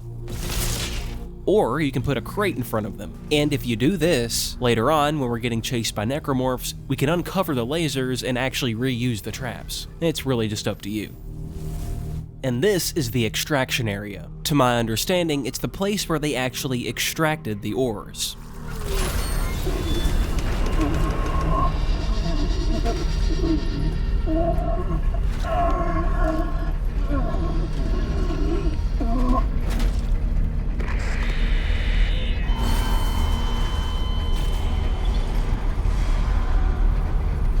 Out of every chapter in the remake, Chapter 7 probably benefited the most in terms of graphical improvements. Just look how ugly it was in the original. This is for sure one of my favorite locations. And for a status update, I suppose, remember how I said I missed the level 3 suit? Well, in between these chapters, I went back and got the suit, right? And I'm just now installing the nodes, so here you go, I guess. We can increase our kinesis grab range, health, and the stasis bubble size. Also, you might have noticed my health was low, and when I put a node into HP, it actually filled up Isaac's health bar fully, so that's just a cheeky way to save supplies. On this table right next to the bench, we'll find a text log. Mining deck log. G. Cruz, Extraction Operator. Entry 1. Secure the subdeck perimeter. IEDs, plasma cutters, tripwires, survey charges. 3 injured and Lingen is out of action. Her medications run out. Rest of the supplies are holding so far. Ammo, food, water, and thruster fuel. Even without the stuff for the SOS beacon. Entry 2. Wired external accesses. All the mining bays are online now. Lingen unconscious. Nothing we can do. Entry 3. They broke through the floor vent. One of those flying fucks went right through Lingen's body. And then we were fighting 6 instead of 5. Cut them up and then shipped them all down to the smelters for a quick cremation. Can't take any risks. Entry 4. Survey charge went off too soon. Lost Schlegel, Fike, and Zittel. Never seen the inside of a head before. Took them to the smelter to be cremated. Then supply inventory. Can't sleep. Entry 5. Too dangerous here. Took some gear to hole up somewhere safer. McSweeney followed me, yelling about being selfish. Me? He was the one leading those things right to me. Update. Fixed McSweeney. Visited smelter. Can't sleep. Entry 6. Can't sleep. Cold. Can hear the others yelling. They're going to get me killed. Update. Lingen's right. I need peace and quiet. And the smelters need fuel. Ugh. I don't know if you guys noticed this or not, but what's interesting about this text log is the dialect and tone shift. And what I mean by that is this. Back in the earlier chapters, in the medical bay, or even the flight lounge, text logs there felt much more formal and polite. But down here in the mining deck, where there's blue-collared workers, we begin seeing stuff like this. Wording that's straight to the point and more blunt. And it doesn't stop there. As we've already seen, these workers were also taking a fight to the necromorphs. It's just great attention to detail. By the way, I should mention, or at least as far as I know, this text log is an addition in the remake, so good job, Motive Studio. Well, since I have a surplus of nodes and credits, I think it's high time we bring out the line gun. Let's have some fun. We'll then enter mining control.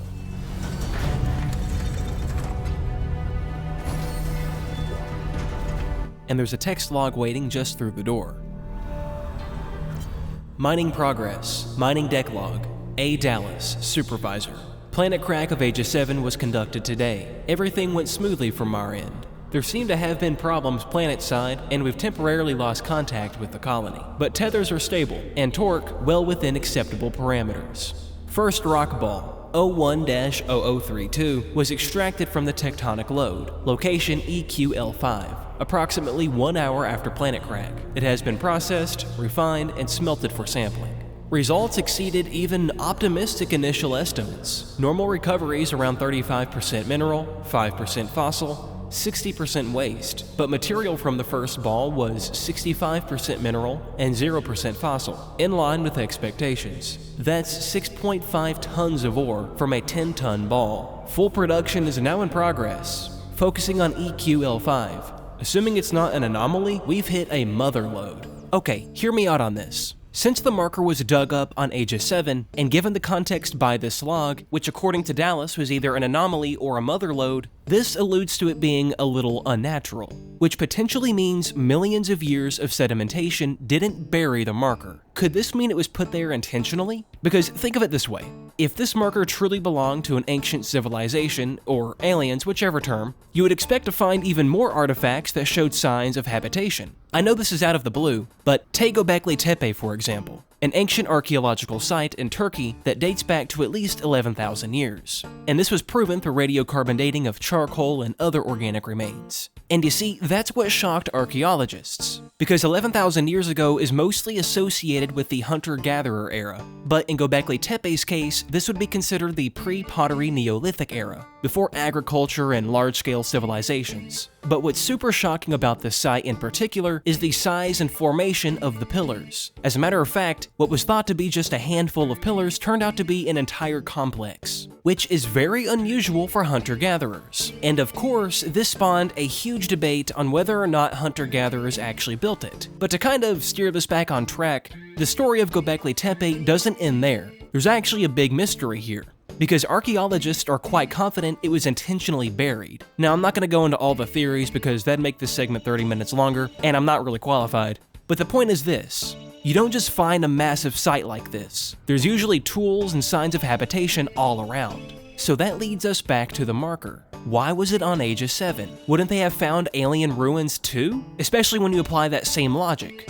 Alright, I might be getting ahead of myself, but think about this example. Imagine one day we actually land on Phobos, one of Mars's moons. You know that weird rock monolith people keep harping about? What if it turned out to be an actual alien monolith? Just one structure standing perfectly intact in the middle of nowhere. That's essentially what's going on with the marker in Dead Space. I mean, well, you know, there's always the possibility that the monolith is actually real and there's alien bases and all kinds of shit, but you get my point. And then you also have to factor in what the marker is actually doing to people. So either way, it would seem the humans or the aliens were trying to get rid of the marker, and we just so happened to find it. Launch tubes sealed. Please contact Supervisor Dallas for authorization. Finally getting somewhere with the mining duct systems. Got the SOS beacon? No, and the launch tubes are sealed. I need a deck administrator's rig to get them open. The deck admin is Supervisor Dallas. He's on the processing subdeck. I've got rig activity for a Jacob Temple 2 maintenance subdeck. Maybe he left the SOS beacon there. Just hope you can reach it through these malfunctions. Not malfunctions. Traps. The miner's way of holding the line. Shit. Okay, I'll unlock the subdecks. Just make sure that beacon's not wired to anything. We'll then have to take the elevator shaft to mining deck B. And we'll get our first hologram of Jacob Temple. Hey, Liz, it's Jacob. I couldn't reach you. If you find this, I'm off deck, but I'll be right back. Got a call from another survivor. He sounded terrified. I'm gonna lock up the SOS beacon and go and get him. Best launch window's not for a while. Anyway, and he sounds like he's worth the risk. He's a doctor. Mercer, I think. About time we caught a fucking break. I love you. Please, be careful down here.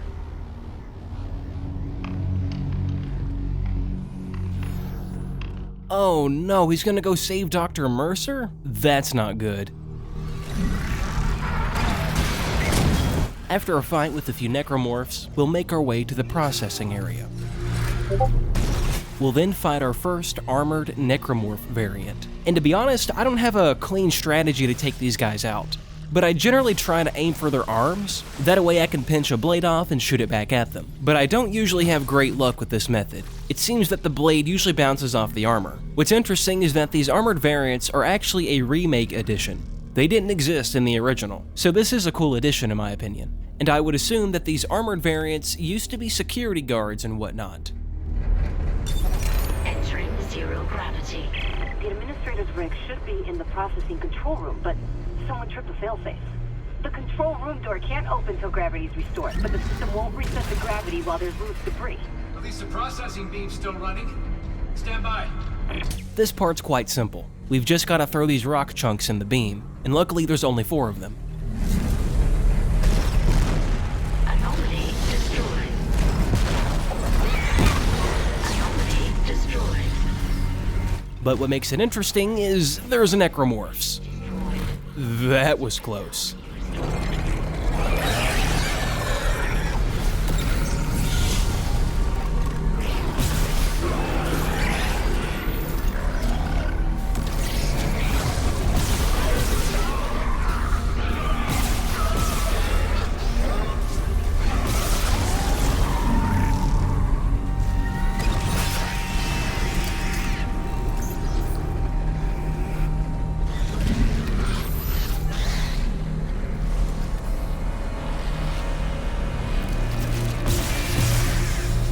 Now, before we turn the gravity back on, I like to prepare myself.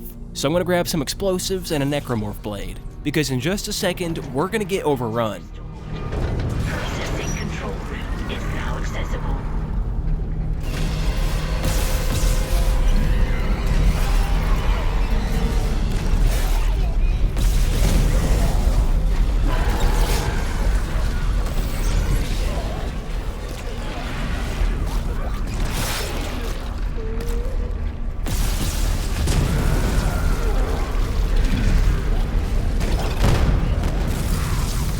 That wasn't so bad.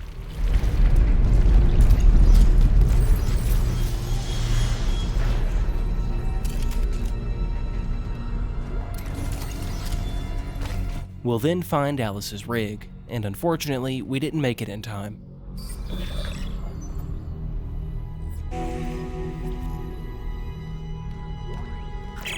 Supervisor Dallas, final log. I've made sure they can't leave this subdeck, but neither can I. I've seen what they do to the bodies, what they become, and I cannot let that happen to me. At least if I don't have any limbs, and I can't kill anyone when I'm infected. Please tell Dawn and the kids that I love them.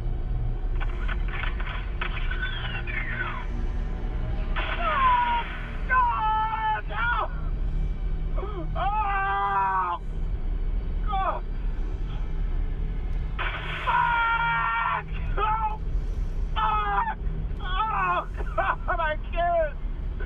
Oh, God! Come on, one more. Oh, come on, man, just one more.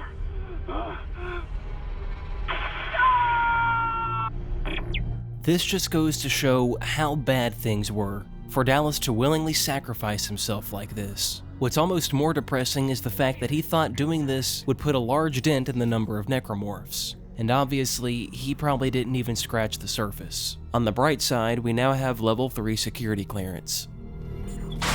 And I just want to bring attention to how phenomenal the voice actors were for the Dead Space remake. Here in a second, we're going to get a call from Daniels, but after the audio log Isaac just listened to, listen to how he responds. You can just feel how disturbed Isaac was. The administrator's rig changed location. You got it? I got it. I'll check the maintenance subdeck for Temple's Beacon. Gunnar Wright has always done an amazing job with Isaac, but I think in the remake he really outdid himself. Security request retrieved. Dallas here. Security to the mining deck now. Dr. Kimes lost it. Get back! I know how to use this. He'll live for the rest of his life if you don't give me codes to the cargo bay. This is processing. Why the hell would we have codes for cargo? I must get to the marker. We're running out of time. Give me those codes. Christ, is this what you did to the captain? No, Ben was an accident. Don't you dare compare me to someone like Mercer. I'm trying to save you. The marker's our only hope. No, let him go.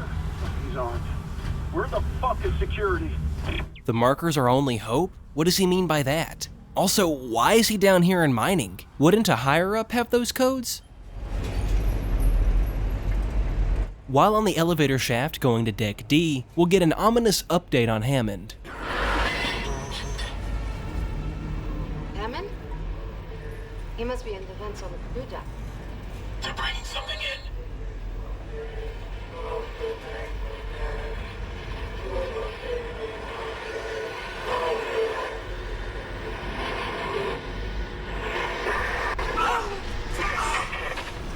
Make it stop! Make it stop! What? That was the marker. Did you? No. I didn't see anything. I lost Hammond's signal again. Just get the SOS beacon. I want off this fucking ship. Amen. But what the hell could they possibly be doing with the marker?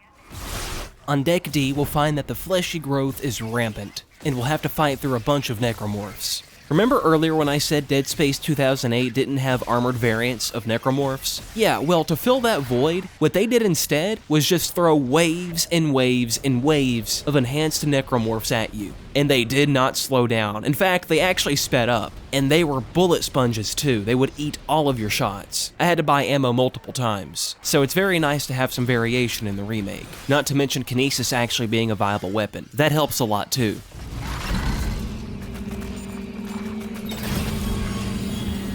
Heading deeper, we'll find a hallway with multiple storage rooms. At the far end is a circuit breaker where we can route power to each door.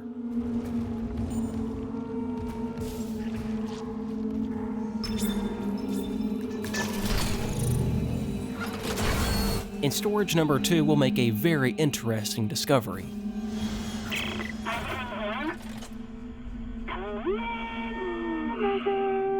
Nicole? Oh, God. I'm so sorry, Isaac. Look at the time difference. I'll call you back later. It's okay. How you doing? Good. You were right, Isaac. The Ishimura is a great ship. I am so lucky to be serving aboard her. We'll enjoy it while it lasts. You know they're gonna decommission her next year. Isaac, thank you. For what? For just pushing me to do this. I mean, if it weren't for you, I never would have made it this far because you made me stick with it. Well, just remember, I'm giving you up for 6 months so you can do this. You know what? We must be getting out of range of the relay. Isaac? Nicole? Nicole? Hey, can you hear me? Hello, Dickie. Great. Now you're probably wondering, why the hell is this audio log here? Well, look what's written all over the walls. We'll see the name Amelia repeated over and over and over. Amelia. Amelia, I know what I have to do. Now think back to when we were in Dr. Kine's office and we were reading that text log. At the end, he said, Amelia, if you could only be here now. This leads me to think that Dr. Kine stole this from Nicole's office. At least that's my headcanon, and we'll find another audio log. Log retrieved. Record then. What difference does it make now? Terrence, I know the marker is responsible for the outbreak. I need to understand how. It's signal. When it pulses, that signal can trigger alterations in genetic code. Neural structure even. You felt it, haven't you? But how do I stop it? Mercer must know. He's taken all his marker research up to his room on the crew deck and sealed... No. Sealed it? Do you know how? Please, I need Mercer's data. No, he'll kill you.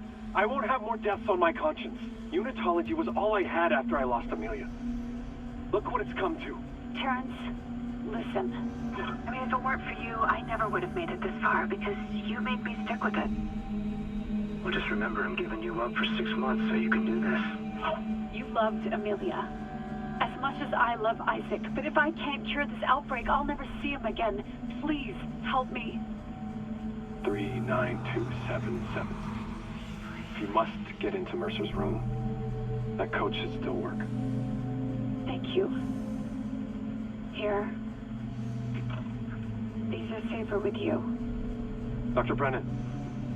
Nicole. The only thing Mercer ever feared was death. Now, I doubt he's afraid of anything. That means we need to go to the crew deck and find that research if Nicole hasn't already. We might be able to learn how to stop the marker. But what's safer with Dr. Kine? What did Nicole give him? That's really strange. Imagine being in Isaac's shoes, stranded on the Ishimura. And really, your only main goal is to survive and find Nicole. This must be an extremely depressing audio log to hear. A time when you and your girlfriend were happy together. And don't forget, at the very beginning of the game, Isaac and Nicole apparently had some sort of argument. Ishimura is not a job you turn down, but 6 months apart with only vid calls, it's rough. Easy to say the wrong thing. I don't blame you. The good news is, at least we know Nicole and Dr. Kine are somewhat on the same side. Let's continue on. We've got 2 more storage rooms, one with a nice surprise, and another with a even nicer surprise.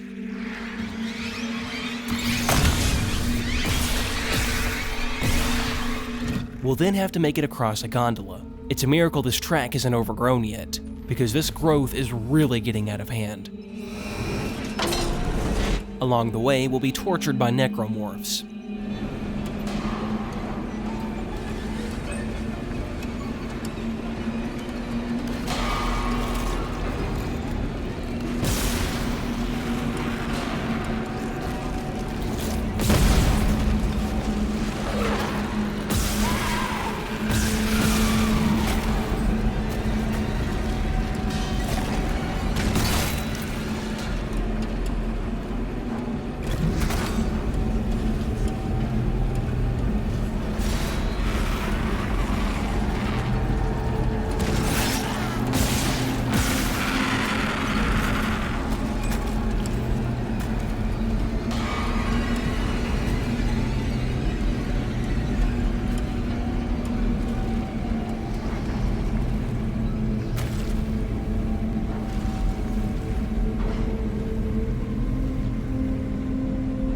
We'll then get an unexpected visit.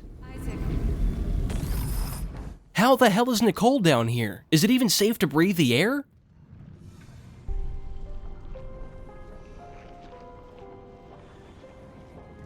Oh my god. I can't believe you're here. I thought I'd never see you again. I'm gonna get us home. There's an SOS beacon nearby. We can call for help. The beacon, right. They locked it in the workshop, but my clearance can get us in. This way. I can unlock the workshop from here. Nicole! There's so much I need to tell you. I know. We'll have time, I promise. Let's get you that beacon. Everyone's counting on us. While Nicole opens the door for us, we have to protect her. But I don't get why she's down here. This is quite possibly the most dangerous location in the Ishimura we've been in so far.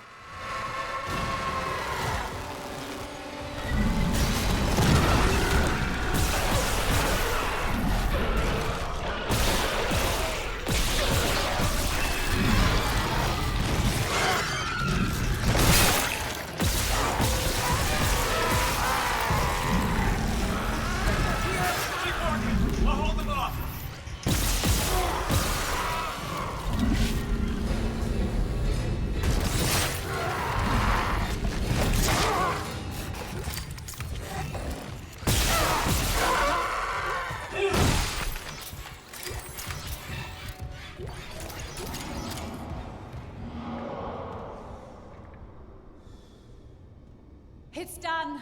The workshop's open. I've never seen you at work. You're a surgeon with that thing. I got your back. Okay. How do I reach you? No, focus on launching that SOS beacon. There's maintenance ducts everywhere. I'll catch up. You see any more, you hide, okay? Cross my heart. I love you, Isaac. You can do this. You'll put things back the way they were. And make us whole again.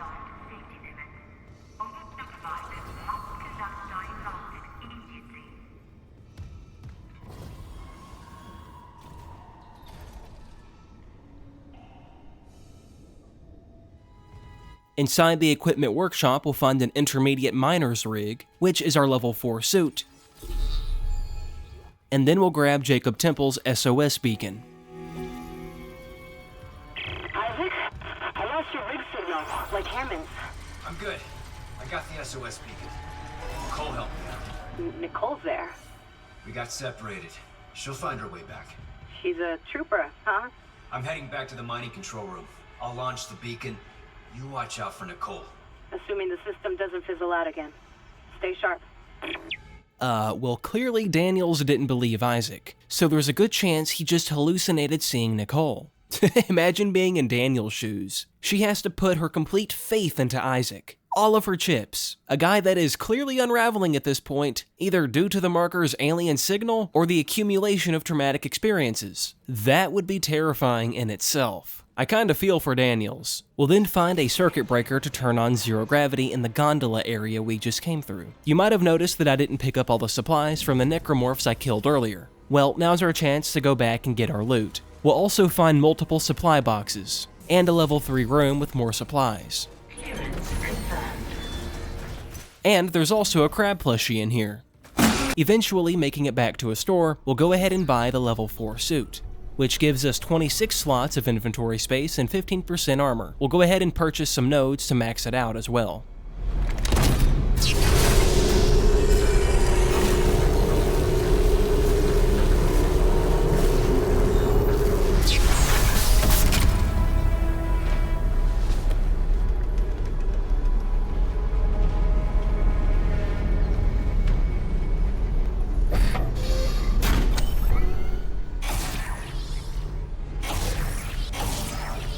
On our way to mining control, we can now unlock this level 3 storage room. But I have a question for you Dead Space nerds. What does this mean? Little eyes, what secrets have you seen? Since there appears to be a pair of pliers on his desk, I assumed he plucked his eyeballs out. But as you can see, he still has his eyes. So I don't really get what this means. I'm curious to see if anybody in the comments would know. Also, there isn't anything else in the room that's noteworthy. There's only a corpse and a note written behind him.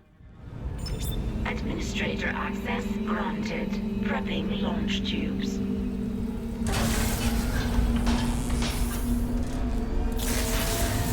Error. Launch tubes obstructed. What was that? The miners must have booby-trapped the launch tubes too. They're scrap. Well, that's great. We can't just toss the beacon out a window. There's gotta be something.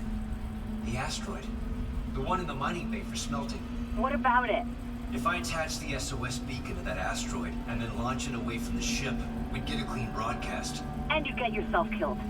The machinery in there is still running, Isaac. Then it probably kept those things out too. This is our best shot, Kendra. I'm taking it.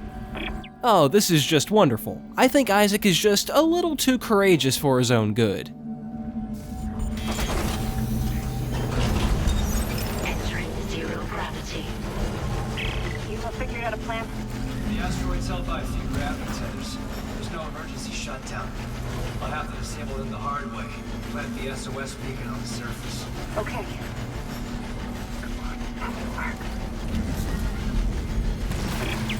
As Isaac just said, we have to shut down these tethers. And to do so, we just stasis them and shoot the purple electricity.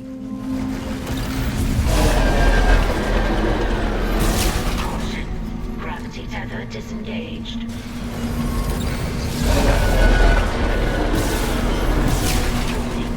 Interior gravity tethers offline.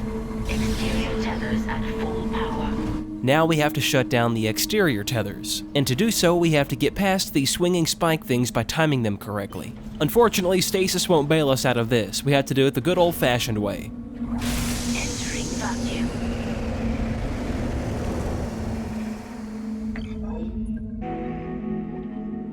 I will say though, besides the tethers being super cool, I think the space segment is one of the best, because it just showcases how large the Ishimura really is. Look at the scale of the ship. In the original, it didn't show any of this. So once again, the remake triumphs here. Once the SOS beacon's been planted, we can make it back to mining operations. What the fuck?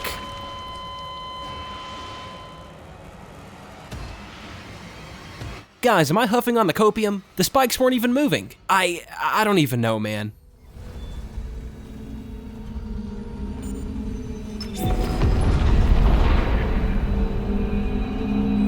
It's working. The beacon's online, broadcasting wideband. I'll align the receiver. This will take a minute. Head on back to the tram station.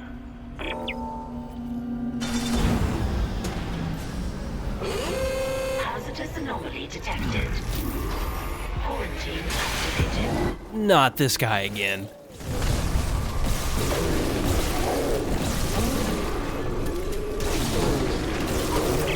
Quarantine shit, with that hunter there, the system can't lift the lockdown. Override the manual door release! I'll try.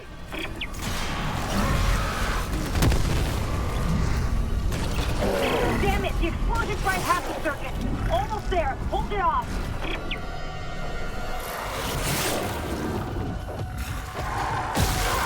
I got it. Hit the manual release. Manual release is ready.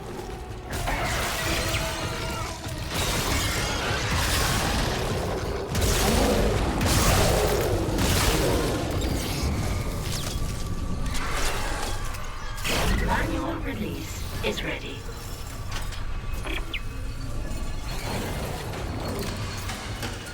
Quarantine lifted. Excuse me. Since we're being chased by the hunter, I'm just gonna bypass all these necromorphs.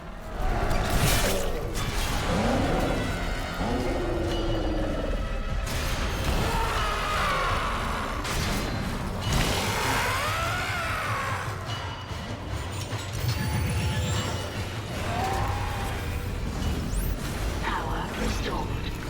Hate that bastard.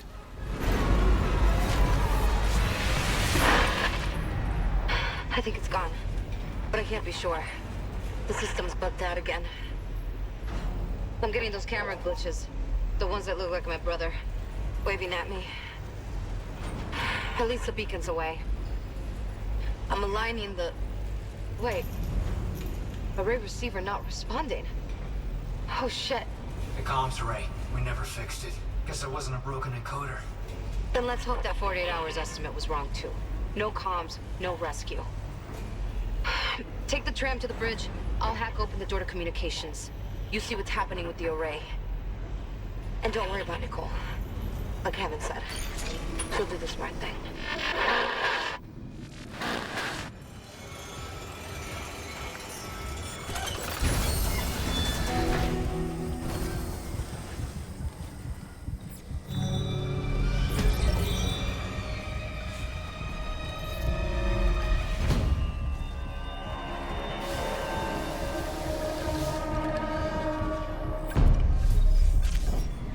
No matter how many times I've played this game, while on our way to the bridge, this happens. It freaks me out every time without fail.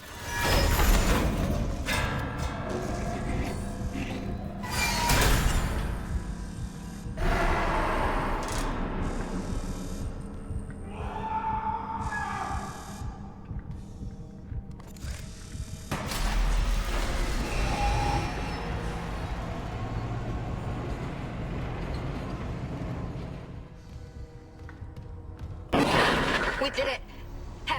Isaac! A ship just shocked in. The USM Valor. They must have heard our SOS. That fast? What's a military ship doing way out here? Out on patrol? Whatever, right now I take a rescue from a fucking magpie. Head for communications. Once we fix the comms array, we can get all the answers we need.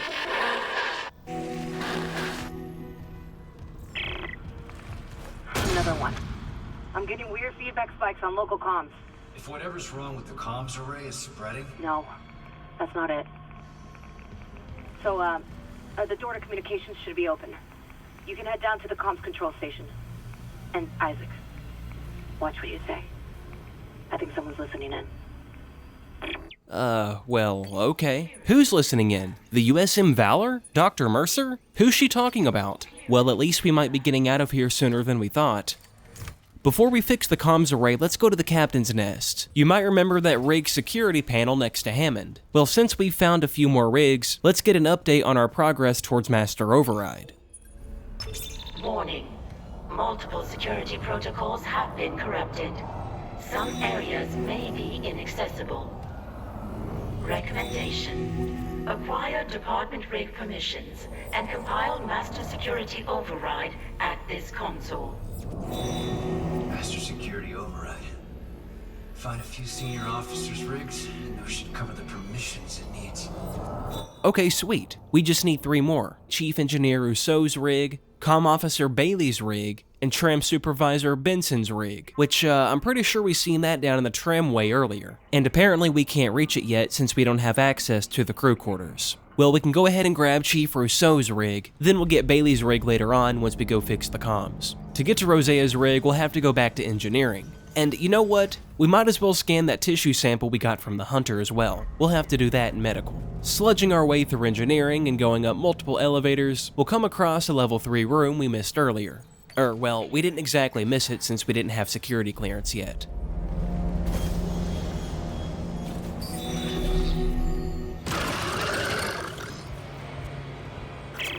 Engineering log. Chief Engineer Ariel Rousseau reporting. Centrifuge maintenance is... what was I saying? I haven't slept right since they brought that marker on board. I'm a little, the only thing I remember clearly is that engine inspection. I went into the chamber, and instead of the primary engine, there was a heart. A heart the size of the room, just pumping and pumping. And Henderson said something, and when I looked back, it was a machine again. But I can still hear that pumping in the distance. It's almost peaceful. Could that help me sleep? Oh, if I can get close enough. Yeah. Go right inside, maybe, where it's warm and dark? Ooh, yeah. That makes sense. This audio log goes to show that everyone experiences the marker signal differently, and for some reason Rousseau thought the engine was an actual heart. And you gotta think, if the hallucinations brought on by the marker can be that bad, at this point, who's to say some of the necromorphs that we fought are actually real? Or even audio logs or vid calls from Hammond and Daniels. I mean, we already know that Isaac has been hallucinating seeing Nicole, and I'd wager Isaac has experienced more than the average person aboard the Ishimura, meaning Isaac's psychotic episodes could be worse than average. And coupled with these traumatic experiences of watching people die, watching other people go insane, Isaac's psychotic episodes could be worse than most people's, and this also means we're potentially a threat to Hammond and Daniels. Anyway, let's see what we can find out about the Hunter. Beginning DNA analysis. Match found for Brant Harris, mining contractor, Aegis 7. Registered physician, Dr. Charles Mercer. Warning: severe DNA abnormalities found. Rig tracking is available to trace possible contagion. Authorize. Harris, what did Mercer do to you? Authorize. Syncing logs and points of interest to rig locator. Thank you for your commitment to public health.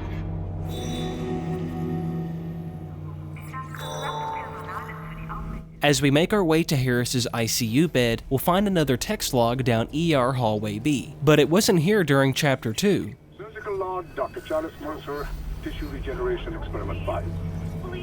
The children of the marker kind's necromorphs have provided all the material I could ask for. And the infector variant has provided a key insight. Implanting the material directly into the brain renders optimal results. Of course, that requires puncturing the frontal bone just above the glabella. Please, no! Don't worry. It's been sterilized. There's not too much we can say here besides that Dr. Mercer is a lunatic. He was blatantly turning people into necromorphs. It makes me fear the worst for Harris. I was recording. Here, look up for me.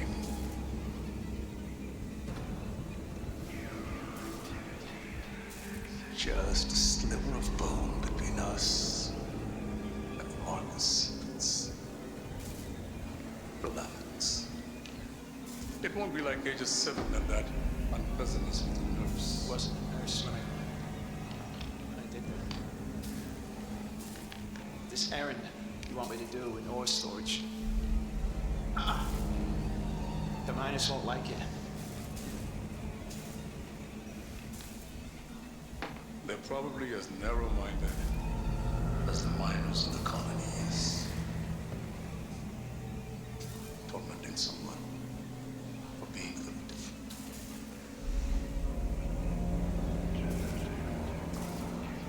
Don't need to see a good scare.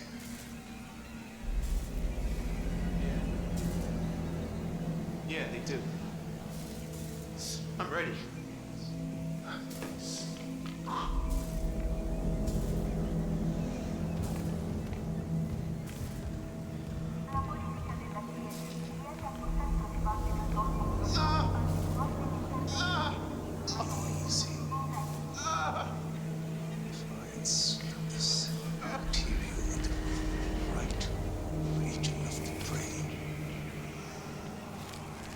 God, I can see the Marcus codes. It's been trying to show me. They're hungry. They're coming. They'll make us whole. Doctor, I see it now. The marker speaks. We can't answer. Tell me how. Tracking related rig activity. So essentially, Mercer indoctrinated Brant Harris by using his past trauma as leverage. In the way that Mercer made it sound, Harris was bullied by the miners. And all of this gradual manipulation and suggestion to harm others explains why Mercer referred to the Hunter as my Hunter. Mr. Clark, my Hunter may regenerate. Seeing my Hunter unleashed is almost worth losing my other patients. Mercer knows exactly what he did. But now we're left to wonder, what exactly was this errand Mercer sent him on? Let's go to ore storage to find out. What the hell? What happened here?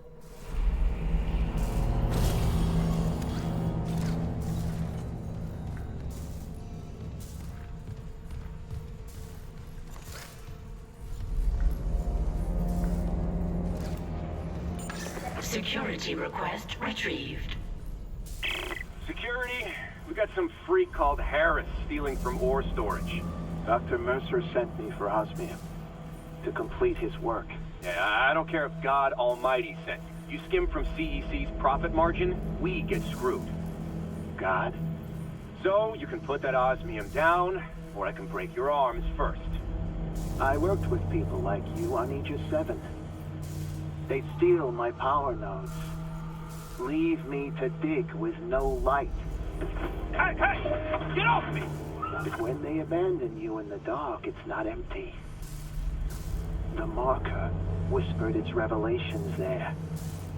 Now I understand them. Do you want to hear? Warning. Untrained personnel may not use suit kiosk.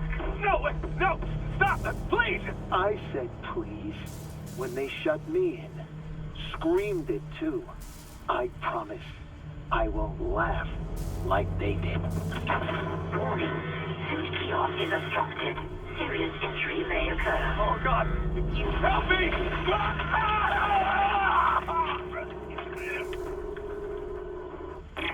Incident report filed to Bridge by Dr. Nicole Brennan. See related rig activity.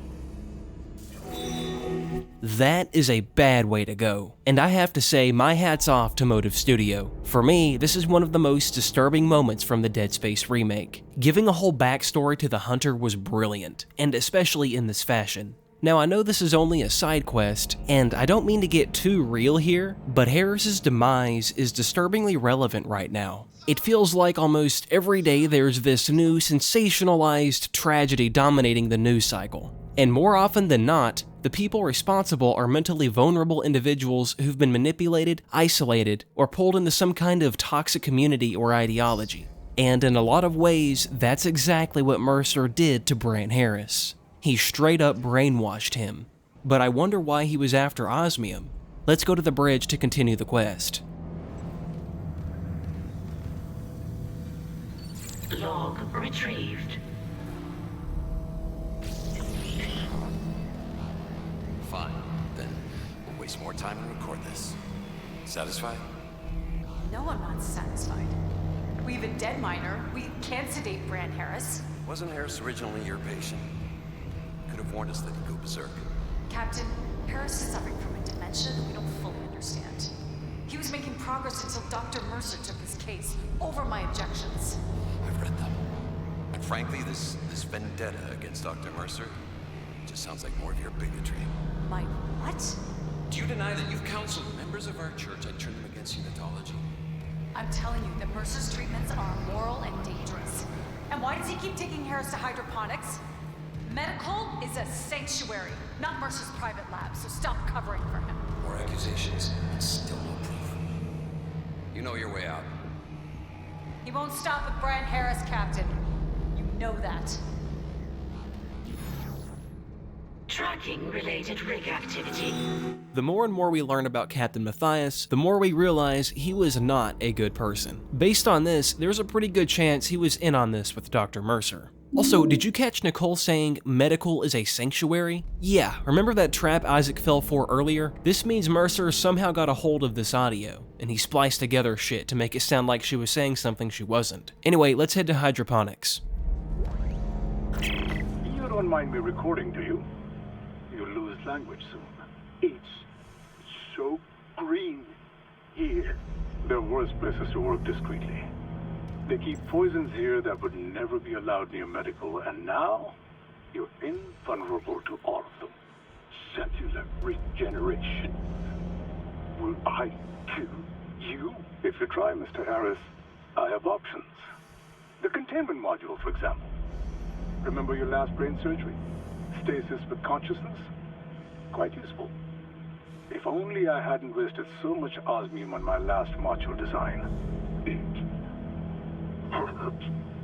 And how do you feel now? Dead. Awake. Whole.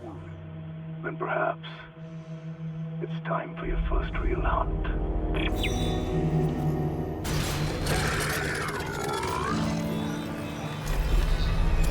So as you can see, this stasis module that Mercer made is pretty badass. Now when we use stasis, it will literally strip necromorphs' flesh from their bones with electricity.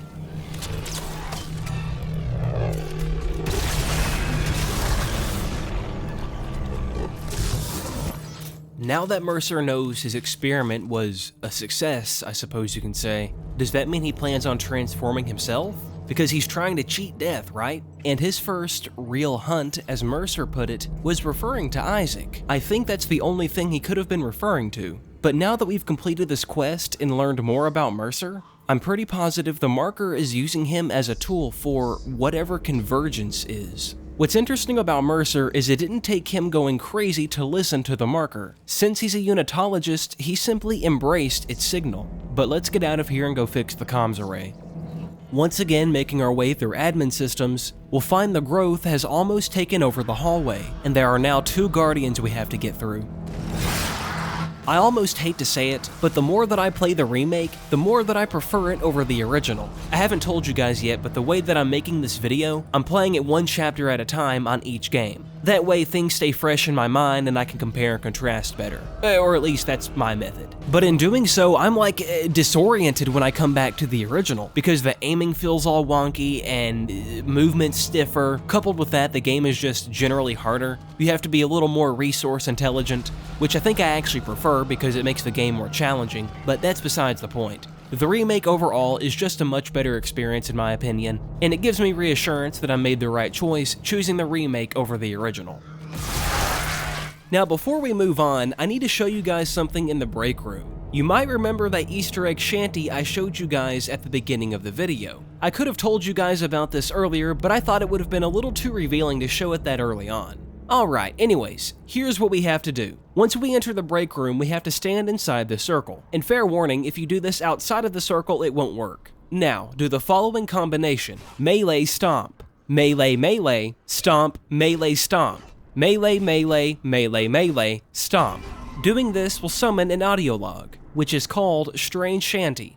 There once was a ship from the CEC, the Ishimura USG. She cracked on boom with gravity. Go me bully boys, go! Huh! Soon may the Callion come to save our souls and take us home. One day when the fixing is done, we'll take our leave and go.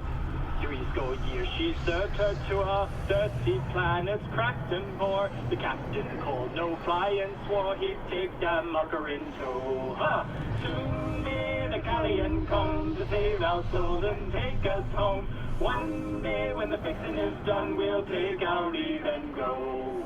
La da da da da da da da da da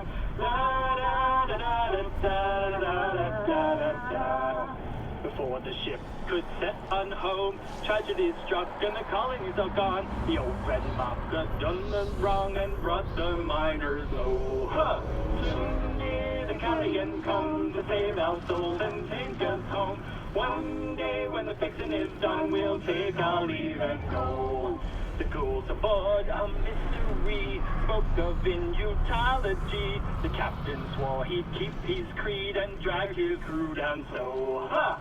Soon may the Callion come to save our souls and take us home. One day when the fixing is done, we'll take our leave and go.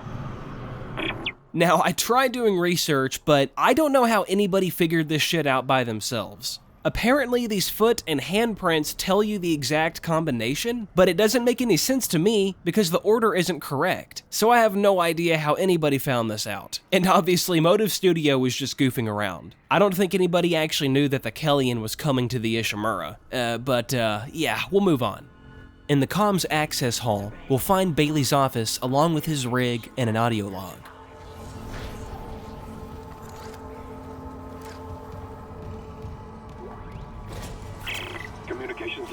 First Comms Operator Bailey reporting. I want this on record. The ship is under attack, but Captain Matthias has refused to issue a distress call. And we all know why. This whole operation is illegal. Aegis 7 was sealed off. They knew it, we knew it, and we all kept our mouths shut. That ends now. Mayday, Mayday, Mayday. This is USG Ishimura calling C. Wait, what the hell? Jesus. He took the whole comms array offline. It's over. Now, did Captain Matthias turn the whole comms array offline, or did someone else do it? Either way, obviously they wanted to keep this hush-hush. But even if they did return to Earth with the marker, what exactly did they expect? Were they gonna kill everybody aboard the Ishimura? Because there certainly would have been a mutiny. What was their plan in place? I mean, we're talking a massive mining ship with at least 1,000 crew members, give or take. And sure, you can say a lot of the members aboard were unitologists themselves, but that still doesn't answer my question. The Valor's in a holding position. How's the comms array? Fried. Someone hotwired the dishes together and blew up the system. So we're screwed. No, it was sloppy work. Some of the dishes are intact.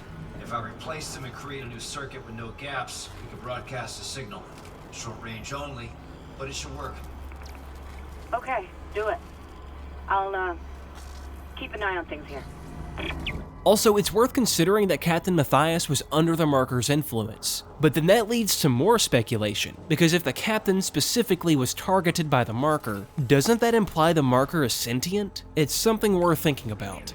Inside the munitions array, we'll find a recorded hologram. Unsent message retrieved from array buffer. Progress report, Captain Benjamin Matthias to Paragon Jordan, Una. This will be my last transmission. Afterwards, I'll make sure our pilgrimage can be completed without interference. We have successfully brought the Holy Marker on board. Dr. Kine, an expert on the original marker, is deciphering its secrets. Forgive me for quarantining Aegis 7. Director Eckhart's work may have been inconvenienced, but they're suffering some sort of epidemic. Regardless, Planet Crack begins tomorrow on schedule.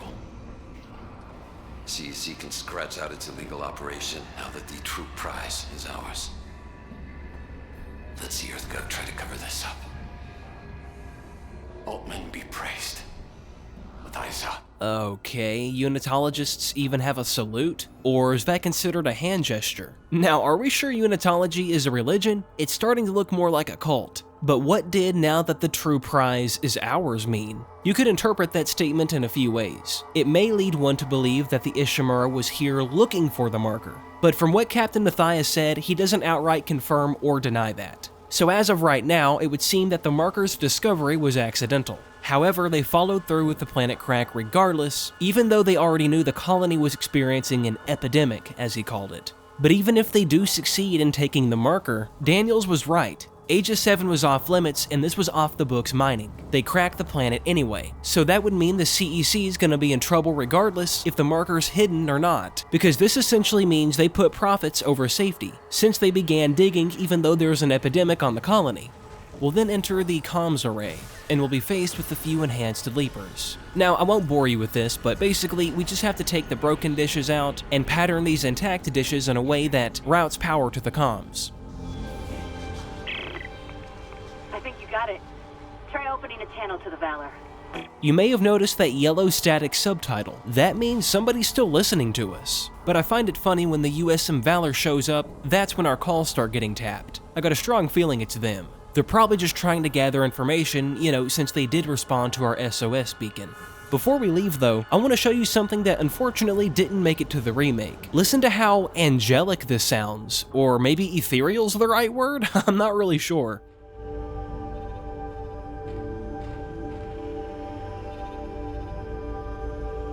It's just a droning, beautiful noise. I'm not sure why they decided to remove this, but anyway, it kind of made me sad when I compared the footage, so I thought I'd let you guys know and make you guys sad too, I guess.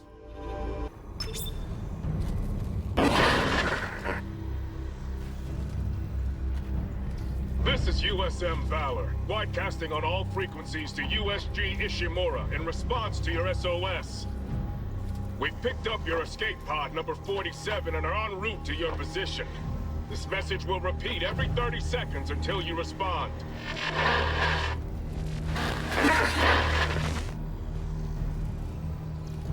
Escape pod? Oh, fuck. The pod Hammond jettisoned. It had shit. That creature was inside. No. USM Valor, come in. Come in, Valor. Oh, her signal isn't strong enough. Can we deploy the long-range antenna? No, something's blocking the blast doors over the comms array. The hell? There'll be a manual release over at maintenance. I'll go. Keep trying to reach them.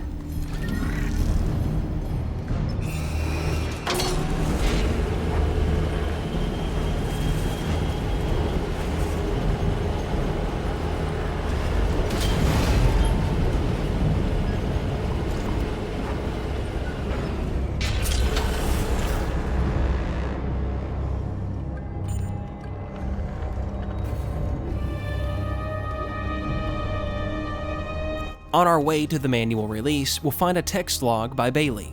The comms relay crew, personal log. It happened again, third time in the last however long it's been. I came in after my shift and found Rousseau at the transmitter again. They looked like hell. I don't know if they'd even slept since the last time I caught them in here. Not very reassuring to see the chief engineer in this state. Rousseau didn't even hear me come in, so this time I just listened. They were talking to the relay crew again. Talking, then listening. They even laughed. God, how long's it been since anyone on this ship fucking laughed? I know I should say something to engineering. I've already told Rousseau over and over that we don't have a comms relay crew, that the array is broken beyond repair, that no one is coming to save us. And they listen, but it's like they can't keep those thoughts in their head, as if it's too much. I get it, everything on this ship is too much. So this time I just let them talk. If a broken transmitter and a mic full of static gives them something to hold on to, maybe even helps them keep the ship running a little longer, who am I to judge? And yeah, maybe I've talked into the same transmitter once or twice after hours, just in case. Like that poem says, hope sings the tune without the words, and never stops, at all. What's crazy is Rousseau might have actually have been talking to somebody, or at least Rousseau thought they heard someone. It's a chilling thought that these are probably the beginnings of the Merker's effects.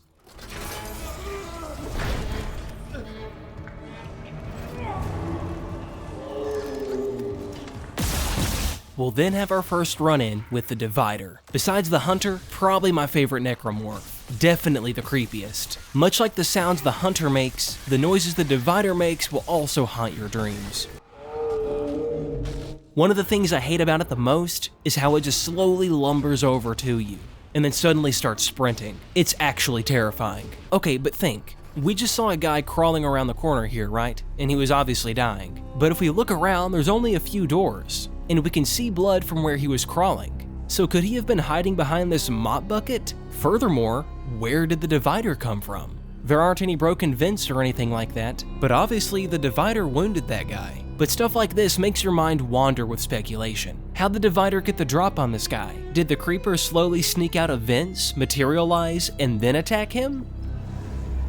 In a locker room, we'll find a ton of supplies, along with our last plasma cutter upgrade. And luckily there's a store, and as we've seen a moment ago, a bench back behind us. So we can go ahead and sell stuff, buy the nodes we need and whatnot, and go max out our plasma cutter. Maxing it out will increase our magazine capacity, damage, rate of fire, and the upgrade we just picked up is called Weighted Blades. Melee attacks can knock enemies prone. That'll be handy for crowd control. We'll have to remember this.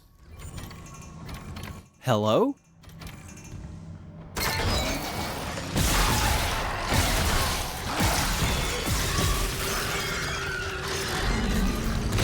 Ha ha ha, that was really funny, Motive Studio, or Visceral, whoever the fuck put that in the game.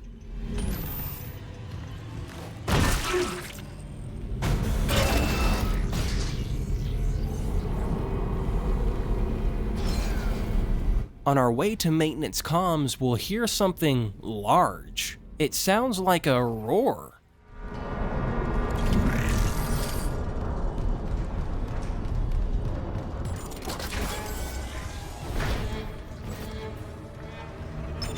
Error. Blast doors obstructed.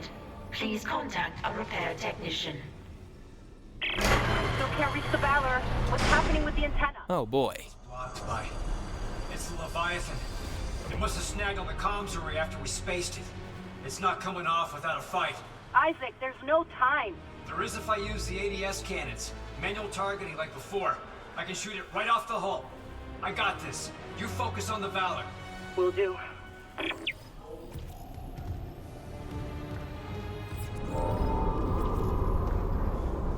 This is another sequence the remake heavily overhauled, and in my opinion made much better. In the original, we had this asteroid-like mini-game shooting this giant, necromorph crab that kind of looks like a chimera from Godzilla. But in the remake, we can now use the ADS cannons to target weak points. And I'll admit, if you don't come prepared and you don't know what you're doing, you can get hurt here, and even die. When I was playing on Impossible, I took this extremely seriously. Also, not to mention, you're in a vacuum, so you're also on a timer. There's 3 ADS cannons, and what I like to do is activate the middle one and shoot while drifting either left or right. This will help dodge tentacles, but it'll also bring us closer to the other ADS cannons. Also, it's more efficient for our oxygen time. Now, the far left and the far right ADS cannons luckily have an oxygen station. Manual targeting enabled.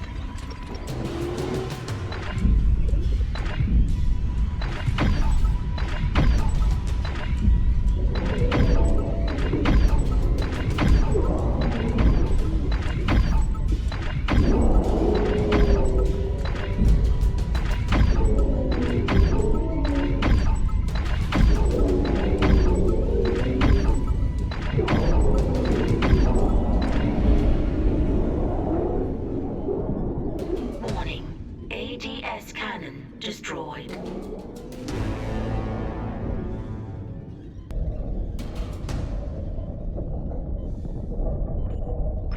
Manual targeting enabled.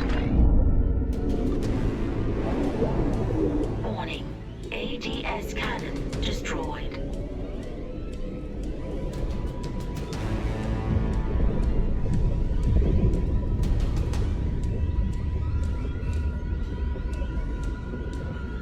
Manual targeting enabled.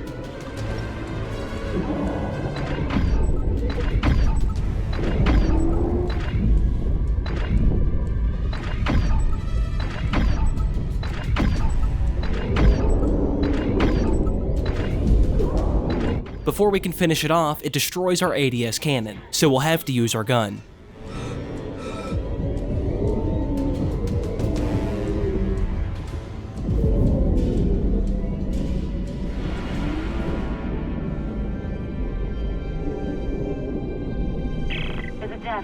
Dead and gone. I'll try the antenna's manual release again. Do it. I've got a transmission loaded and ready to go. This time we can watch the Leviathan drift into the void.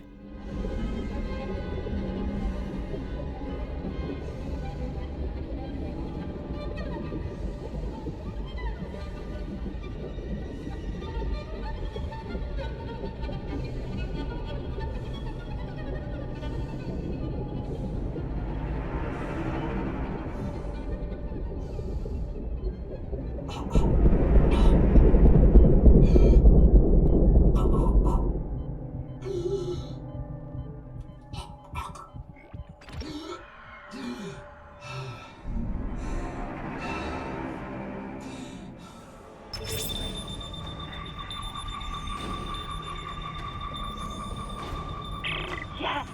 Finally!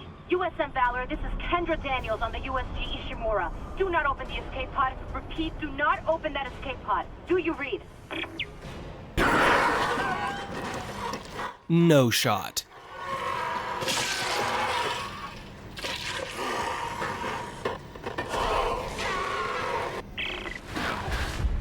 We're too late. The Valor!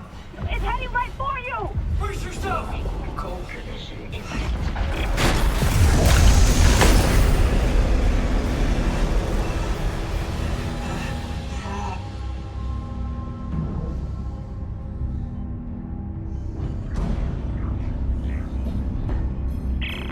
Daniels, what happened? Something shook the whole crew deck. What hit us? An asteroid?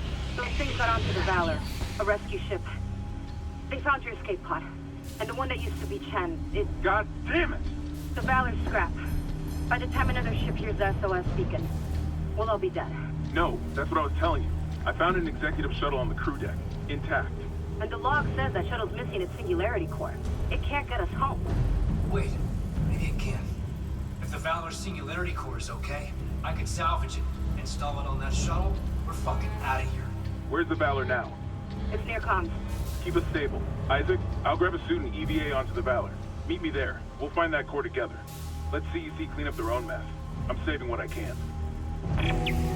Alright, shit's getting really good. Now, we're supposed to go back through the airlock where we just killed the Leviathan, but I'm actually gonna go back and get something. You're not gonna believe it, but I'm getting the pulse rifle. I know, I talked loads of shit about the pulse rifle, and I don't want to spoil it, but basically, something's coming up that requires you to waste ammo, and I don't want to use my plasma cutter. So trust me on this, okay? This is the way. This is the way. This is the way. This is the way. Exiting the airlock, we can see the Ishimura impaled by the USM Valor, with loads of debris flying around. Isaac, I'm on board. The Valor's trashed, but I can make it to the bridge. The hell was that? And we'll be greeted with a different AI intercom. Exiting zero gravity. Exiting vacuum. I know it's a small detail, but it's unusual not hearing the female voice from the Ishimura. The first section of the Valor we enter are the soldiers' barracks, and we'll get a glimpse of what looks like a slasher. But what follows it is a very unfamiliar noise.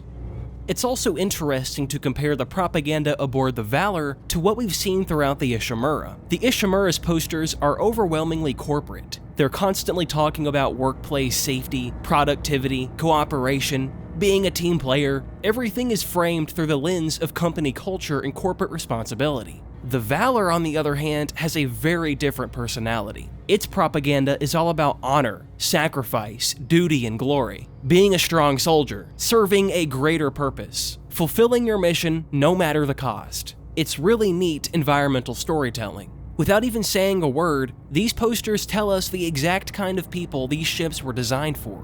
And as we'll soon discover, the Valor's mission wasn't nearly as heroic as the posters would have you believe. Isaac, we have a problem. The Valor's carrying a 12-megaton warhead. The crash hit the torpedo bay hard. I need you to handle that nuke right away, before something sets it off. Handle 12 megatons? You know I'm not a nuclear engineer, right? I don't need you to be. Just stabilize the warhead and eject it away from the Ishimura. Christ, Hammond. No one trained you to carve up monsters with a plasma cutter either. You haven't let us down yet. It's been a while since we've heard from Hammond. I miss him gassing us up like this. This is when we get a better look at what we've seen earlier. It's called the Twitcher. And as you can see, they are very fast and very tanky.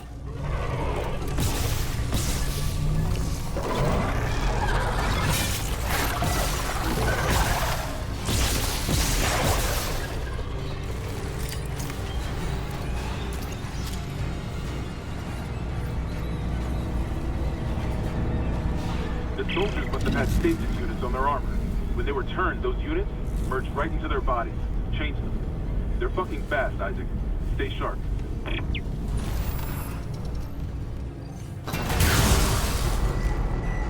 Oh, well that's just great. We'll attempt to use an elevator, but it blows the fuse out, so we'll have to be on the lookout for another fuse. In the meantime, we enter the briefing room and discover a shocking revelation in the form of a text log.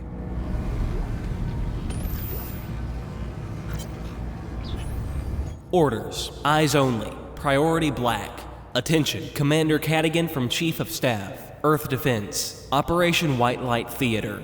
Aegis System. Aegis 7. Objective. Deep Cleanse. CEC vessel USG Ishimura is in breach of EarthGov System Isolation Order. Believed to have recovered Marker 3A. Special Ops has confirmed the system, but unable to provide planet location. Special Ops advisory follows. Exercise extreme caution. If Marker 3A has been recovered, onboard infection is a credible threat. Operational orders. Shock point to Aegis system. Move to position out of local scope range, and await signal from Ishimura to confirm location.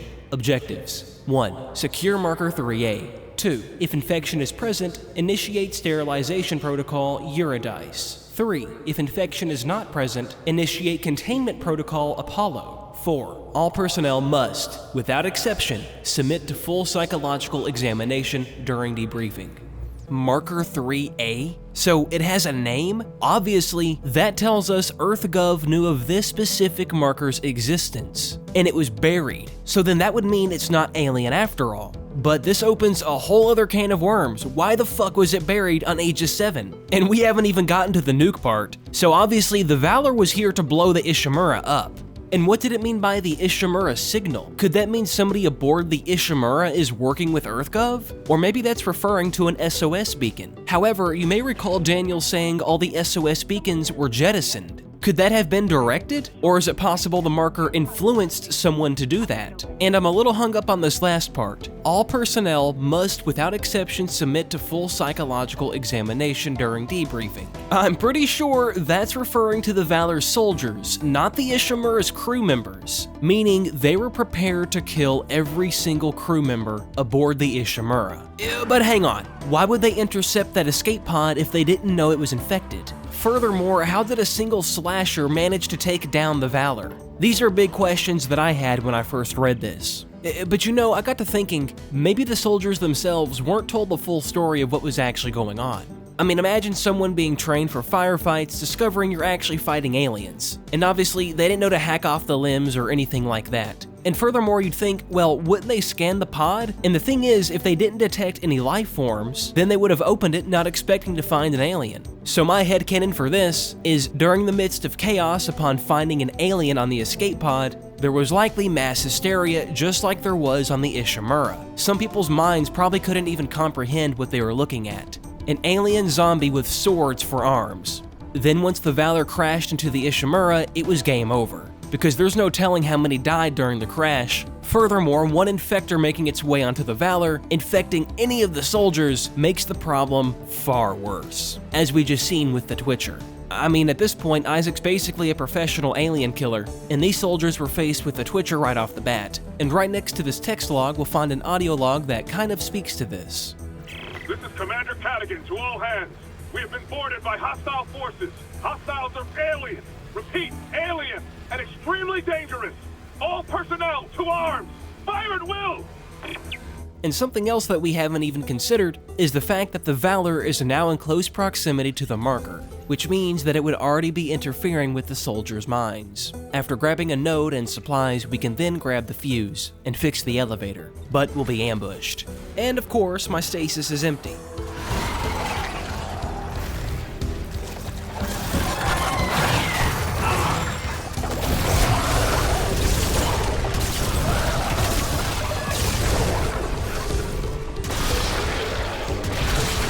All good though, we got it sorted out.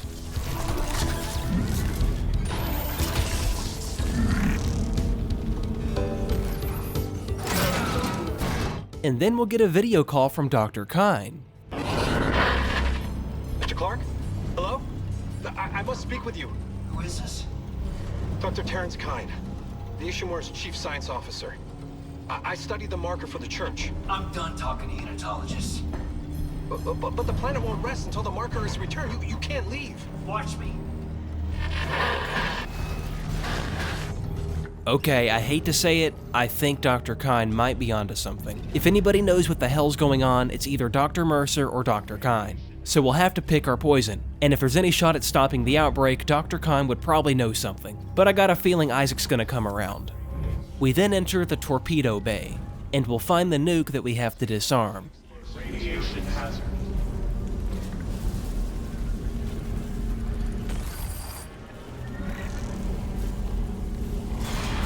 And of course, exploders come out trying to kill us. And this isn't a joke, by the way. If you blow up the orange sack near the bomb, you'll actually die.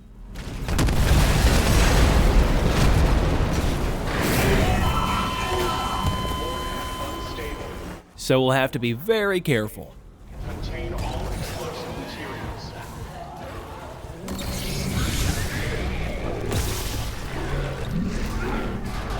Caution. Warhead unstable. Contain all explosive materials.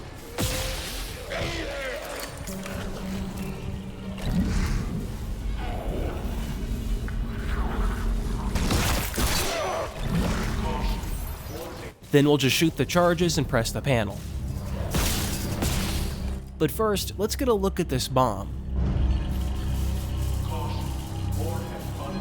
Yuri Dice Mod 1, 12 megaton capacity. Yuri Dice, huh? So evidently they weren't gonna go with their other protocol, Apollo, meaning they were planning on blowing up the Ishimura. And to put some things into perspective, this 12 megaton Yuri Dice bomb is roughly 800 times more powerful than the bomb dropped on Hiroshima. It's still not as large as the Tsar Bomba, but it's plenty big. This is more than enough to flatten a large city. Contain all of power restored to Ordnance Control System.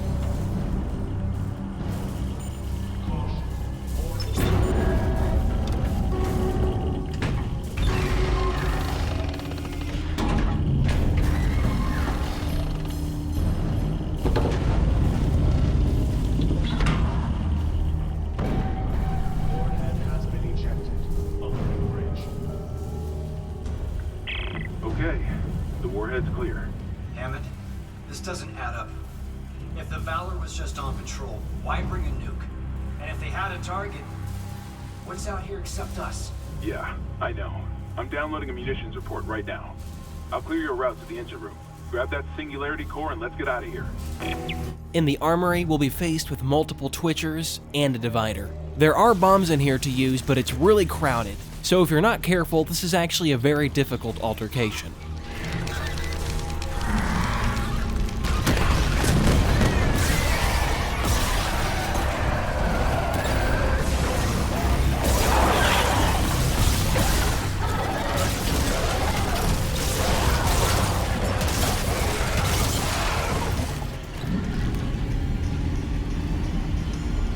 Now remember we grabbed that pulse rifle? Well, this is what it's for, the shooting range. Now in the remake, this is much easier, but the rules are simple. Shoot all the red guys and you gain points. Shoot any blue guy and your points get deducted.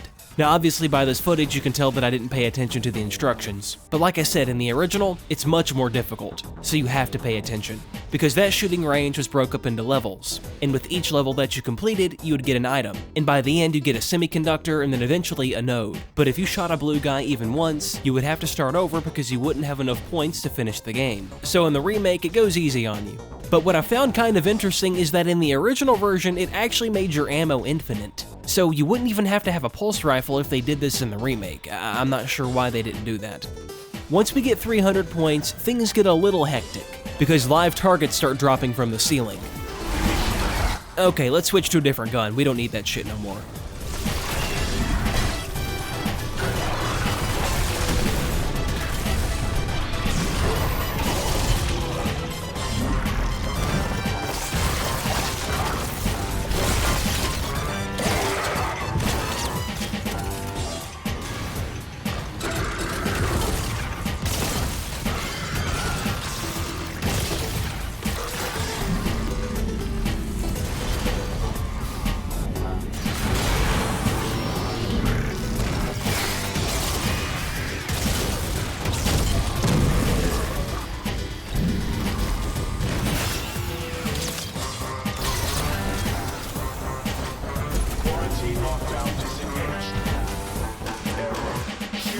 Out of service. Please contact maintenance. And for completing the shooting range, all these lockers will be unlocked. A node and a ruby semiconductor. Not bad. I love how they handled the shooting range in the remake. You start off by just shooting boring practice targets, and then suddenly they ramp things up by throwing actual necromorphs at you. In the infirmary, we'll encounter a malfunctioning medical device that shoots lasers.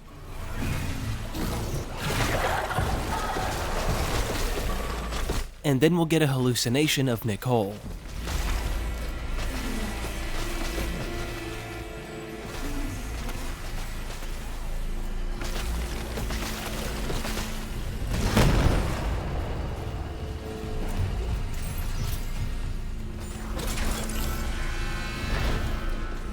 Isaac, you hearing this? It's Chen. There, on the rig link. Did I lock him in alive? Chen's dead. You know that. I know my own fucking corporal. Chen, come in. Oh no, Hammond's hallucinating worse than Isaac at this point. In the Valor's hangar bay, we'll discover an absolute massacre.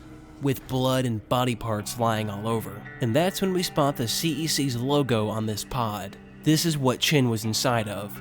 I know a lot of people are up in arms about this part, saying that it's a plot hole and it doesn't make sense how Chin caused this to happen. Who knows, maybe the soldiers thought the necromorph was dead because it played dead. We've seen that happen multiple times so far. It's thrown us for a loop. My theory is that it probably killed a soldier or two and then escaped in the vents. Therefore, everybody was freaked out not knowing where it was. We'll then have to fight a horde of necromorphs.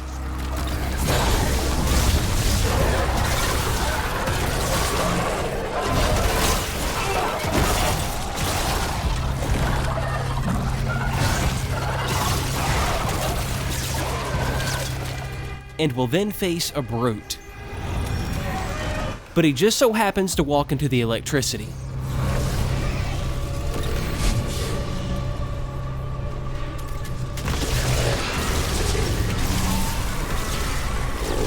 I thought this was a really cool way to watch one go down. We fried the bastard. The Valor's munition load. It wasn't just a nuke. They came loaded for war. You can destroy it. This was no patrol. They knew about the Ishimura. Someone knew.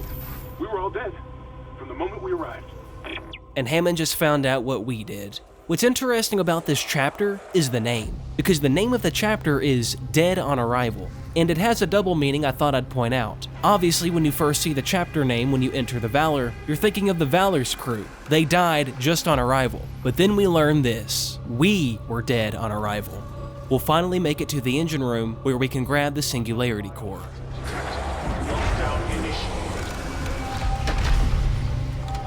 Another malfunction. Half the Ishimura's in the red. Someone get the door open. We're not on the Ishimura. Hammond's in a state of delirium. Chin? What did that thing do to you? Help me get him to the Kelly. Shoot him. It's not Chin. Shoot him! Chin? You're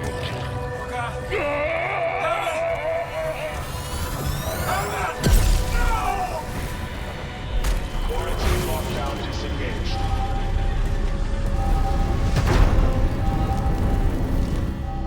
He was reliving what we experienced when we first crashed on the Ishimura, but you could even see it in his facial expressions. He looked completely out of it, whereas earlier in the game he was stoic and put together, and it all stems from the marker's influence and the traumatic experiences he went through on the Ishimura. Singularity core removed. Rerouting power. What? Hammond's vitals, they just flatlined. Hammond's gone. And Chin. Oh my god. Warning. Cascade failure in all primary systems. Fuck! The Valor's gonna blow! Go!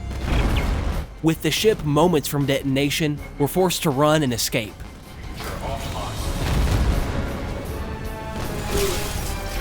And we'll see a soldier trying to escape too, so we'll follow behind them. Shit.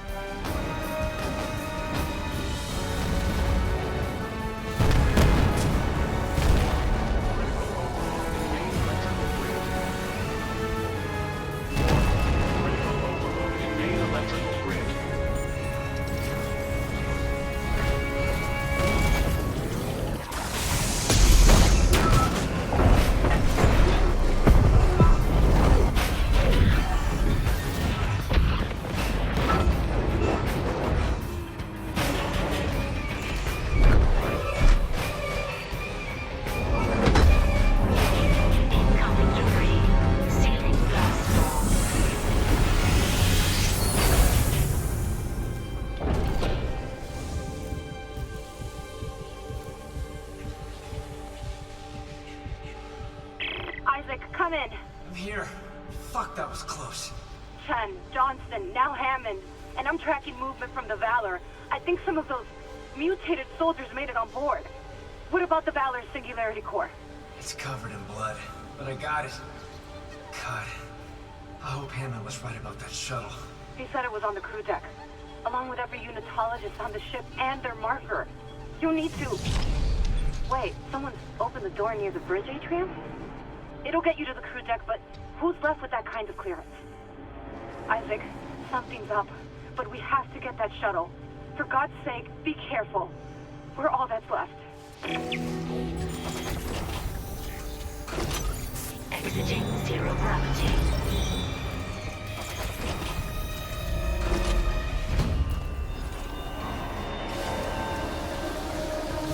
Once we make it back to the bridge, we can finally use the crew deck shortcut, which leads to the tram tunnels.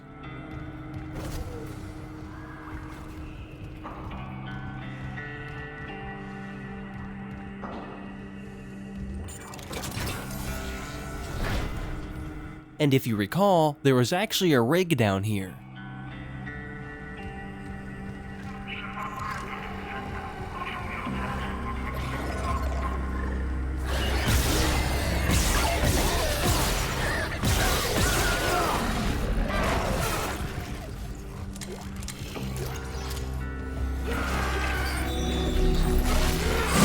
Now that we have the last rig we need, we can go back to the crow's nest and construct the Master Security Override. Master Security Override generated for Isaac Clarke. All access will be logged.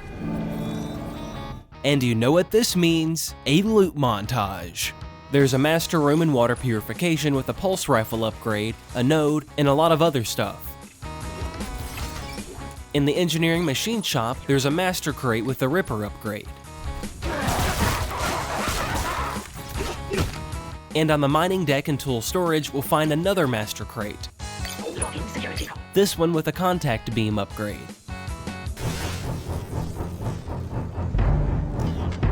In hydroponics, we'll find a master crate with a line gun upgrade. So after we install our line gun upgrade and apply more nodes, we can get back to the main objective.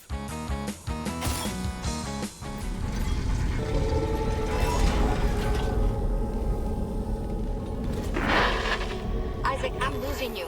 Something on the crew deck must be interfering with the signal. Guess what that something is. If the marker's active... Shit. The crew deck is locked down, but the deck supervisor might have an override key. The last location I have for her is the gym. How long will it take to install the Singularity Core on that shuttle? Not long, if no one tries to stop me. Hurry! We can't leave the marker in their hands. You guys might not have noticed it yet, but ever since Hamlin's death, the game's tone has shifted. It feels much darker. Listen to how Isaac replied to Daniels. He sounds tired and defeated. Not long, if no one tries to stop me. At this point, he just wants the nightmare to be over with. But if you look around, you'll notice the Ishimura itself is much darker. It seems as though, however long Isaac has been here, the ship has aged rapidly. If we go back to previous sections of the game trying to find more supplies with our Master Override, we'll notice more lights are out, hallways are darker. The environment feels much more still and quiet, really telling the player the game's coming to an end, and so is the Ishimura. All the crew members that kept this aging ship alive are no longer around to support it, and it's really starting to show. Processes are failing, fans and lights just aren't working anymore, and Isaac has most certainly been through the ringer. On the crew deck opening the door to the common area, we'll discover a horrific sight. Dozens of corpses with their face wrapped in white cloth. Some are hanging from the ceiling, but most are lying on the ground, all surrounded with scrawlings on the floor in perfect circles of marker hieroglyphs. It's a small detail, but the fact that these symbols are in perfect circles makes one very uneasy, because who can draw a perfect circle, let alone write an alien language in one? And the fact that the marker can instill this within anybody makes it all the more horrifying. And if we listen closely, we can hear Twinkle Twinkle Little Star, just like that elevator in hydroponics.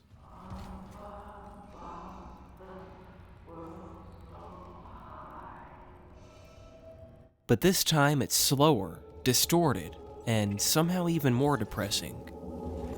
In the back of the room, we'll even find some sort of unitology shrine. What's interesting is that it seems to depict tendrils, but the tendrils are in the formation of a marker. Very Lovecraftian indeed. And is that an eyeball in the center? Does that have anything to do with the people being blindfolded? In the locker and shower room, we'll find more of the same.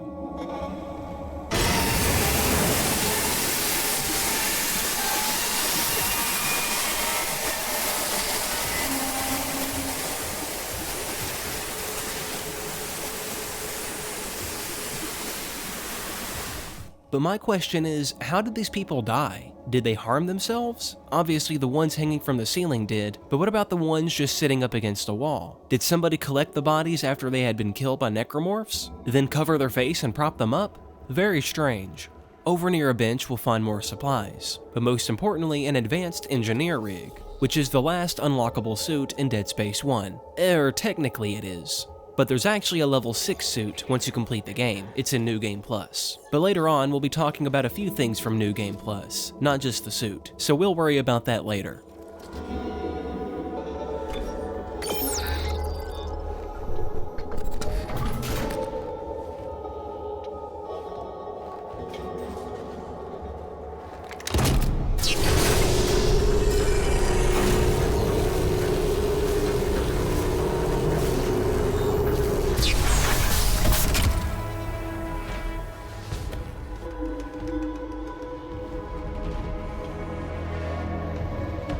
So for the final time, we'll upgrade our stasis zone, stasis energy, the duration of our stasis, and our oxygen tank. We'll then make it to the 0G gem.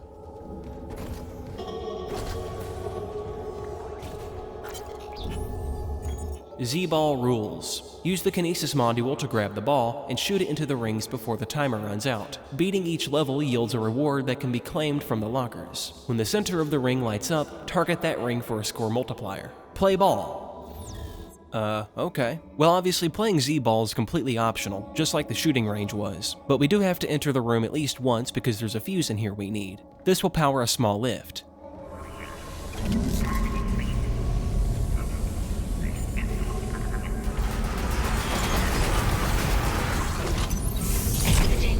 Gravity. But of course, we're playing Z-Ball. Entering 0 gravity. But first we're gonna be harassed by some lurkers.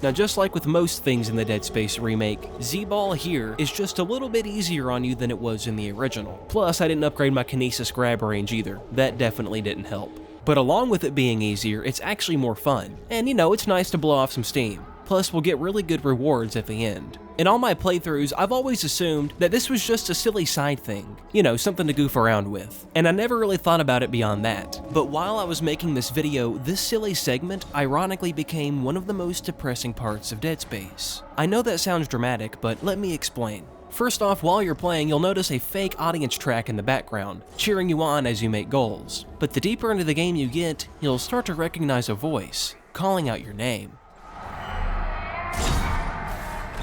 That's Nicole, along with a few other voices as well. Obviously, Isaac's hallucinating this, which turns this silly game into something very chilling actually.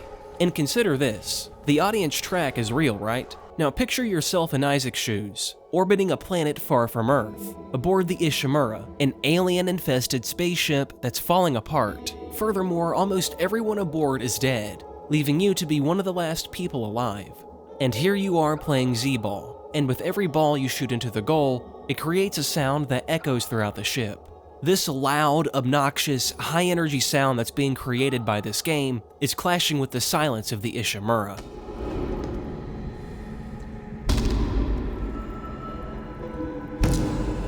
It's actually difficult to put into words the exact feeling I'm trying to describe. And this is another reason why adding a voice to Isaac was such a good move in the remake. It humanizes him. After everything he's been through, I can totally see him zoning out playing Z-Ball, just goofing around, maybe even reminiscing of a time when he was younger playing this game. And putting this into perspective just after Hammond's death adds another layer of sadness. I just love moments like this when you're fully immersed, because not only is the game wearing Isaac down, it's wearing you down. With every chapter in Dead Space, a new problem arises. You begin to think that Isaac's never getting off this ship. So what's the point? All of our attempts have been futile, and this painful isolation even echoes in the lounge area, with bottles and cups lying around, some tipped over, a place that at one point used to be bustling with life, a place where people would gather and have fun, and now it's all destroyed. And the full realization of this couldn't have been any more poetic than on Chapter 10, End of Days.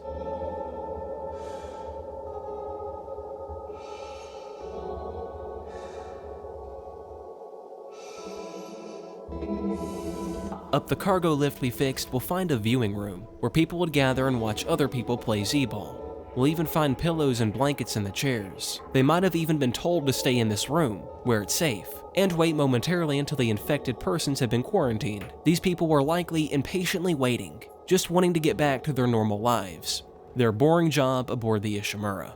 And as we can see, that never came to be. Now that we have the crew deck keycard, we can go back to that unitologist shrine and open the door. And we'll find Jacob Temple? I'd say your usefulness has run out. Mercer! Still alive, Mr. Clark. I'm still denied convergence thanks to this ingrate. Mercer, wait. Tell me. I want to understand. What is convergence? But you already know. Dead or living, we all feel the marker's true purpose. Don't you want to be reunited with the people you lost? Aye. Yes. Then why not with me?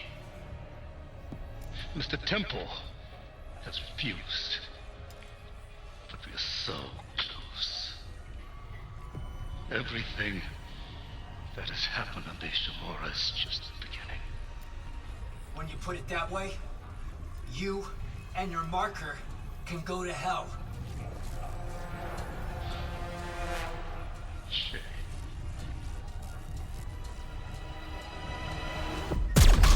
No! God damn it! And a slow death in stasis.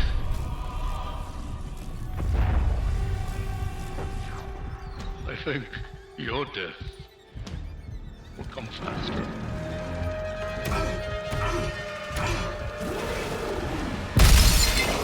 We are then trapped with the Hunter, with all of our escape routes overgrown with flesh, so we'll have to find the orange weak points to get by. And you might have noticed that this is the marker, but obviously we really don't have time to sit around and look at it. However, I need to show you this. Look how it's slowing the Hunter. It's almost like stasis.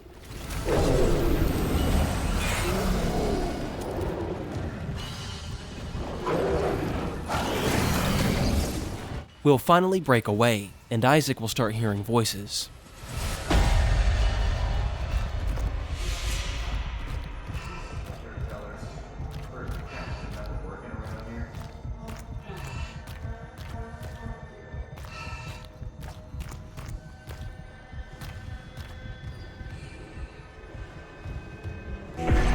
But you're on it, right, Isaac? Everything's gonna be just like it was. Even our objective log is becoming distorted by the marker. And soon, we'll start hearing voices from dead bodies. Isaac, I wish I could talk to you. I'm sorry. I'm sorry about everything.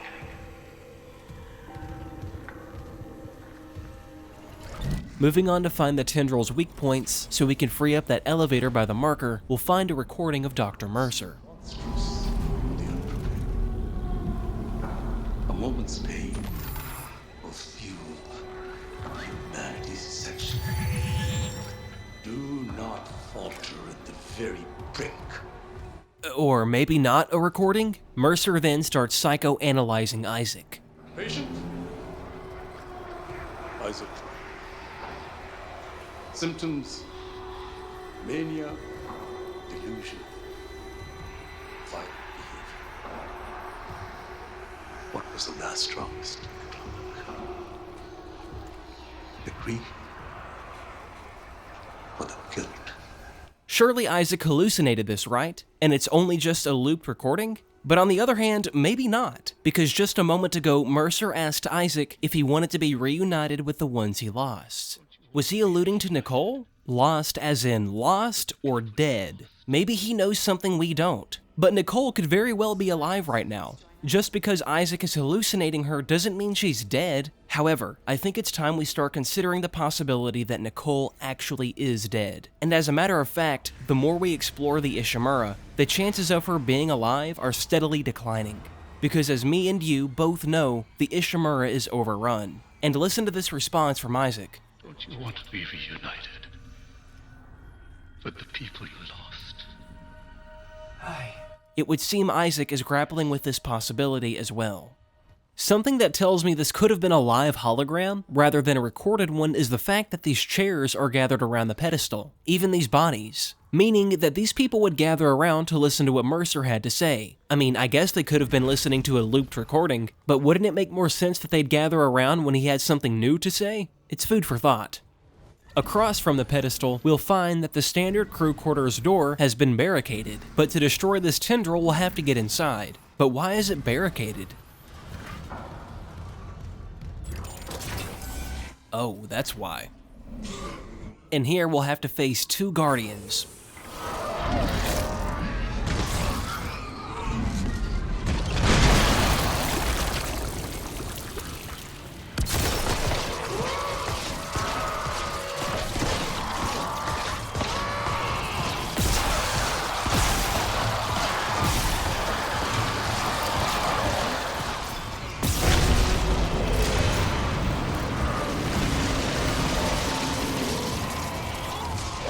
Whoa!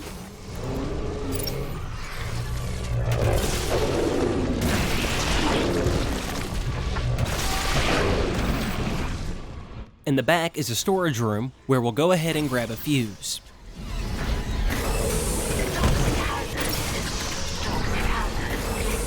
Toxic hazard detected.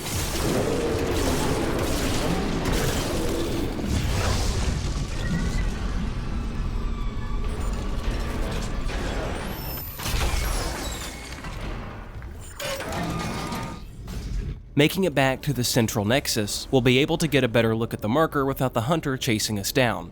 But first, we can't forget about Jacob. Temple was one of the few people on the Ishimura who never stopped fighting. And if you think about it, in many ways he was walking the same path as Isaac, an engineer desperately trying to survive this nightmare and save the woman he loves. He even stood up to Mercer when no one else would or could. And the cruelest part of it all, Liz Cross will never get to see him again.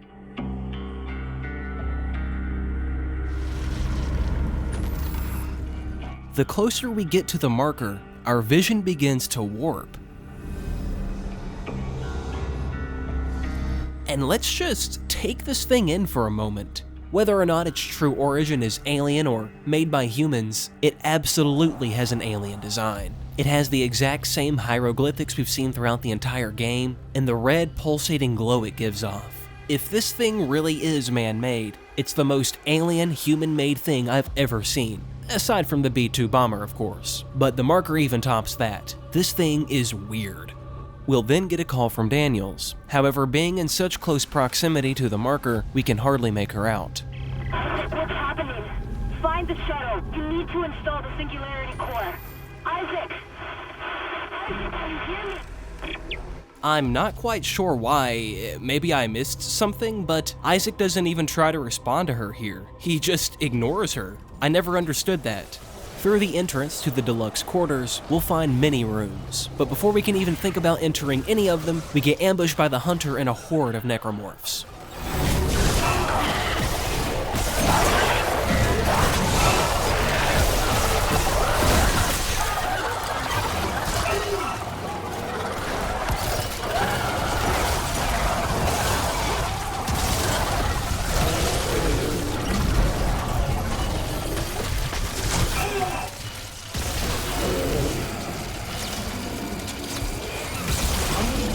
We'll eventually loop back around, and this time we'll find the deluxe quarters quiet.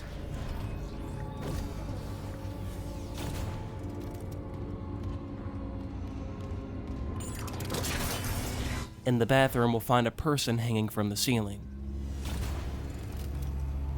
And approaching the consultant suite, we'll hear a woman laughing.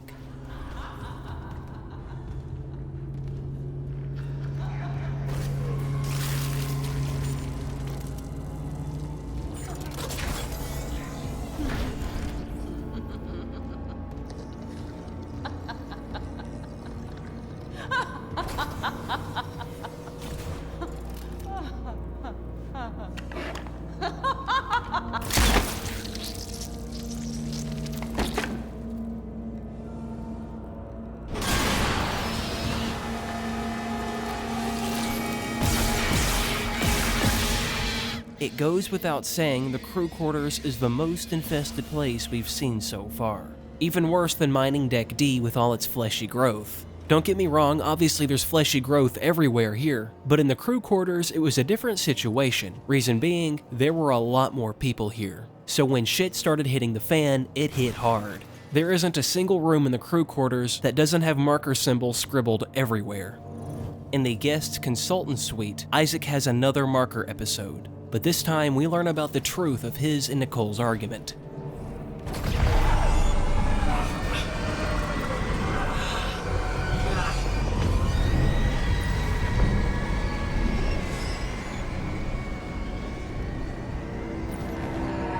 Isaac.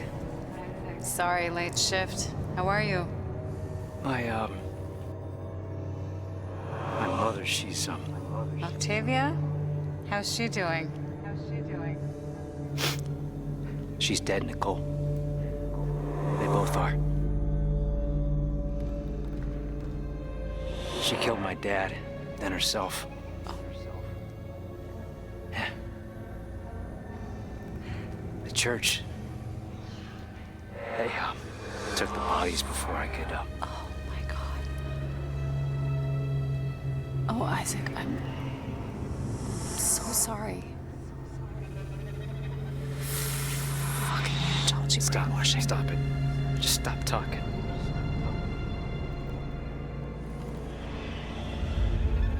You said she was herself again. You said she would be better at home. I trusted you. God. You might as well have killed him yourself. But she was better. You told me to leave for the Ishimura. You pushed me to... You know what? Go to hell, Isaac. Nicole! Nicole! I didn't... Oh, God. No. Not her, too.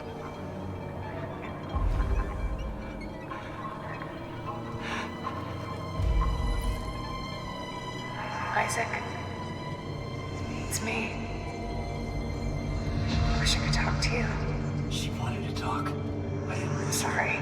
I can make it right. I'm sorry. I can save us both. About everything.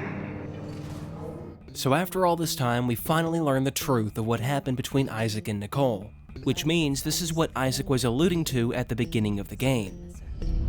Ishimura is not a job you turn down, but 6 months apart with only vid calls.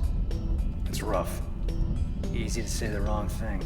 Yeah, he said the wrong thing, alright. That was a generational fuck-up. But of course, Isaac was very emotional, and he deeply regrets it now. It's gut-wrenching that was the last thing he said to her. But something's not quite adding up.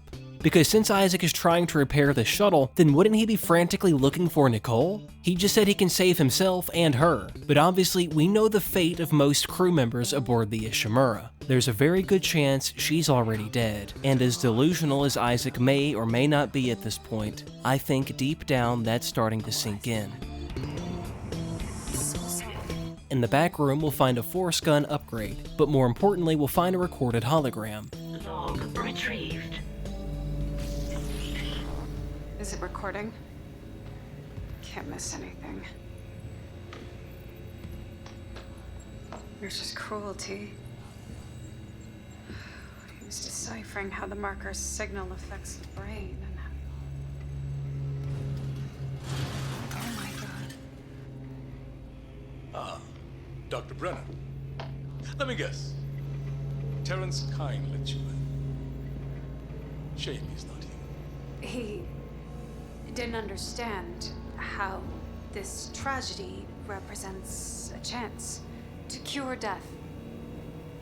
Go on. These creatures,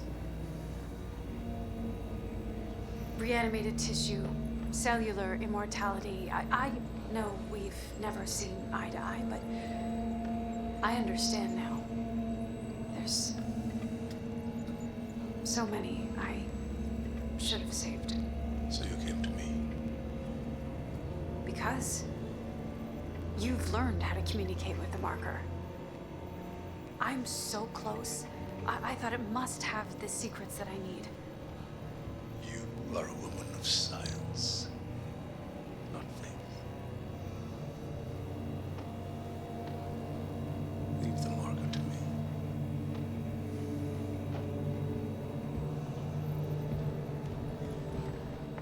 These are your autopsy notes.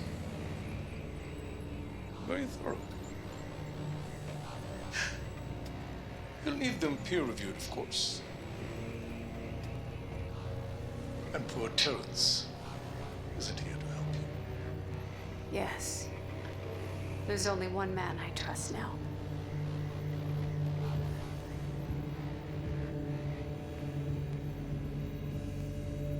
Very thorough indeed. And useful for Mr. Harris's next surgery. You might not have caught it, but Nicole made it out with some research from Dr. Mercer. It makes me wonder what she did with it. Is it possible that she gave it to Dr. Kyne? Maybe that's why he's so interested in talking to us. This also leads me to believe that Dr. Kyne might know where Nicole is. But let's rewind this for a second, because we actually missed something, or at least I did when I first watched this hologram. Oh my god. What was that? What was he getting ready to do? Was he getting ready to use stasis on her like he did Isaac? Maybe he shut the door behind himself? I'm not sure. Maybe you guys in the comments will have an idea. In another room full of bunk beds, we'll find severed legs, positioned as if somebody was using them as bowling pins. And you could probably guess what they were using as the bowling ball.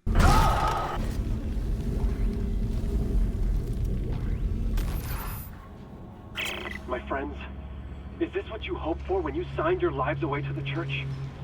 Does this carnage look like transcendence? I don't know what lies beyond death.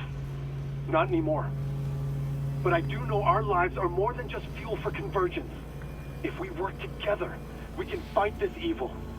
It's not too late. Please.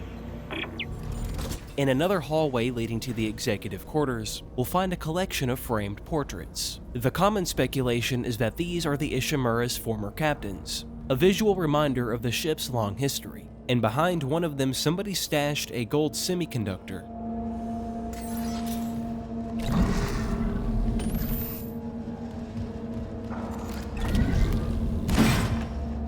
Also, these exact portraits are shown in the 2008 Dead Space. It makes me wonder if they're in the expanded universe somewhere.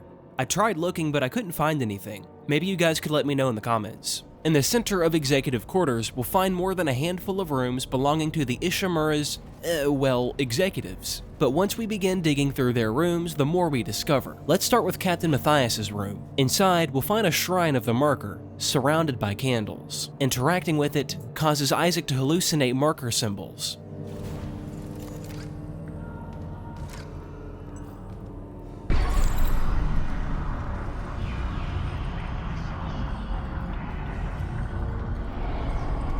The walls surrounding this shrine are even covered in symbols. Makes you think if Captain Matthias wrote these himself. In the corner we'll find a text log. Eternal rest to Captain Matthias. From unidentified sender. Subject, confidential. Fleet position confirmed. To Captain Benjamin Matthias. Referencing our pre-departure discussion, I am blessed to report that the Vested have authorized a premium stasis capsule for you to aboard the Church's Holy Fleet. Congratulations! Your generous donations over the years have already covered all post-mortem stasis and cryopreservation fees. While I cannot guarantee which Ark will safeguard your physical body, all fleet vessels are designed for centuries of deep space operation and equipped with state-of-the-art defense technology, ensuring that convergence will proceed without interference when the holy hour approaches. I must reiterate that this berth is conditional upon the successful completion of your pilgrimage. Once the marker is safely delivered into the Church's hands, and all electronic records have been appropriately amended, I will be pleased to finalize the resting place amongst the Church's most blessed, including Altman himself. Praised be the marker and its prophets. Phoebe Tremaine, Sanctified Messenger, Fleet Selection and Security, Church of Unitology. All correspondence to and from this individual is monitored. Disclosure of any information in this message to heretical parties is strictly forbidden and punishable by seizure of property and/or excommunication.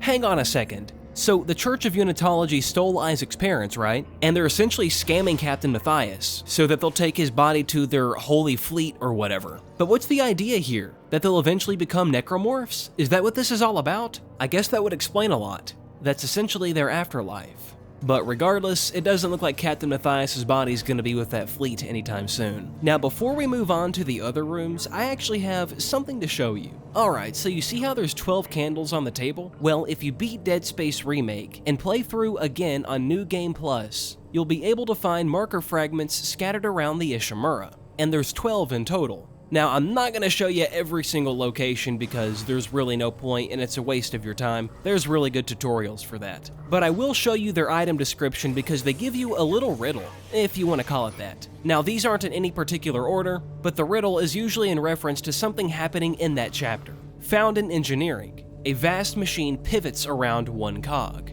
Found near administration, one uncorrected failure collapses a system. Found on the crew deck, one push takes you over the precipice. Found in hydroponics, poison and cure grow from one seed. Found in the cargo bay, one fragment shapes the greater whole. Found in medical, one cell corrupted infects a whole body. Found in cryogenics, one man can wake what sleeps in the ice. Found on the flight deck, one new starting point alters a fate. Found on the crew deck, what difference will one death make? Found in communications, one word changed inverts all meaning. Found in Dr. Mercer's office, one fear indulged reshapes a man. Found on the mining deck, one secret unearthed dooms all the world. It's a pretty easy guess what that last one means. Now, once you have all the marker fragments and you activate this table, this happens.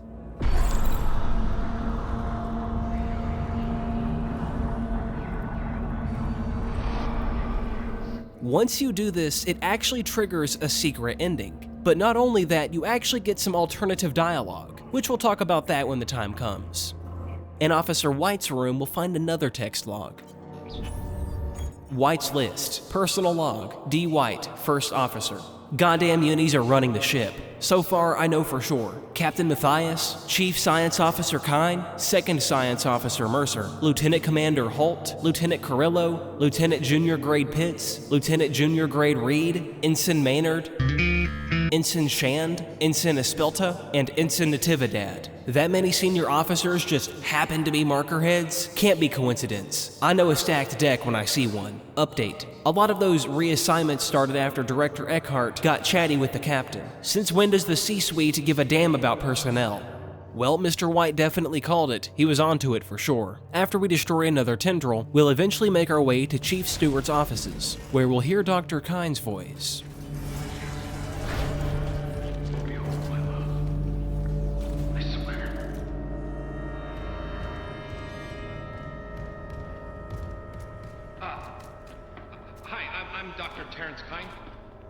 Remember, we spoke on the Valley. If you're real, let me in. I need to destroy that cluster behind you. Not yet. Escape on that shuttle and you'll kill us all. When they took the marker from Aegis 7, it woke the being in the core of the planet.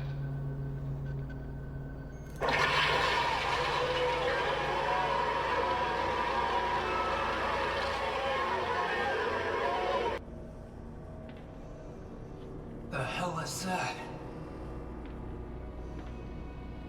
Mercer calls it the hive mind. Nexus organism which controls these necromorphs telepathically. If If we leave while the hive mind is active, well, you saw the Valor. If even a single necromorph escapes, humanity is finished. The marker. Emilia, she knew. She told me it would return the beast to its slumber. Okay, so if we return the marker to Aegis 7, it'll stop the outbreak? Exactly. But we need the shuttle to return it to the planet. You have a singularity core, and I can let you through. So what do you say? If it'll end this for good, deal. Excellent. I can distract Mercer, but not for long.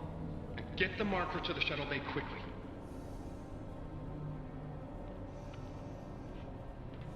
Thank you, Mr. Clark, for helping me fix my mistakes.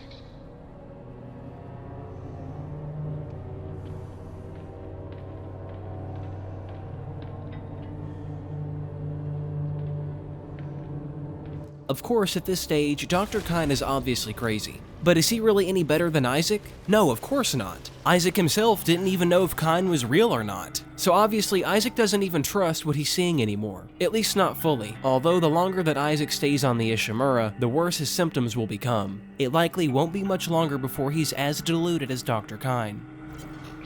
Nexus Organism. She was only a voice at first, but now she is my constant companion again. I had forgotten how much her presence soothes me, and as always, she sees to the heart of the problem. The marker must be returned. Perhaps there's been some kind of accident, some severance. Do the marker and the hive mind always coordinate? Or can the hive mind slip the marker's influence somehow? Regardless, if this theory is correct, if the two are now at odds, if the marker can quell the hive mind, it would cut the puppeteer's strings at a stroke. It seems obvious in retrospect. These necromorphs have no intelligence. How could they? Yet there's clear, if rudimentary purpose behind their actions, especially the gathering of corpses. They're clearly following some drive to kill living organisms and gather biomass. But where does this drive come from? How does it command them? Do all necromorphs converted by a marker share this bond? Pack instinct? Or is it the hive mind demonstrating a genuine telepathic communication? Perhaps the first ever observed? How painful to admit that the marker's horrors still hold a fascination for me. Now I think I understand my predecessors, those who first studied the black marker. Rather better, the road to hell begins with unprincipled curiosity. Foolish, foolish, foolish. I should have known sabotaging the engines was only a stopgap. Are we returning to Earth? Is the marker falling back into the Church's hands? Yes, Emilia, there are always alternate solutions. Always. So Dr. Kyne thinks that returning the marker will make the hive mind go back into its slumber? It's difficult to follow this logic, because ever since they brought the marker aboard the Ishimura, that's when the outbreak occurred. So I'm not really sure if the hive mind has anything to do with this actually. But about that black marker, that would have to mean that the stories are true, and there really was a discovery of an alien marker. But how did the Valor know that there was a marker planted on Aegis 7? That could only mean that this red marker we're dealing with is reverse-engineered alien technology. And now that leaves us with another question. Why did they reverse-engineer the marker? There had to be some gain behind it, right? EarthGov wouldn't waste an untold amount of money on nothing. Regardless, experimentation must have went very wrong. Discarding the marker on some random planet like this is pretty desperate. In the back room, we'll find Emilia's name written dozens of times. Now that we've destroyed all the tendrils, we can return to the marker and activate the loading controls.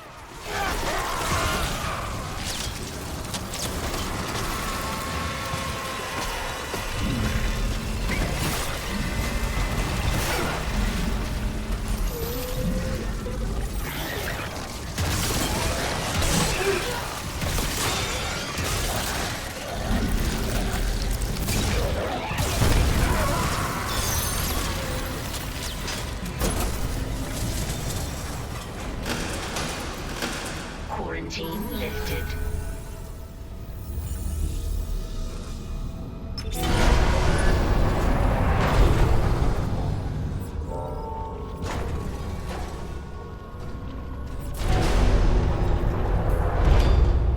Which also means our next task is to install the Singularity Core. Ah, you have it. Now install the Singularity Core on the shuttle. I'll come help you load the marker. Damn, Mercer's close. Hurry!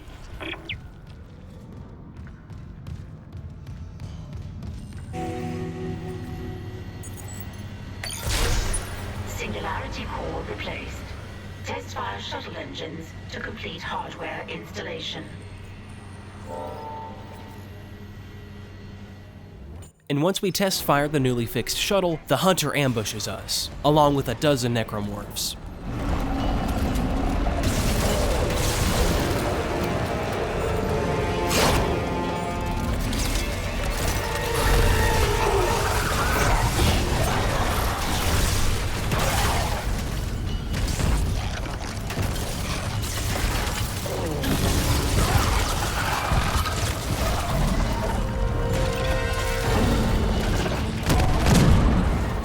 And after taking out all the necromorphs, we're free to finally immobilize the Hunter behind the shuttle. Then we can stasis him. Once we do this, we can then test fire the shuttle one more time. This will finally put Harris down.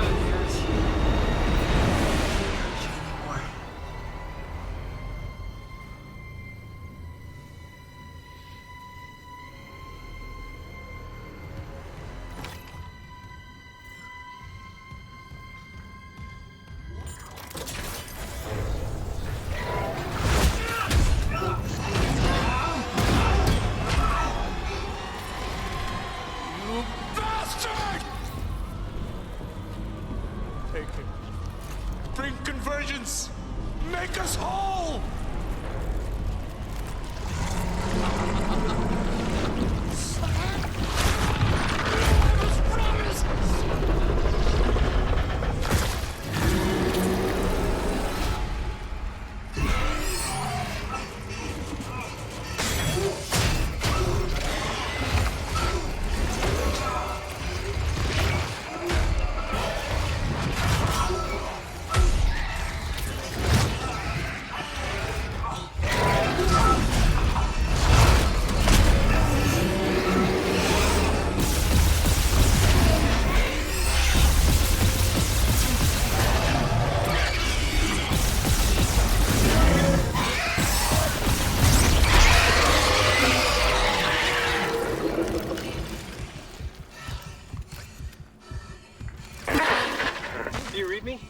Mr. Clark!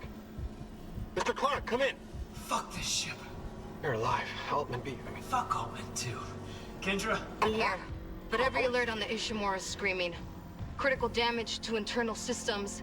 The marker just ripped right through the ship. Something pulled it down to the cargo bay.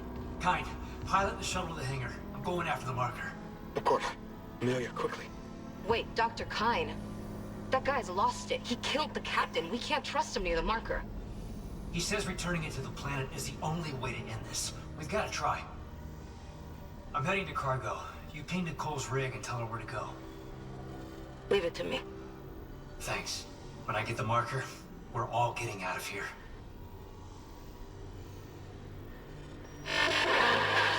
Whoa, Daniels did not seem happy about that. I mean, after all, we're escaping, so why would she be so upset? Why wouldn't she be on board with Dr. Kine's plan? Also, you might have noticed Chapter 11's name, Alternate Solutions, which is exactly what we read in Dr. Kine's text log. At least we don't have to worry about Mercer anymore. After everything he's done, it's hard to say he didn't have it coming. But even now, one question still lingers in the back of my mind. Was Mercer actually communicating with the marker, or was he simply hallucinating? A man so consumed by his obsession with the marker that he mistook his own delusions for divine revelation? But even if he was in direct communication with the marker, we all know the outcome. He was betrayed in the end.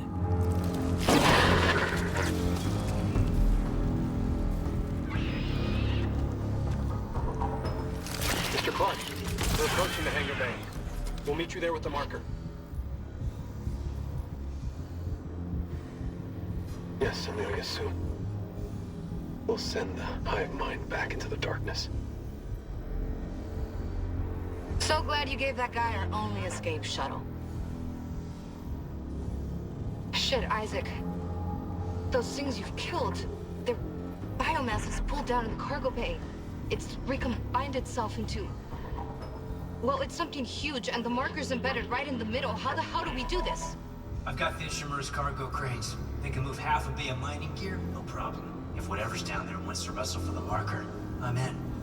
Override the safeties, and yes, it might work. But hurry. We're losing critical systems fast. We then reach the cargo bay, but first I just want to point out, passing through here in the original Dead Space is actually terrifying, because walking through these halls we can clearly hear people whispering our name. And what started off as just thinking you're hearing things and shrugging it off has grown into something that's completely undeniable. Isaac is going crazy.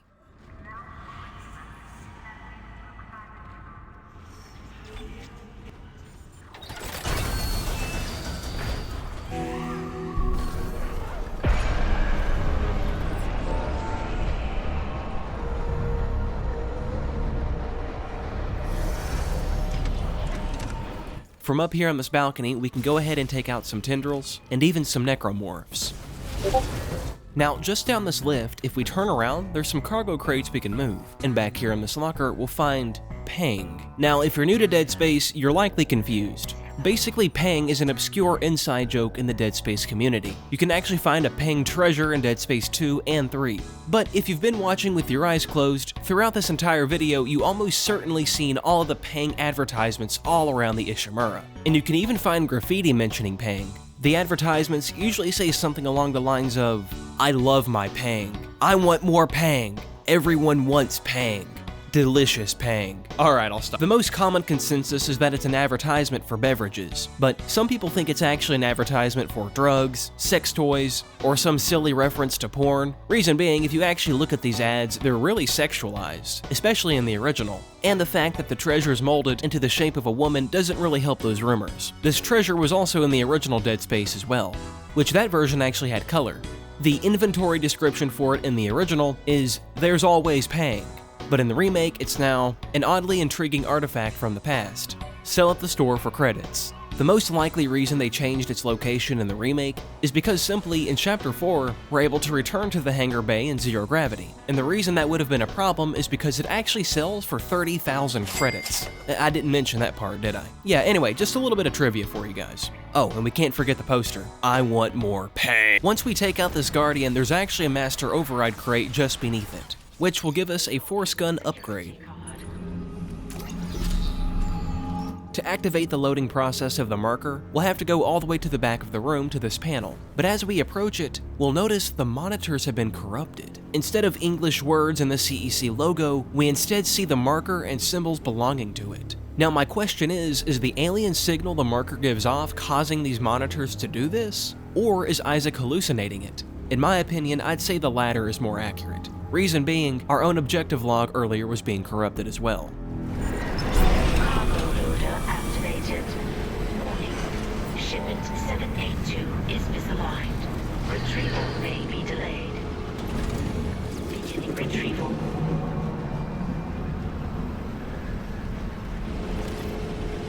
Still on one pass. While the loading process begins, we'll face off with multiple waves of necromorphs. And we'll even have to deal with some tendrils. I'm reading a cargo transfer to the hangar bay. The marker. Good work, Mr. Clark. On our way. Kine, your flight path goes by airlock 19. I can get there from the computer core. A pickup. Yes, we'll be there. Can you make it to the airlock alone? No movement on the cameras. I'm just gonna run for it. Wish me luck. Well, before we load the marker and return it to Aegis 7, this is basically our last chance to tie up any loose ends. If you've missed any upgrades, logs, side quests, or collectibles, now's the time to grab them, because once we leave the Ishimura, there's no coming back. This is the point of no return. And honestly, that feels strange to say. That also means this is one of our last chances to stand in the flight lounge and take it all in. We've spent so much time on this ship that it almost feels like Isaac's been trapped here for weeks. Yet, according to the lore, the entire outbreak only occurred over the course of a few days. Still, after everything we've seen, the horrors, the losses, the countless near-death experiences, it feels like we've lived a lifetime aboard the Ishimura. And just when we think we're about to leave this nightmare behind, the Ishimura reminds us one more time how bad things really are. And if you pay close attention, you can actually see marker symbols squirming across the screen, and we'll begin hearing past voices.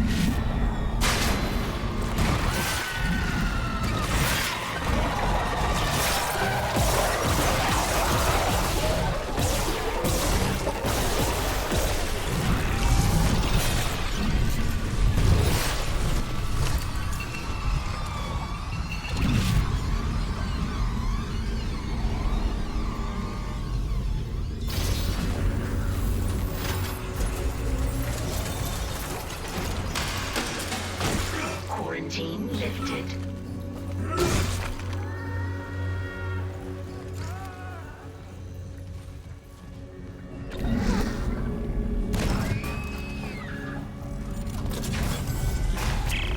Mr. Clark, your colleague's safely on board. My name is Kendra Daniels. Stand by, Isaac. He's bringing the shuttle in now.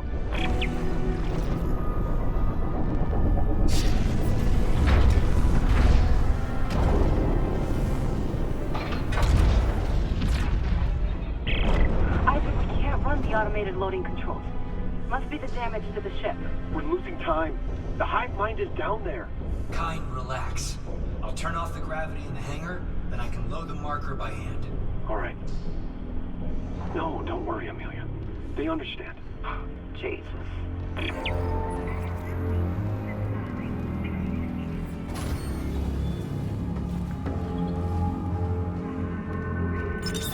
Entering zero gravity. Now all that we have to do here is find a fuse and repower the cargo rail tracks. Then we can begin moving the marker.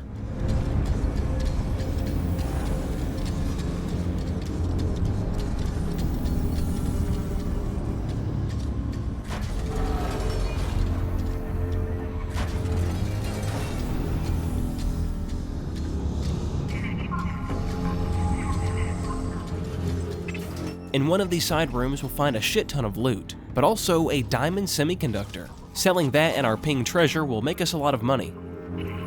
Nice.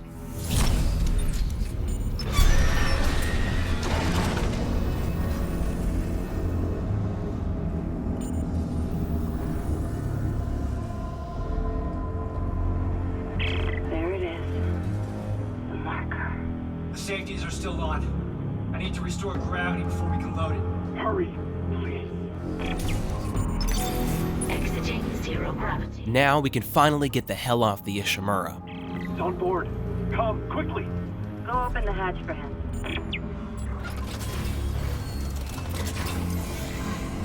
Cole, is she here?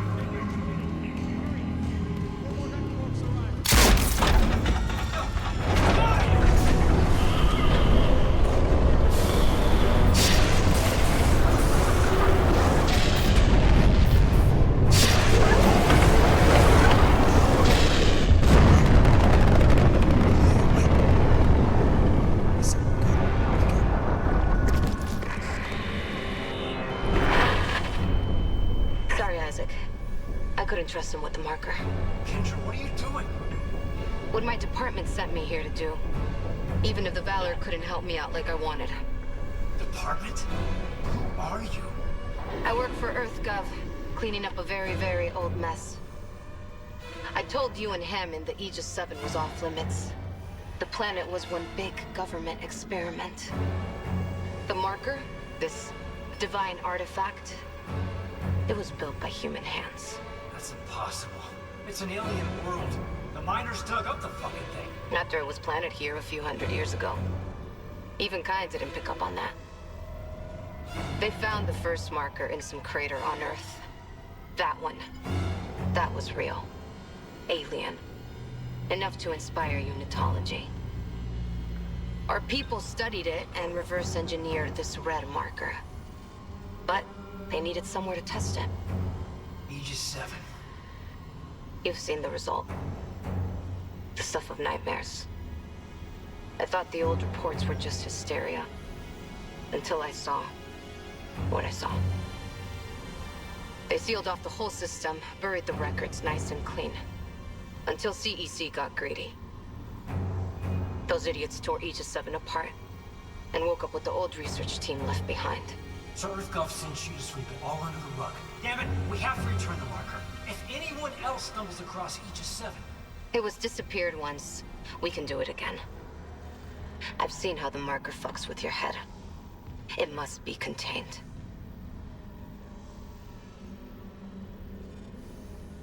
For what it's worth, we made a great team.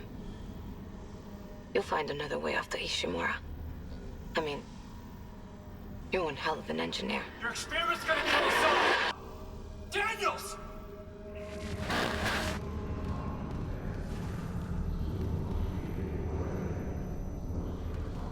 It was all for nothing. Just like Isaac said, it was all for nothing. All of our fighting, all of our struggles, led to nothing. And now one of the only people that studied the markers is dead, and EarthGov gets to cover all of this up. And hell, knowing that it's the government, they might even try and experiment with it again. And with everything in mind that Kendra just told us, the Valor was absolutely here to sweep everything under the rug. Which leads me to this question: why would she tell us all of this? Since this is classified information, Isaac shouldn't know any of this. Well, the only obvious answer is that Kendra doesn't expect Isaac to stay alive much longer. He's already crazy. He'll either commit suicide, die by the necromorphs, or die by the hand of whoever comes back here to finish the job. But the fact that the original black marker was found on Earth is spine-chilling, because what does that mean exactly? What does that imply? Was it left behind by an advanced, ancient civilization? Or was it a trap, planted there for humanity to spring? And if that is the case, that means the extraterrestrials had sinister intentions, because they exploited our human weakness, our drive to innovate, and if they knew that we were going to reverse engineer it, we fell for their trap. Either way, someone found the marker, someone studied it, and then tried to reverse engineer it, and thousands of people paid the price. And if research originally took place on Aegis 7 hundreds of years ago, there's no telling how many hundreds of people died outside of the Ishimura's crew. What transpired on this mining ship wasn't some isolated incident. What happened on the Ishimura to Isaac and the Kellian crew was simply another tally on the timeline. We're stepping on the toes of a cover-up so vast that its true scope is almost impossible to comprehend. And the worst part is, we still don't know where the original black marker even came from. That thing could be incomprehensibly ancient, and from the sounds of it, much like Isaac not understanding the scope of this cover-up, humanity itself doesn't understand what it's meddling with.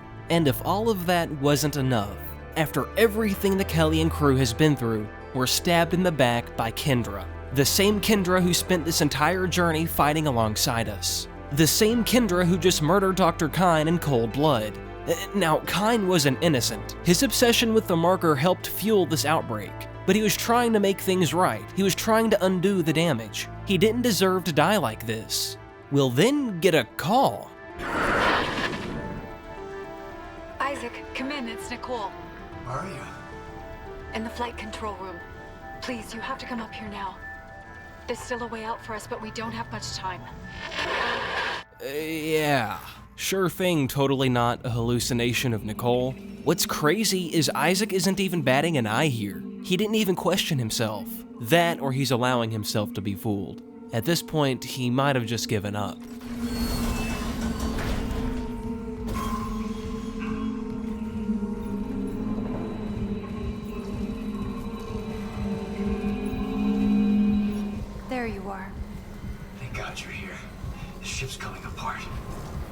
saw what you've been through. Your investigation, Mercer. What happened with us? We don't have to talk about it. I need you to know I'm sorry about everything. It's okay, Isaac. You know I forgive you. I love you. Oh, good. I still hope. You can recall the shuttle and remote pilot it from here. Bring back the marker and we can return it to Aegis 7. You can make us whole again. I just want to make things right. Then let's do it together.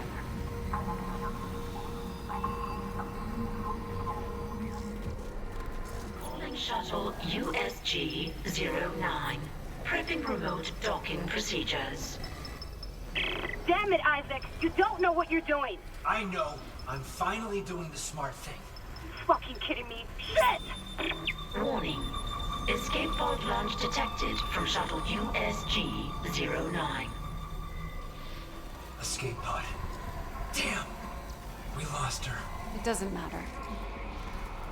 She can't escape her fate. But who can?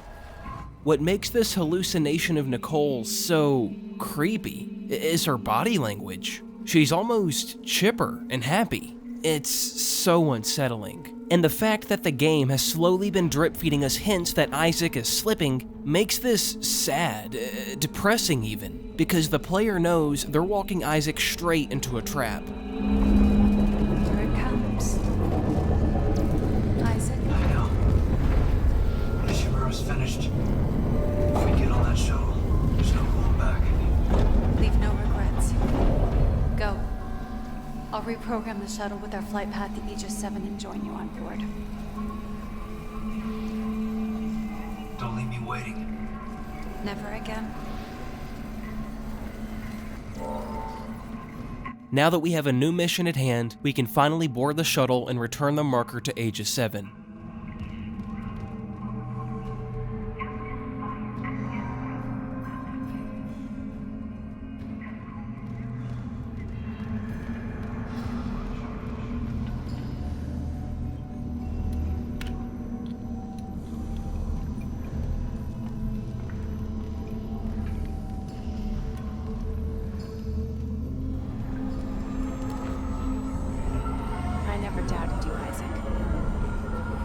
I knew you'd come back for me. Are you ready? Yes. We're together again. Nothing can stop us now.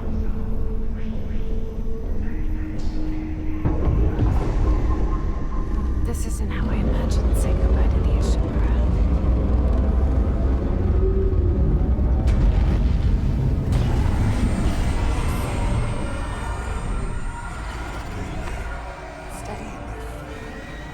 I'm good. Are you afraid, Isaac? No. With you, I can handle anything.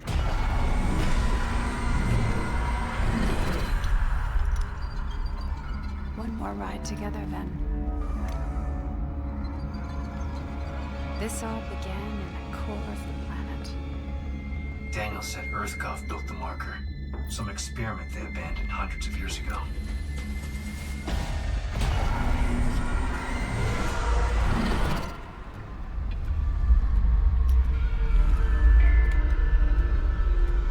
If you're not ready, the miracle must be as terrifying as a nightmare. The planet is restless, hungry. It'll try to eat us alive. But we have the marker. We'll put things back the way they were. We will be whole again.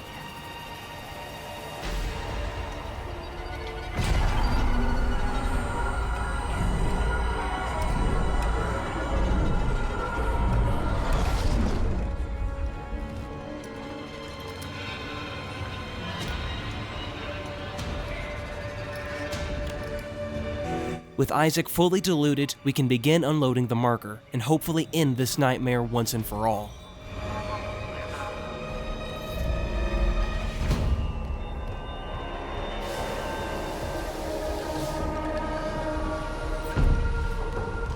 Isaac, now's our chance. Nicole? You can upload the marker from the console. Come on.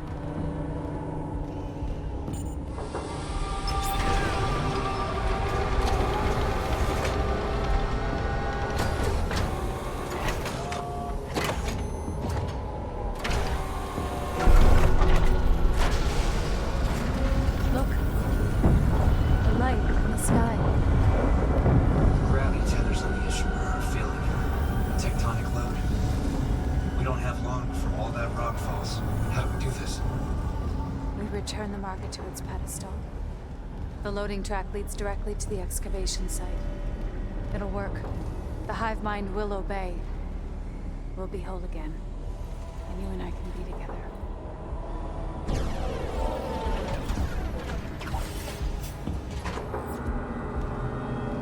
Come on, we need to hurry. Walking over to the crater, I expected to find the hive mind, but instead it's just a deep, vast hole. You can't even see the bottom of it. When they said they dug to Aegis 7's core, they weren't playing around. It's chilling to think all the horrors we faced on the Ishimura actually took place here first. Hundreds, if not thousands of people died here before on the Ishimura. And looking over at the first building we come to, we'll already find marker symbols and people hanging from the ceiling. You got the marker, Isaac. I'll cover from the control room. Stepping inside the building, we'll find a situation almost exactly the same as the one in the crew quarters. Lanterns, circular marker scrawlings, dead bodies with their faces covered, and it goes without saying at this point in the game, we've become numb to it. And I know Isaac has. It's sad to say, but it's just more of the same. Death around every corner.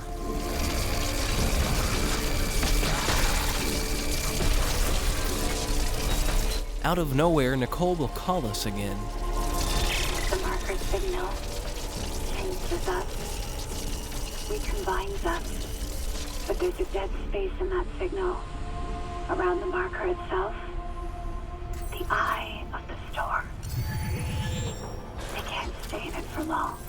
I've seen it. With this pedestal. Why there? It amplifies. The marker's pulse will be felt across the planet. The dead will sleep.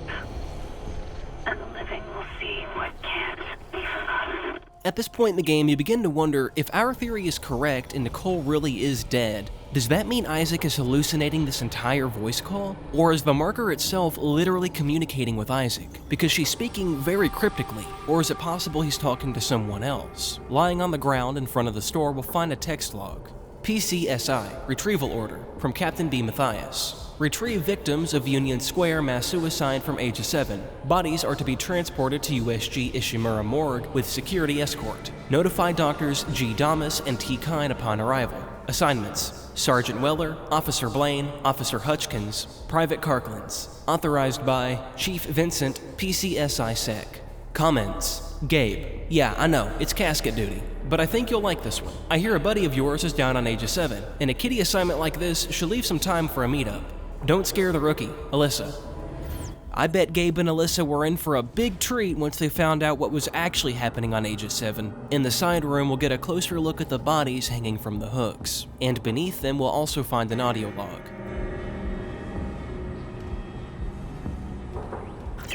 This is Sergeant Bram Newman. PSEC evacuation report. The shuttle's gone. Took off and then crashed right back down into the bay. Took a whole crowd with it. Must be 100 people dead. We've lost the rest of the shuttles. God help us. There's no way out. Anyone hearing this, do not land. I repeat, do not land on Aegis 7. Fuck the Ishimura. They left us to die.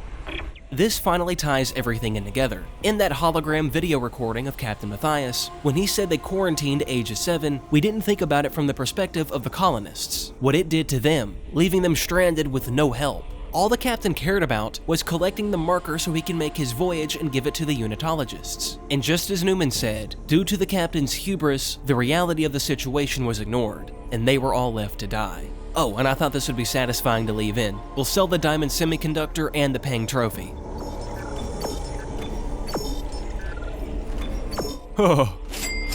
We'll then have to guide the marker on these rail tracks, and periodically we'll have to destroy tendrils blocking our path. Of course, all along the way fighting necromorphs.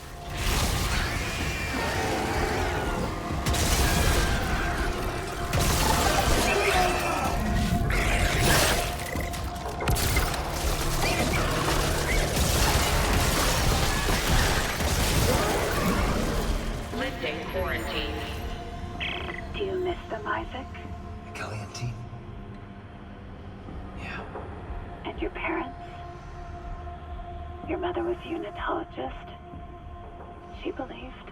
She believed so much it killed her. Is this what she would have wanted? She did.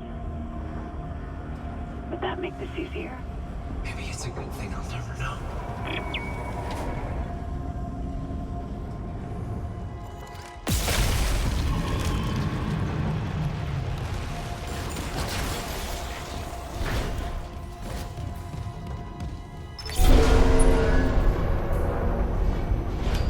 Isaac, there's no power in this section. The marker won't move. We're losing time. It's okay. Hit test connection. What's it say? Power failure detected. Tether generator. Gravity control. One of the ground side gravity tethers. Maybe a busted power line. I'm on it. Please hurry. We can't fail now. In classic Dead Space fashion, of course, we run into some technical issues, and Isaac will have to fix them. To restore power to the junction, we'll have to go through this fan system thing. But I'm getting a little ahead of myself, because in the room just before this, we'll find our last master crate in the Dead Space Remake, and this one just gives us 3 nodes. Why not? If you are using more than 2 weapons, this could come in handy, because at this point you can just buy a bunch of ammo, a bunch of nodes, and level up whatever gun you want basically. But in the fan room, we'll have a little scavenger hunt. We'll have to find 3 fuses. One's in plain sight. We just have to disconnect the elevator we used to get here. And we'll find 2 scattered around behind crates. But before we power everything back online, we have to shoot 3 orange sacks that are blocking the fans.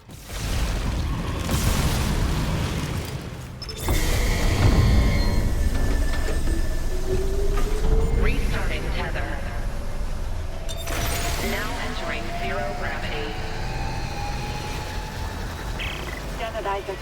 Power is flowing again. Come back to the marker quickly. The excavation site's just up ahead. Make us whole. Dodging and weaving through these fans, we can return to the marker and restart the rail track.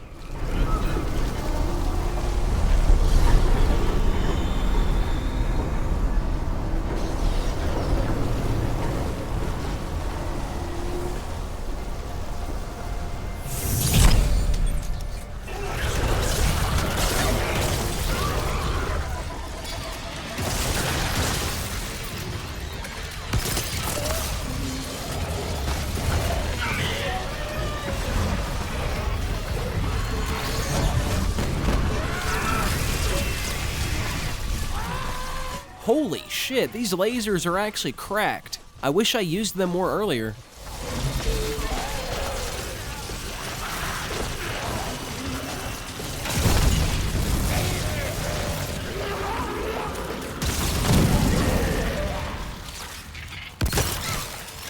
After killing some creepers and fighting through flesh-infested areas, we can destroy the tendrils blocking our path and finally deliver the marker.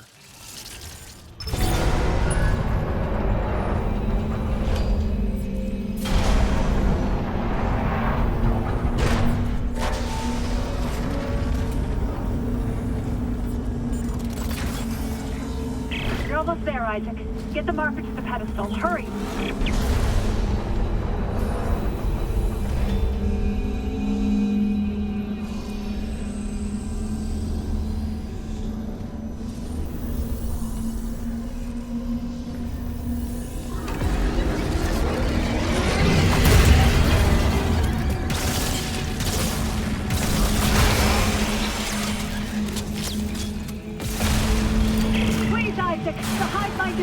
You have to make us whole! And right here, we find our final text log.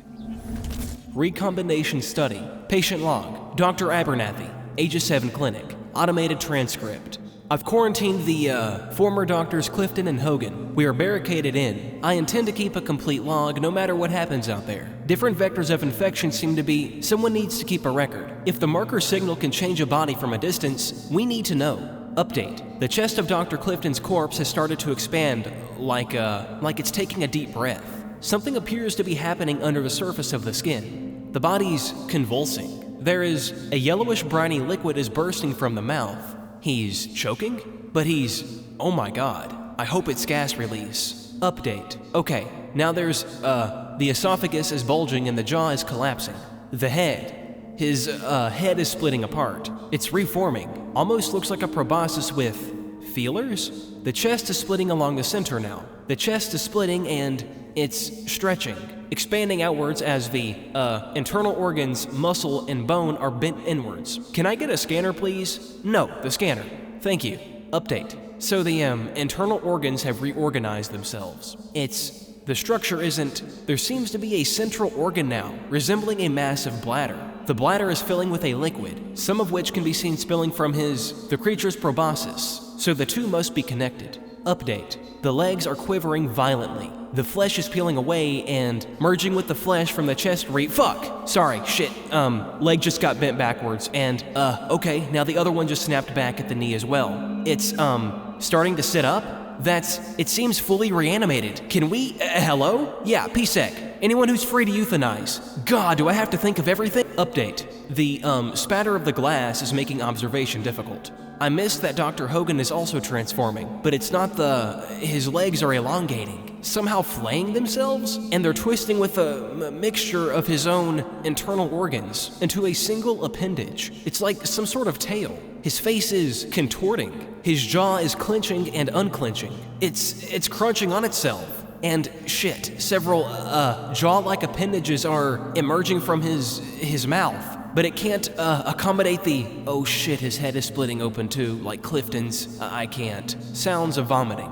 Update. Oh fuck, he's circling the room. It's not like Clifton.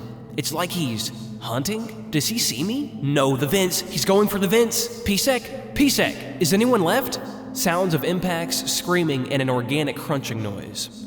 Unless if I missed it in the original, this text log is only available in the remake as far as I know. It's fascinating, but also very terrifying that we get to learn who the first two patients of the outbreak were. And from the sounds of it, one became a pregnant while the other became a leaper.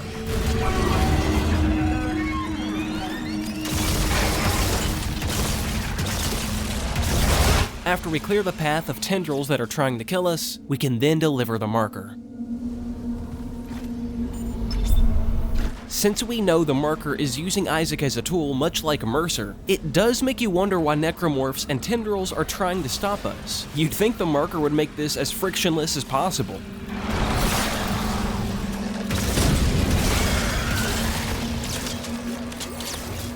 There. Now reunite it with the pedestal. And this is when doubt starts to set in. Once you make it this far on your first playthrough, you realize this is for real. Is Kyne's plan about to save us or doom us all?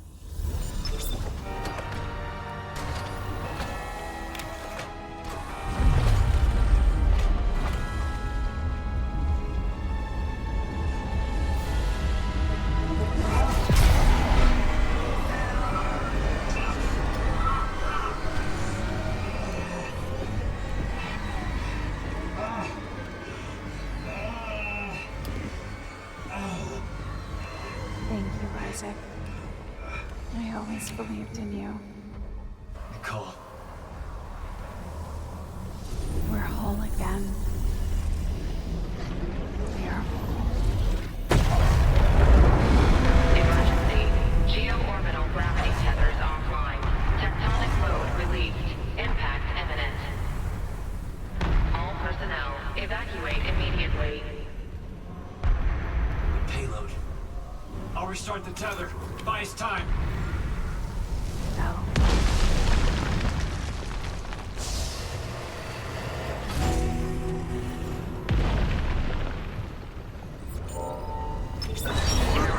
Rerouting gravity tether controls.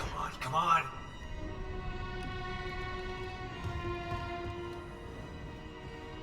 Forget it, Isaac. There's no fixing this. Let her go, Daniels. Let who go? Can't you see how delusional you are? We've gotta go.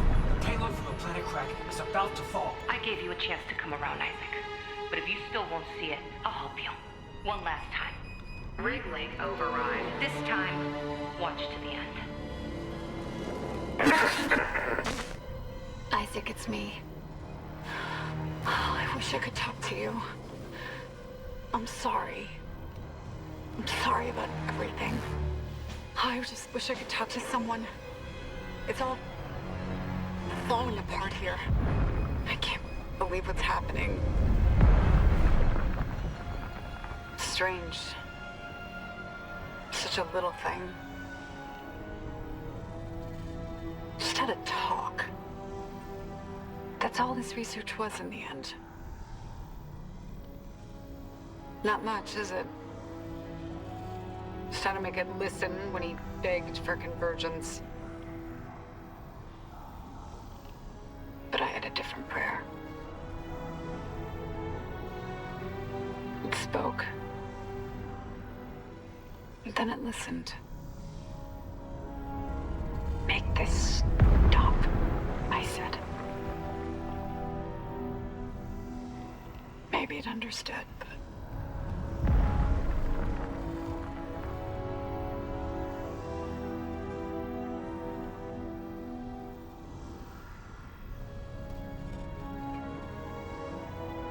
I can't return what was taken. Why can't I see you again, Isaac? I loved you. I always loved you.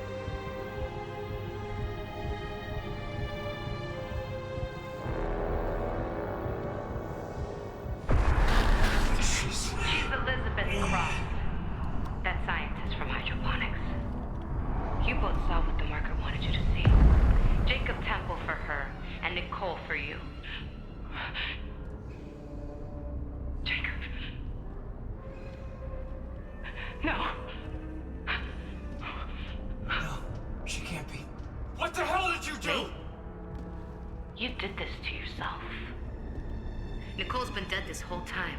You just couldn't handle it, could you? Because if she's gone, at least now it'll be in safe hands. The marker won't turn anyone else into its puppet. Give me the loader remote. No. It's over. We're whole again. For Christ's sake, I'm not going to ask again, Cross. No! Enough people have died! Then just do it. I've got nothing left to lose. Cross! It's better this way, Isaac. You'll never recover from what the marker's done to you.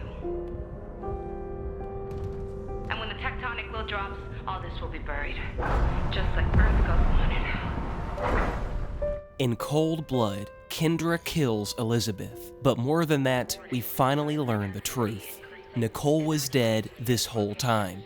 And where things get really scary is what that revelation means for Isaac. Did he know all along? Was this some part of him he buried deep down and refused to confront? Or was he genuinely unaware until this very moment? Honestly, we don't really know. And that's what makes Dead Space 1 truly disturbing, because by the time Isaac stepped off the Kellion, reality and delusion had already become difficult to separate. This is actually a very popular theory among the fanbase. Reason being, people found it unbelievable Isaac would stop the recording just before her death. Essentially, the idea is Isaac knew, but was so delusional he only replayed the beginning portion. Others think he didn't actually know, and that Kendra even intercepted the call and edited the ending out, because she knew it could put the entire mission at risk. There's a good chance he'd just give up. Or perhaps, since the Ishimura comms array was offline, only snippets of video were able to be sent out. However, since Kendra was an intelligence asset, I could realistically see her editing the video.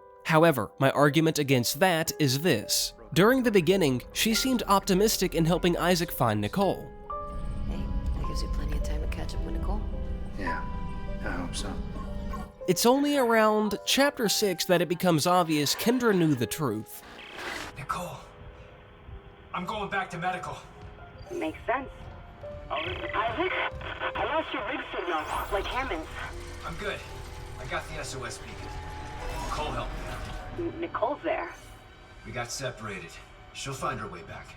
She's a trooper, huh? This would make sense considering she gained access to the Ishimura's databases, but personally I find it difficult she knew since the beginning. For her to lie right off the bat like this, she'd have to be a psychopath. But at some point, Kendra does do something that's borderline sociopathic. She feeds Isaac's delusions. Just look at her facial expressions. The comms array. We never fixed it. Guess there wasn't a broken encoder. Then let's hope that 48 hours estimate was wrong too. No comms, no rescue. Take the tram to the bridge. I'll hack open the door to communications. You see what's happening with the array. And don't worry about Nicole. Like Hammond said, she'll do the smart thing. Without a shadow of a doubt, she absolutely knew at this point. And this cutscene was leading into Chapter 8. She had all of the opportunities in the world to tell Isaac the truth.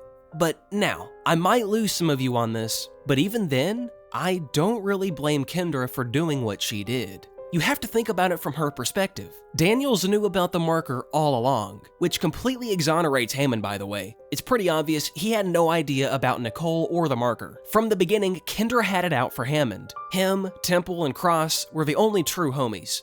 But anyway, Isaac was literally the only one that could actually get her home in one piece and complete the mission, which, from her point of view, was the righteous path of saving humanity. So for her to dangle a carrot on a stick in front of Isaac for the greater good isn't that big of a deal. Am I self-reporting? Maybe. Should you trust me during a zombie apocalypse? Probably not. But was Kendra inherently evil? Absolutely not. However, she did kill 2 innocent people, especially Elizabeth, man. That shit was crazy. But okay, let's take a look at this cutscene. If Kendra wrestled the loading control from Cross instead of just shooting her, maybe she thought she'd take the swan dive and throw them both from the edge, fucking Frodo style, therefore completely failing the mission. Who knows? I would absolutely love to hear your guys' speculation about this.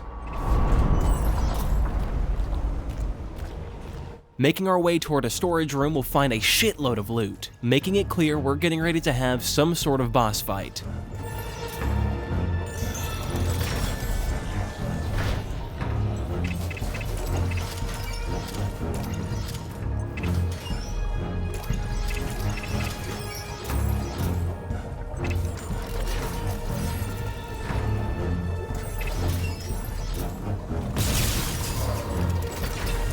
And before said boss fight, this is our last chance to buy anything we may need.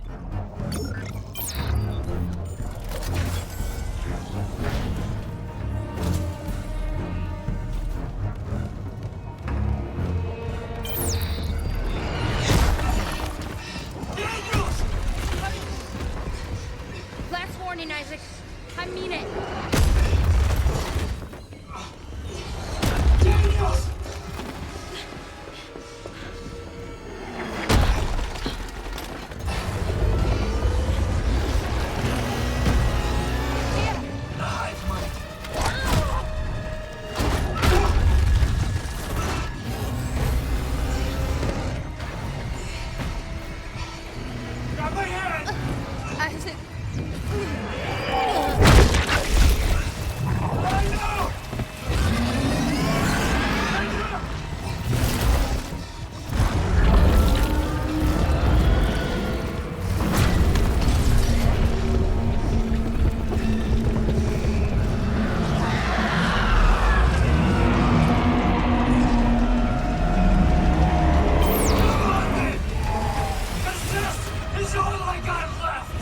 Holy Aura Farm.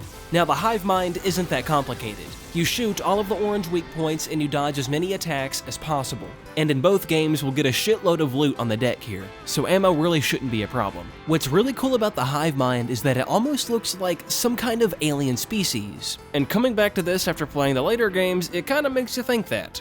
But not to get too spoilery, I think this is actually just a necromorph form, just like the Leviathan we fought earlier in the video. But this thing almost reminds you of a Thresher Maw from Mass Effect.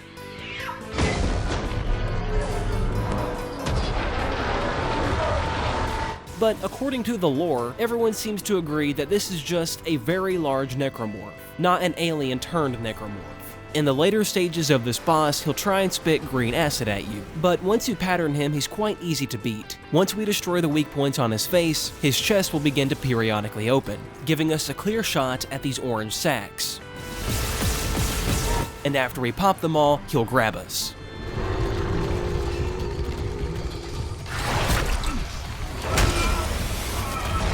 Once he does this, this will expose the last weak point in his throat.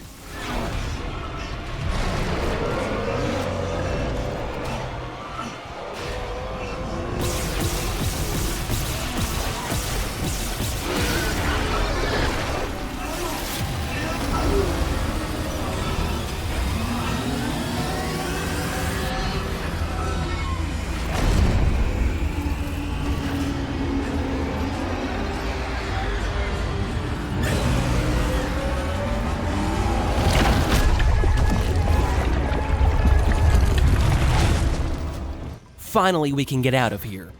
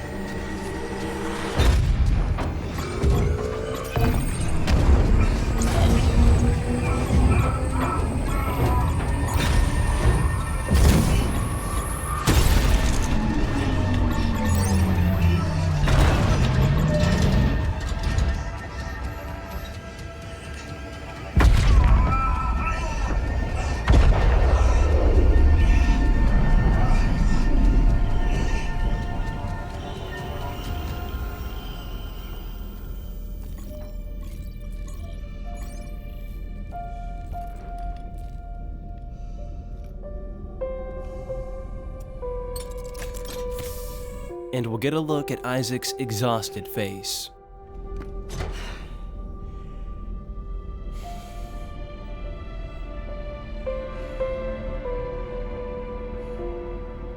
And after days of fighting for his life, the first thing he does when he finally gets to relax is pull up Nicole's video.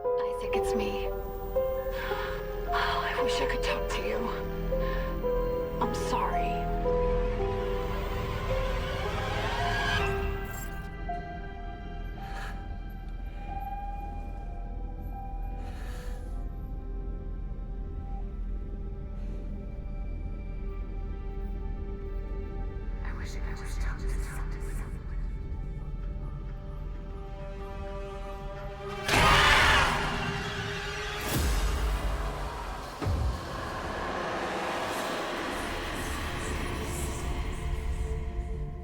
Before we put Dead Space to rest, I need to show you guys the secret ending to properly finish this game off. But before I show it, there's actually some alternative dialogue from Nicole, Elizabeth Cross, and Isaac leading up to the ending, and you can only hear it by replaying the game all the way through on New Game Plus. It shows us how delusional Isaac really was. Oh, and just as a refresher, this is when Isaac was hallucinating Nicole down on the mining deck. Turns out, just like Kendra said, it was actually Elizabeth Cross.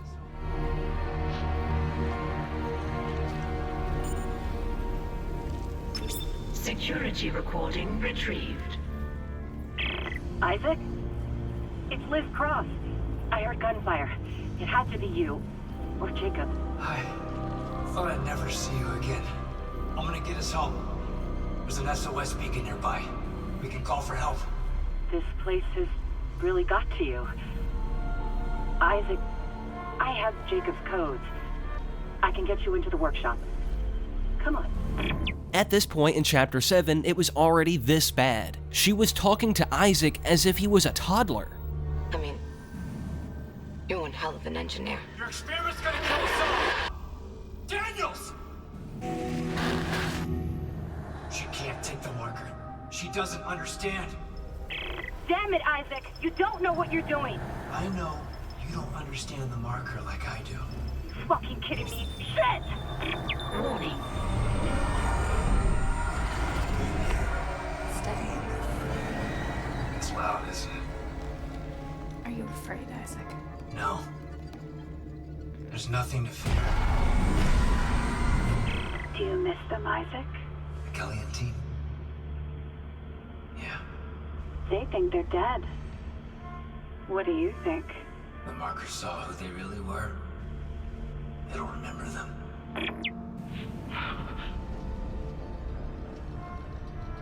Nicole's been dead this whole time. And you knew, didn't you? Yeah, I knew something wasn't right, but she'd been through so much. And At least least now it'll be in safe hands. The marker won't turn anyone else into its puppet.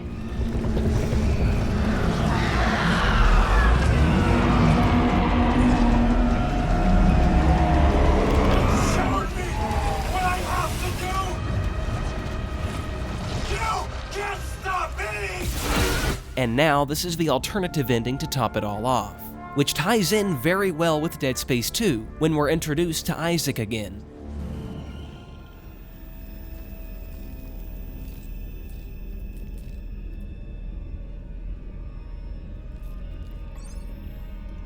The Ishimura really was a great ship. Yeah. We were lucky to see her enter Prime. Are we going home, Isaac? There's so much work to do. Soon, I promise. Gotta build a little something first. For me? What is it? It's a surprise, sweetie.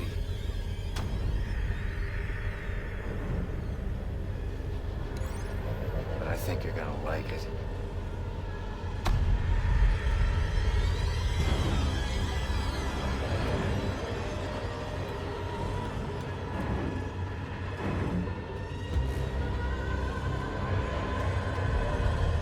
Alright, before we wrap things up, there's one final hidden text log in the remake that completely changes how we view what we just witnessed. And this one is incredibly easy to miss. It doesn't appear during a normal playthrough. Instead, it just shows up in your inventory after starting New Game Plus. It's a conversation between Nicole Brennan and an entity speaking through the image of Isaac's mother, Octavia Clarke, which reveals before her death, Nicole was suffering from the same marker-induced hallucinations that would later torment Isaac. But this was a little different, because this log stems directly from the research she stole from Dr. Mercer. Nicole believed she found a way to communicate with the marker itself, which is exactly what she was referring to in the video message Kendra forced Isaac to watch. And after hearing Isaac say that he still had a little something left to build, some of these lines begin to take on a very different meaning. Negotiations. Present. Dr. Nicole Brennan and an unknown individual. Rig transcript compiled by Dr. Brennan. Nicole, it worked. That sadistic son of a bitch, he really figured it out. You can hear me.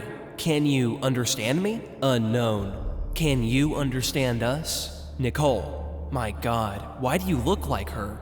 Unknown. Why do you look like you? Nicole, you are not her. This isn't... Just stop. Just stop all of this. Do you understand? These creatures, all the death. I know you're responsible. What do you want to make it stop? Unknown. She knew what was necessary. She offered everything she had, for everything we could give. Do you want to know what she knew at the end? Bring the Makers, and we will make you both whole again. Nicole, Makers? Who do you... You mean your creators? How the hell would I find them? They dug you out of the ground. God damn it, just make this stop. Unknown. Those who create must seed convergence. She can't end what hasn't begun. Then she'll return what was taken. Return the marker to its place. Return the Nexus to its sleep. If not the Makers, then an architect will come. Time is patience when fate is inevitable. Nicole, return. So return the marker to the planet? That will stop this? But I can't. No, you need to end this now. Are you listening to me? Wait, where are you going? Octavia, come back.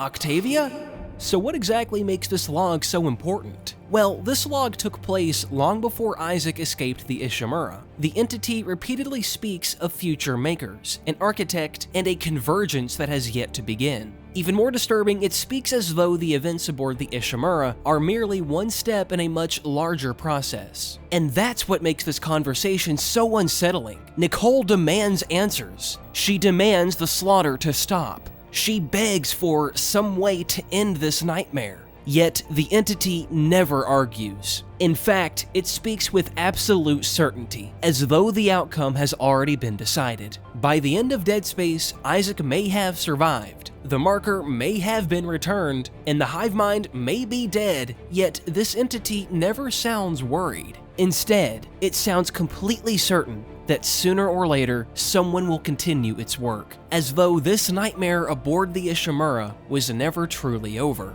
For those that are familiar with what comes next in Dead Space 2, the reference to future makers and architects takes on a very different meaning. Unfortunately, for Isaac Clarke, his story is far from over, and the worst has yet to come.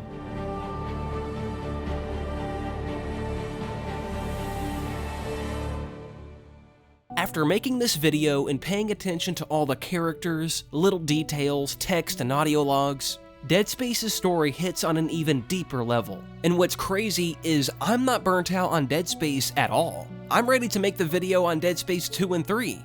Now, just a heads up, that will not be my next video. But I feel almost obligated to revisit the series, because Dead Space 1 is really just the tip of the iceberg when it comes to the lore of the universe, and I'd be doing a disservice to not bring that to you guys. Now that I've put all my thoughts into an epic-length video, my appreciation for this game is profound, and I now love this game more than I ever have. And like I said, if the feedback for this video is good, and everyone desires it, I will gladly do a Dead Space 2 and 3 video eventually. If you made it all the way to the end of this video, I just want to say you are an actual champion. I'm not quite sure how long the video is at this moment, but I already know it's going to be over 5 hours. It's unbelievable that I've made this video this long. But I just had so much to say, and I didn't want to miss any audio logs, text logs, any details. I really wanted this video to be as comprehensive as possible. If you haven't already, please like and subscribe to help this video get out there, and I want to give a huge shout out to my patrons. Thank you guys so much for making this video possible.